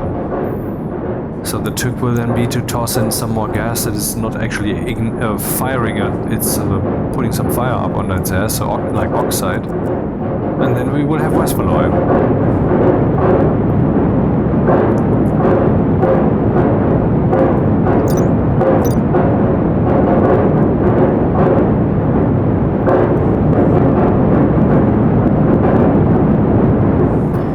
But we're looking good, and it can no longer get hotter because both pumps are at zero. Both pumps are at zero, and well, everything has been smelted, so the reaction is over. Only thing that can happen is that the pressure and the temperature decreases. In other words, let's print the Hardsuit and come back.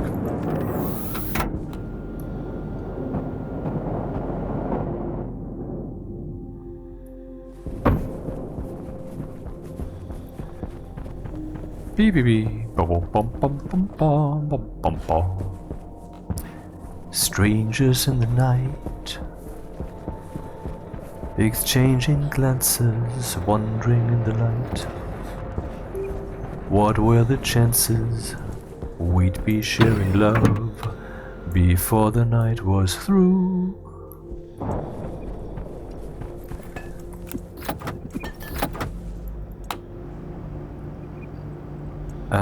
Hardsuit.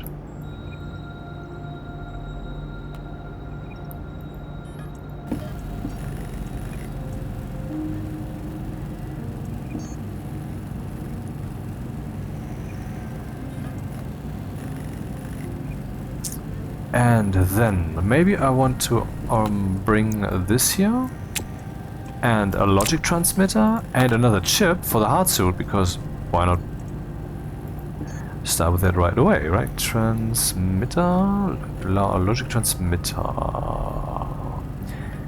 for that room, and then I would need another logic transmitter in here to receive that signal, so I need two actually.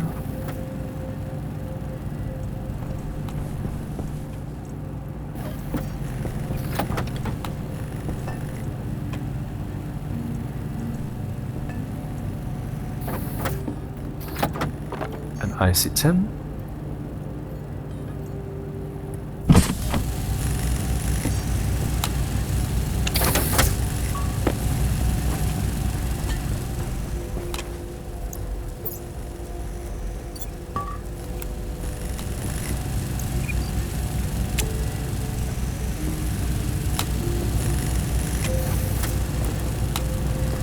Alright.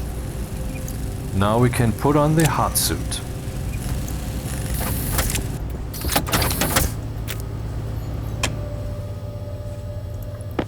That's a big change, right there. Here we see the current stuff that I have in this spacesuit. And while we're at it, maybe get a fresh whiff of oxygen. Air tank critical. And a fresh battery.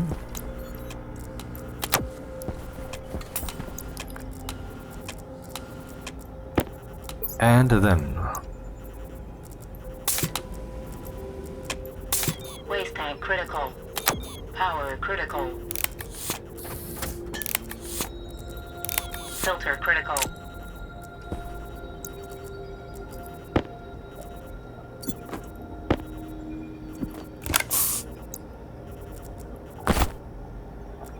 I am wearing the Hardsuit now.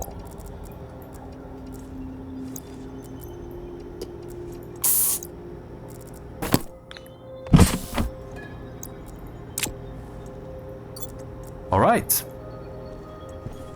Nice. Now this should help a lot with the furnace room, to which we now of course have to return, for business has not yet been completed.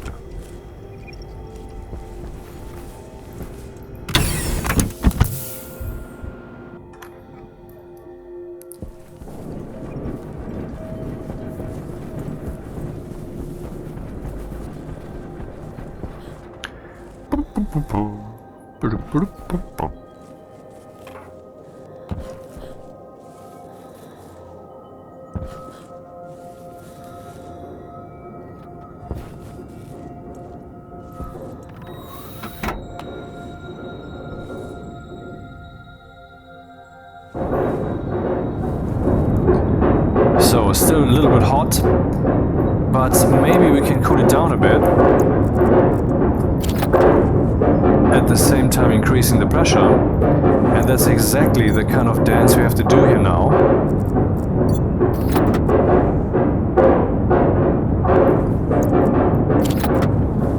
Oh, it was melting into the room? Oh, that wasn't very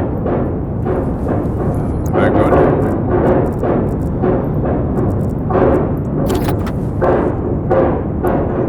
So pressure increasing, temperature decreasing.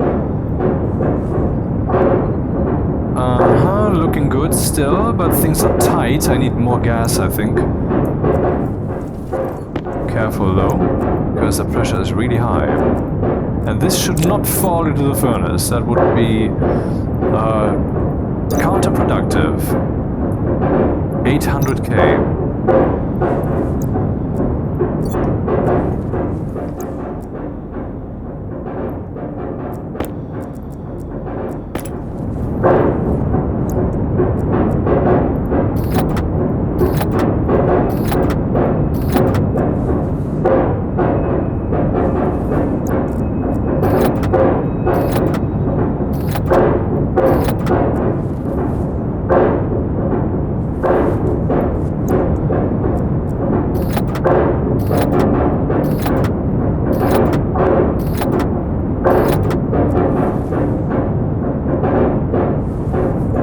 Getting there.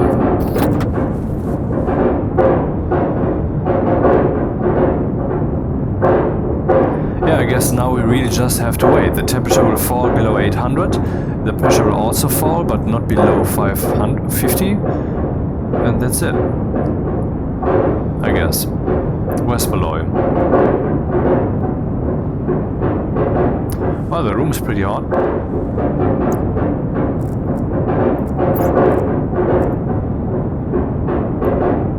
Hardsuit. Oxygen is, yeah, consumption's okay, I guess. I mean, there's a way to find out. Waste tank critical. Temperature in the suit 30 degrees, 37. Okay. This means that we do need some oxygen now for cooling. Aha, okay.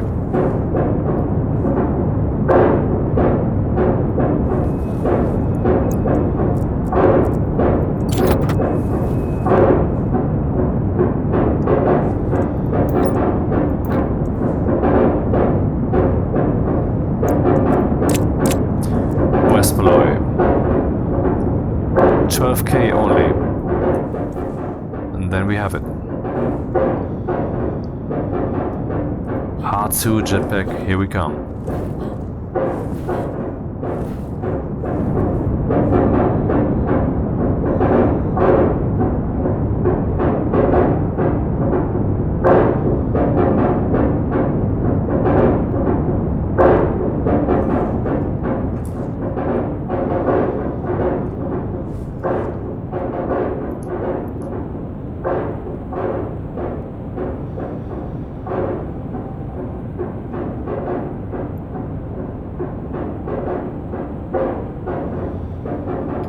Ten more seconds.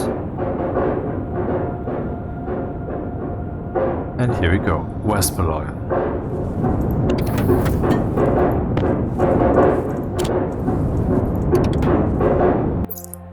Right. So, I'm glad that the screen of Ops is not showing this terrible thing right now that are arriving. Okay, let's switch it on. We have Astroloy, Stellite, Westpalloy. What we don't have is incl and Hasselloy. For Hasselloy, we need relatively high temperature and low pressure, so it's kind of the opposite of what we have right now. Incl needs arbitrary temperature, you could say, and relatively low pressure, so I think we can actually make incl relatively easy now by just tossing the stuff in, maybe some little bit more fuel and, you know, yeah, let's go for incl now, which is 8 stacks of gold, 4 stacks of steel, which means 200 steel. So 8 gold, 200 steel, 4 nickel. 8 gold, 200 steel, 4 nickel.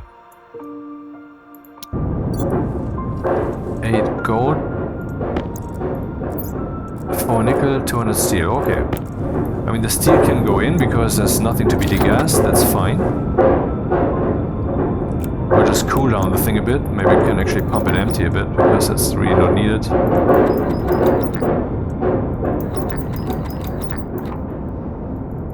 And then we toss in the rest.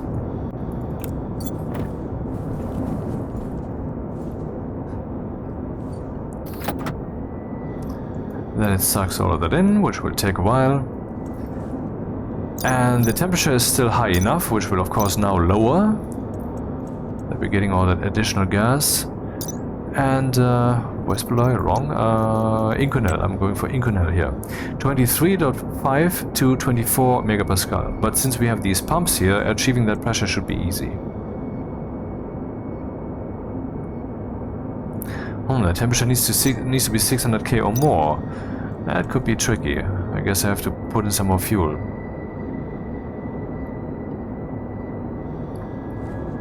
Looks like it.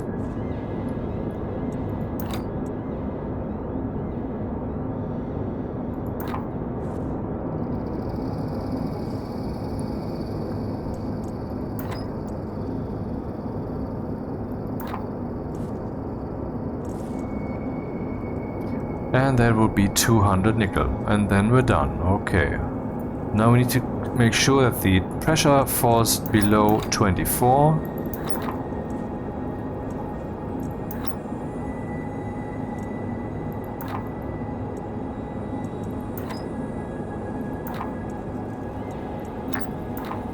And here we go.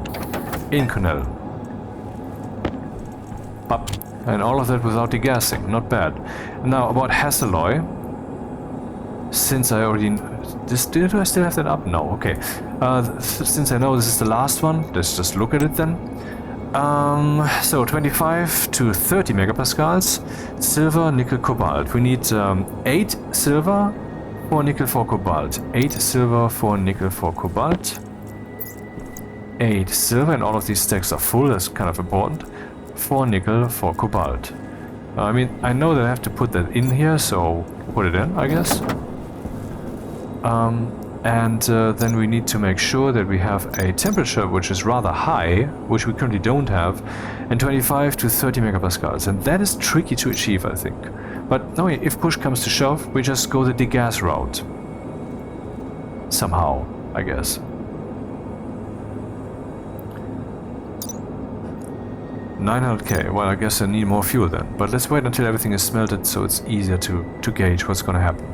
Maybe some of this will have rocket fuel effect, so better not fuck with the thing while it's thinking.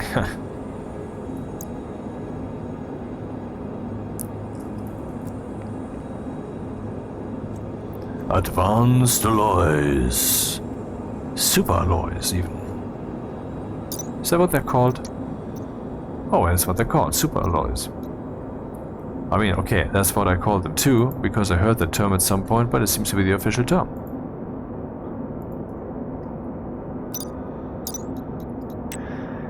Alloy 25 to 30 and needs to be exactly between 950 and 1K Celsius, which is a bit tricky. Oh, it's taking off as fuck, so there must have been some rocket fuel effect, I guess. But I mean, there's basically no situation that you cannot master. I mean, danger situation, that's what I mean. Without, I mean, this pump makes it possible. You just need to, you know, dial the fucking pump. Just don't forget it. And if the power is gone, well, the thing is working mechanically, so if you don't have any power, then we're fucked. So electricity is absolutely murder important here. Maybe this room should actually have some battery buffer. Oh, that's a good thing. That's a good idea. A battery buffer for this room. Yeah. Anyway, now everything has been smelted. Now we need to achieve this particular pressure here and this particular temperature. The temperature is lower now. So let's decrease the pressure a lot, because the temperature will increase a lot as I increase the temperature with the additional gas that goes in. Yeah. Here we go. Temperature is now... Oh, for a short moment there we had the right window actually. I just saw that blinking green basically. 950 to 1, 25 to 30. Oh, it was too much fuel. I keep underestimating how much pressure this thing has, or the head, from 19 megapascals or 18, or it was 19 I guess, down to 50. So that worked very well.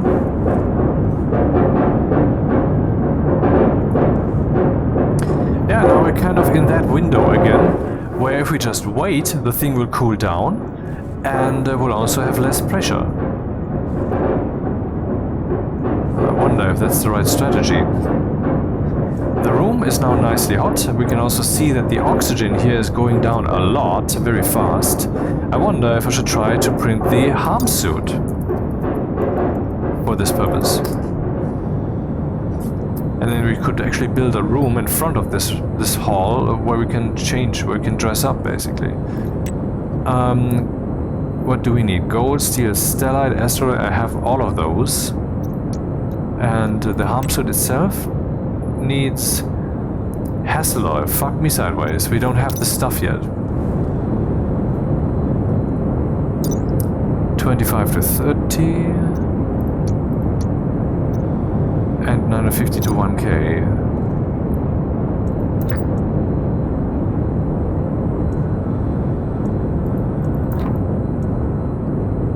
Yeah, we're falling into the window. I have to decrease the pressure then, I guess. And good thing I have extra oxygen, because I might actually need it. Pressure 200 kilopascals. Remember, these guys have a pressure limit of 500. And these guys, these airlock doors, good question. Kit airlock produces this door and also the other, which has 1000 kilopascals pressure differential, both of them. Oh, okay.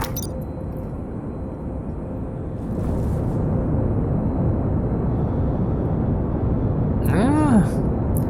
950 to 1K, that's where we are. I mean, looking very good. 950 to 1K, 25 to 30.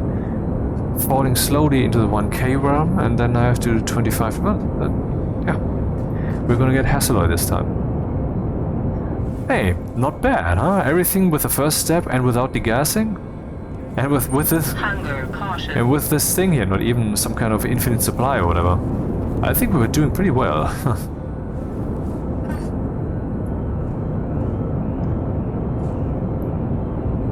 There's so much heat in this thing that will never go away, basically. I wonder if I should use this as a source for heating the station somewhere, if I ever need that.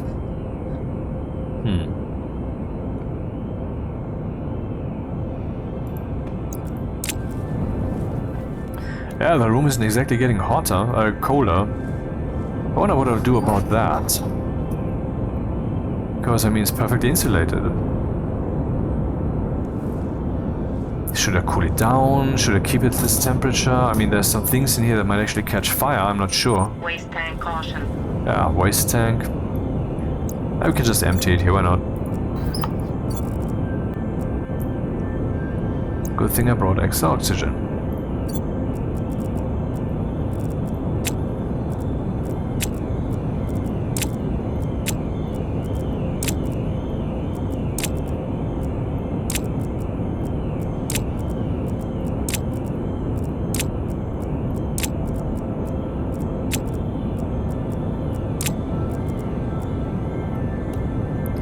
Almost.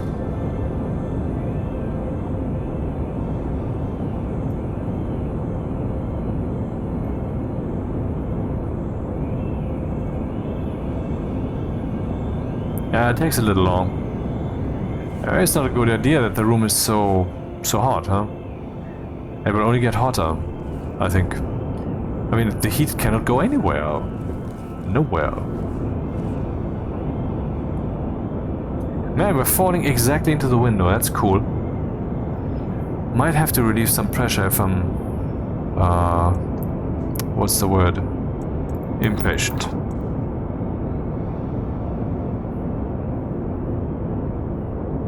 Hardsuit is my bitch.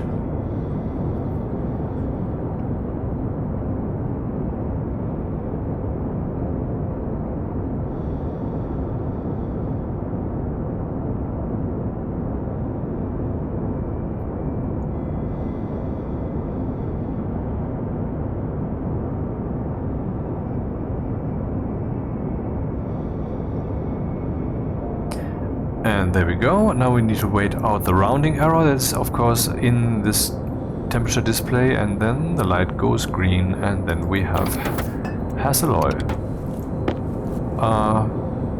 It's off, it's off. I guess we're done, though the room will get hotter, right? I mean, we have 900k in there, this thing is cooling down, the room is heating up, so there's potential that the room will actually, some things will be destroyed. Let's see. For example, light, long, wide. What kind of auto ignition temperature does it have? None. So it looks like... yeah, it looks as if these lights can be put into a room with 10 billion degrees and will not be destroyed. Or the information is just missing, it is possible.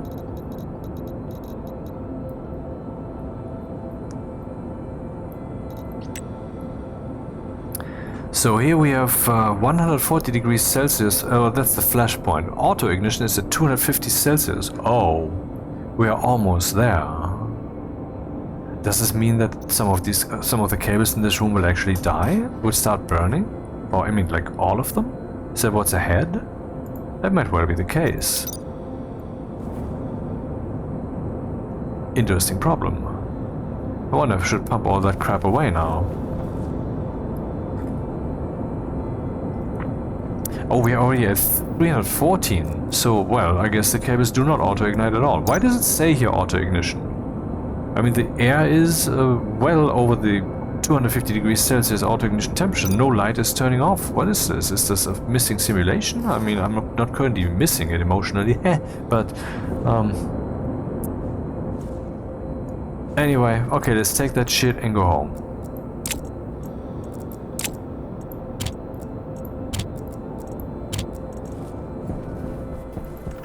Goodbye.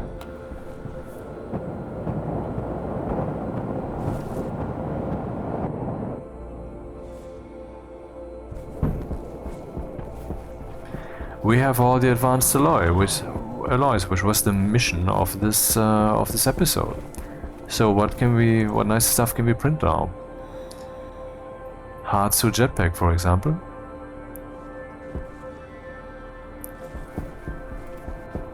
And how far is the rocket with its emptying?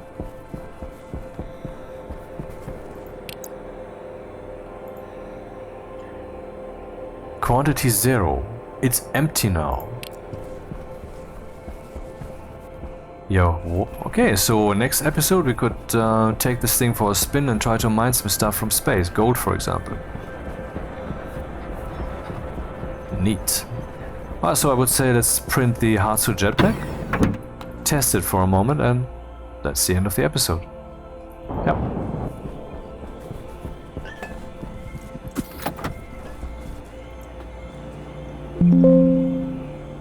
Yeah, okay.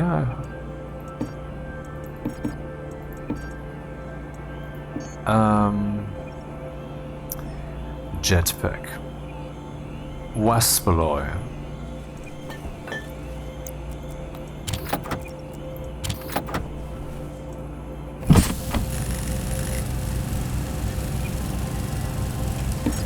Let me just shut off that stupid reminder, which is telling me that I should record some music from this new radio here overnight to use in the news episode. Come on, I'm clicking. I expect a reaction.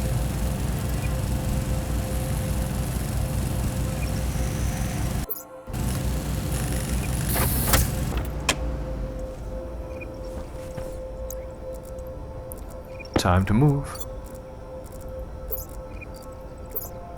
And looky here. 1, 2, 3, 4, 5, 10 slots, one of them occupied of course, and here 15 slots.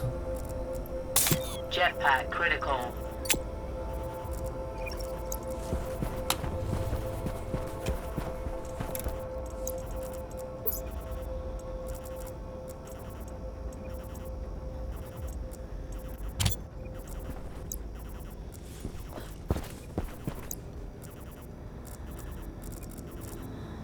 Hunger critical.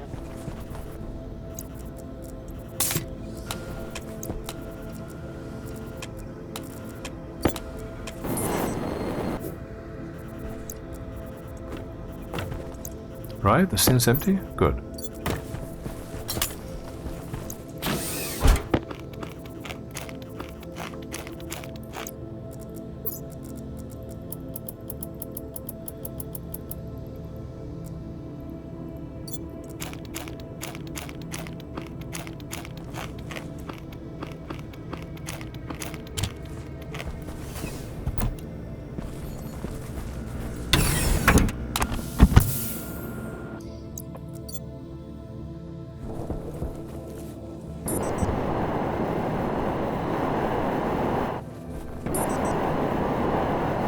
Hardsuit Jetpack.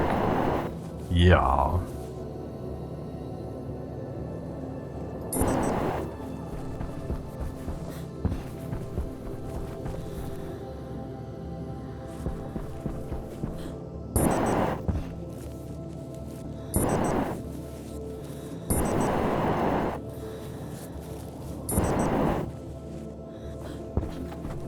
Let's jump into the air once more.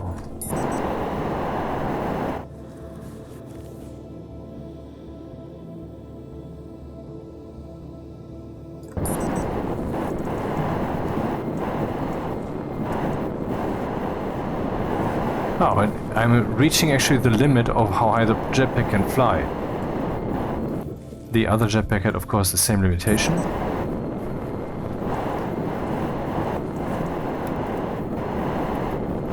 Oh, okay, that's a bit tricky now.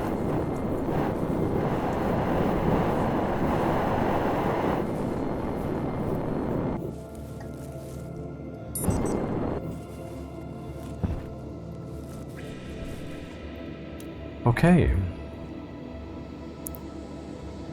And with that, I say see you again next time.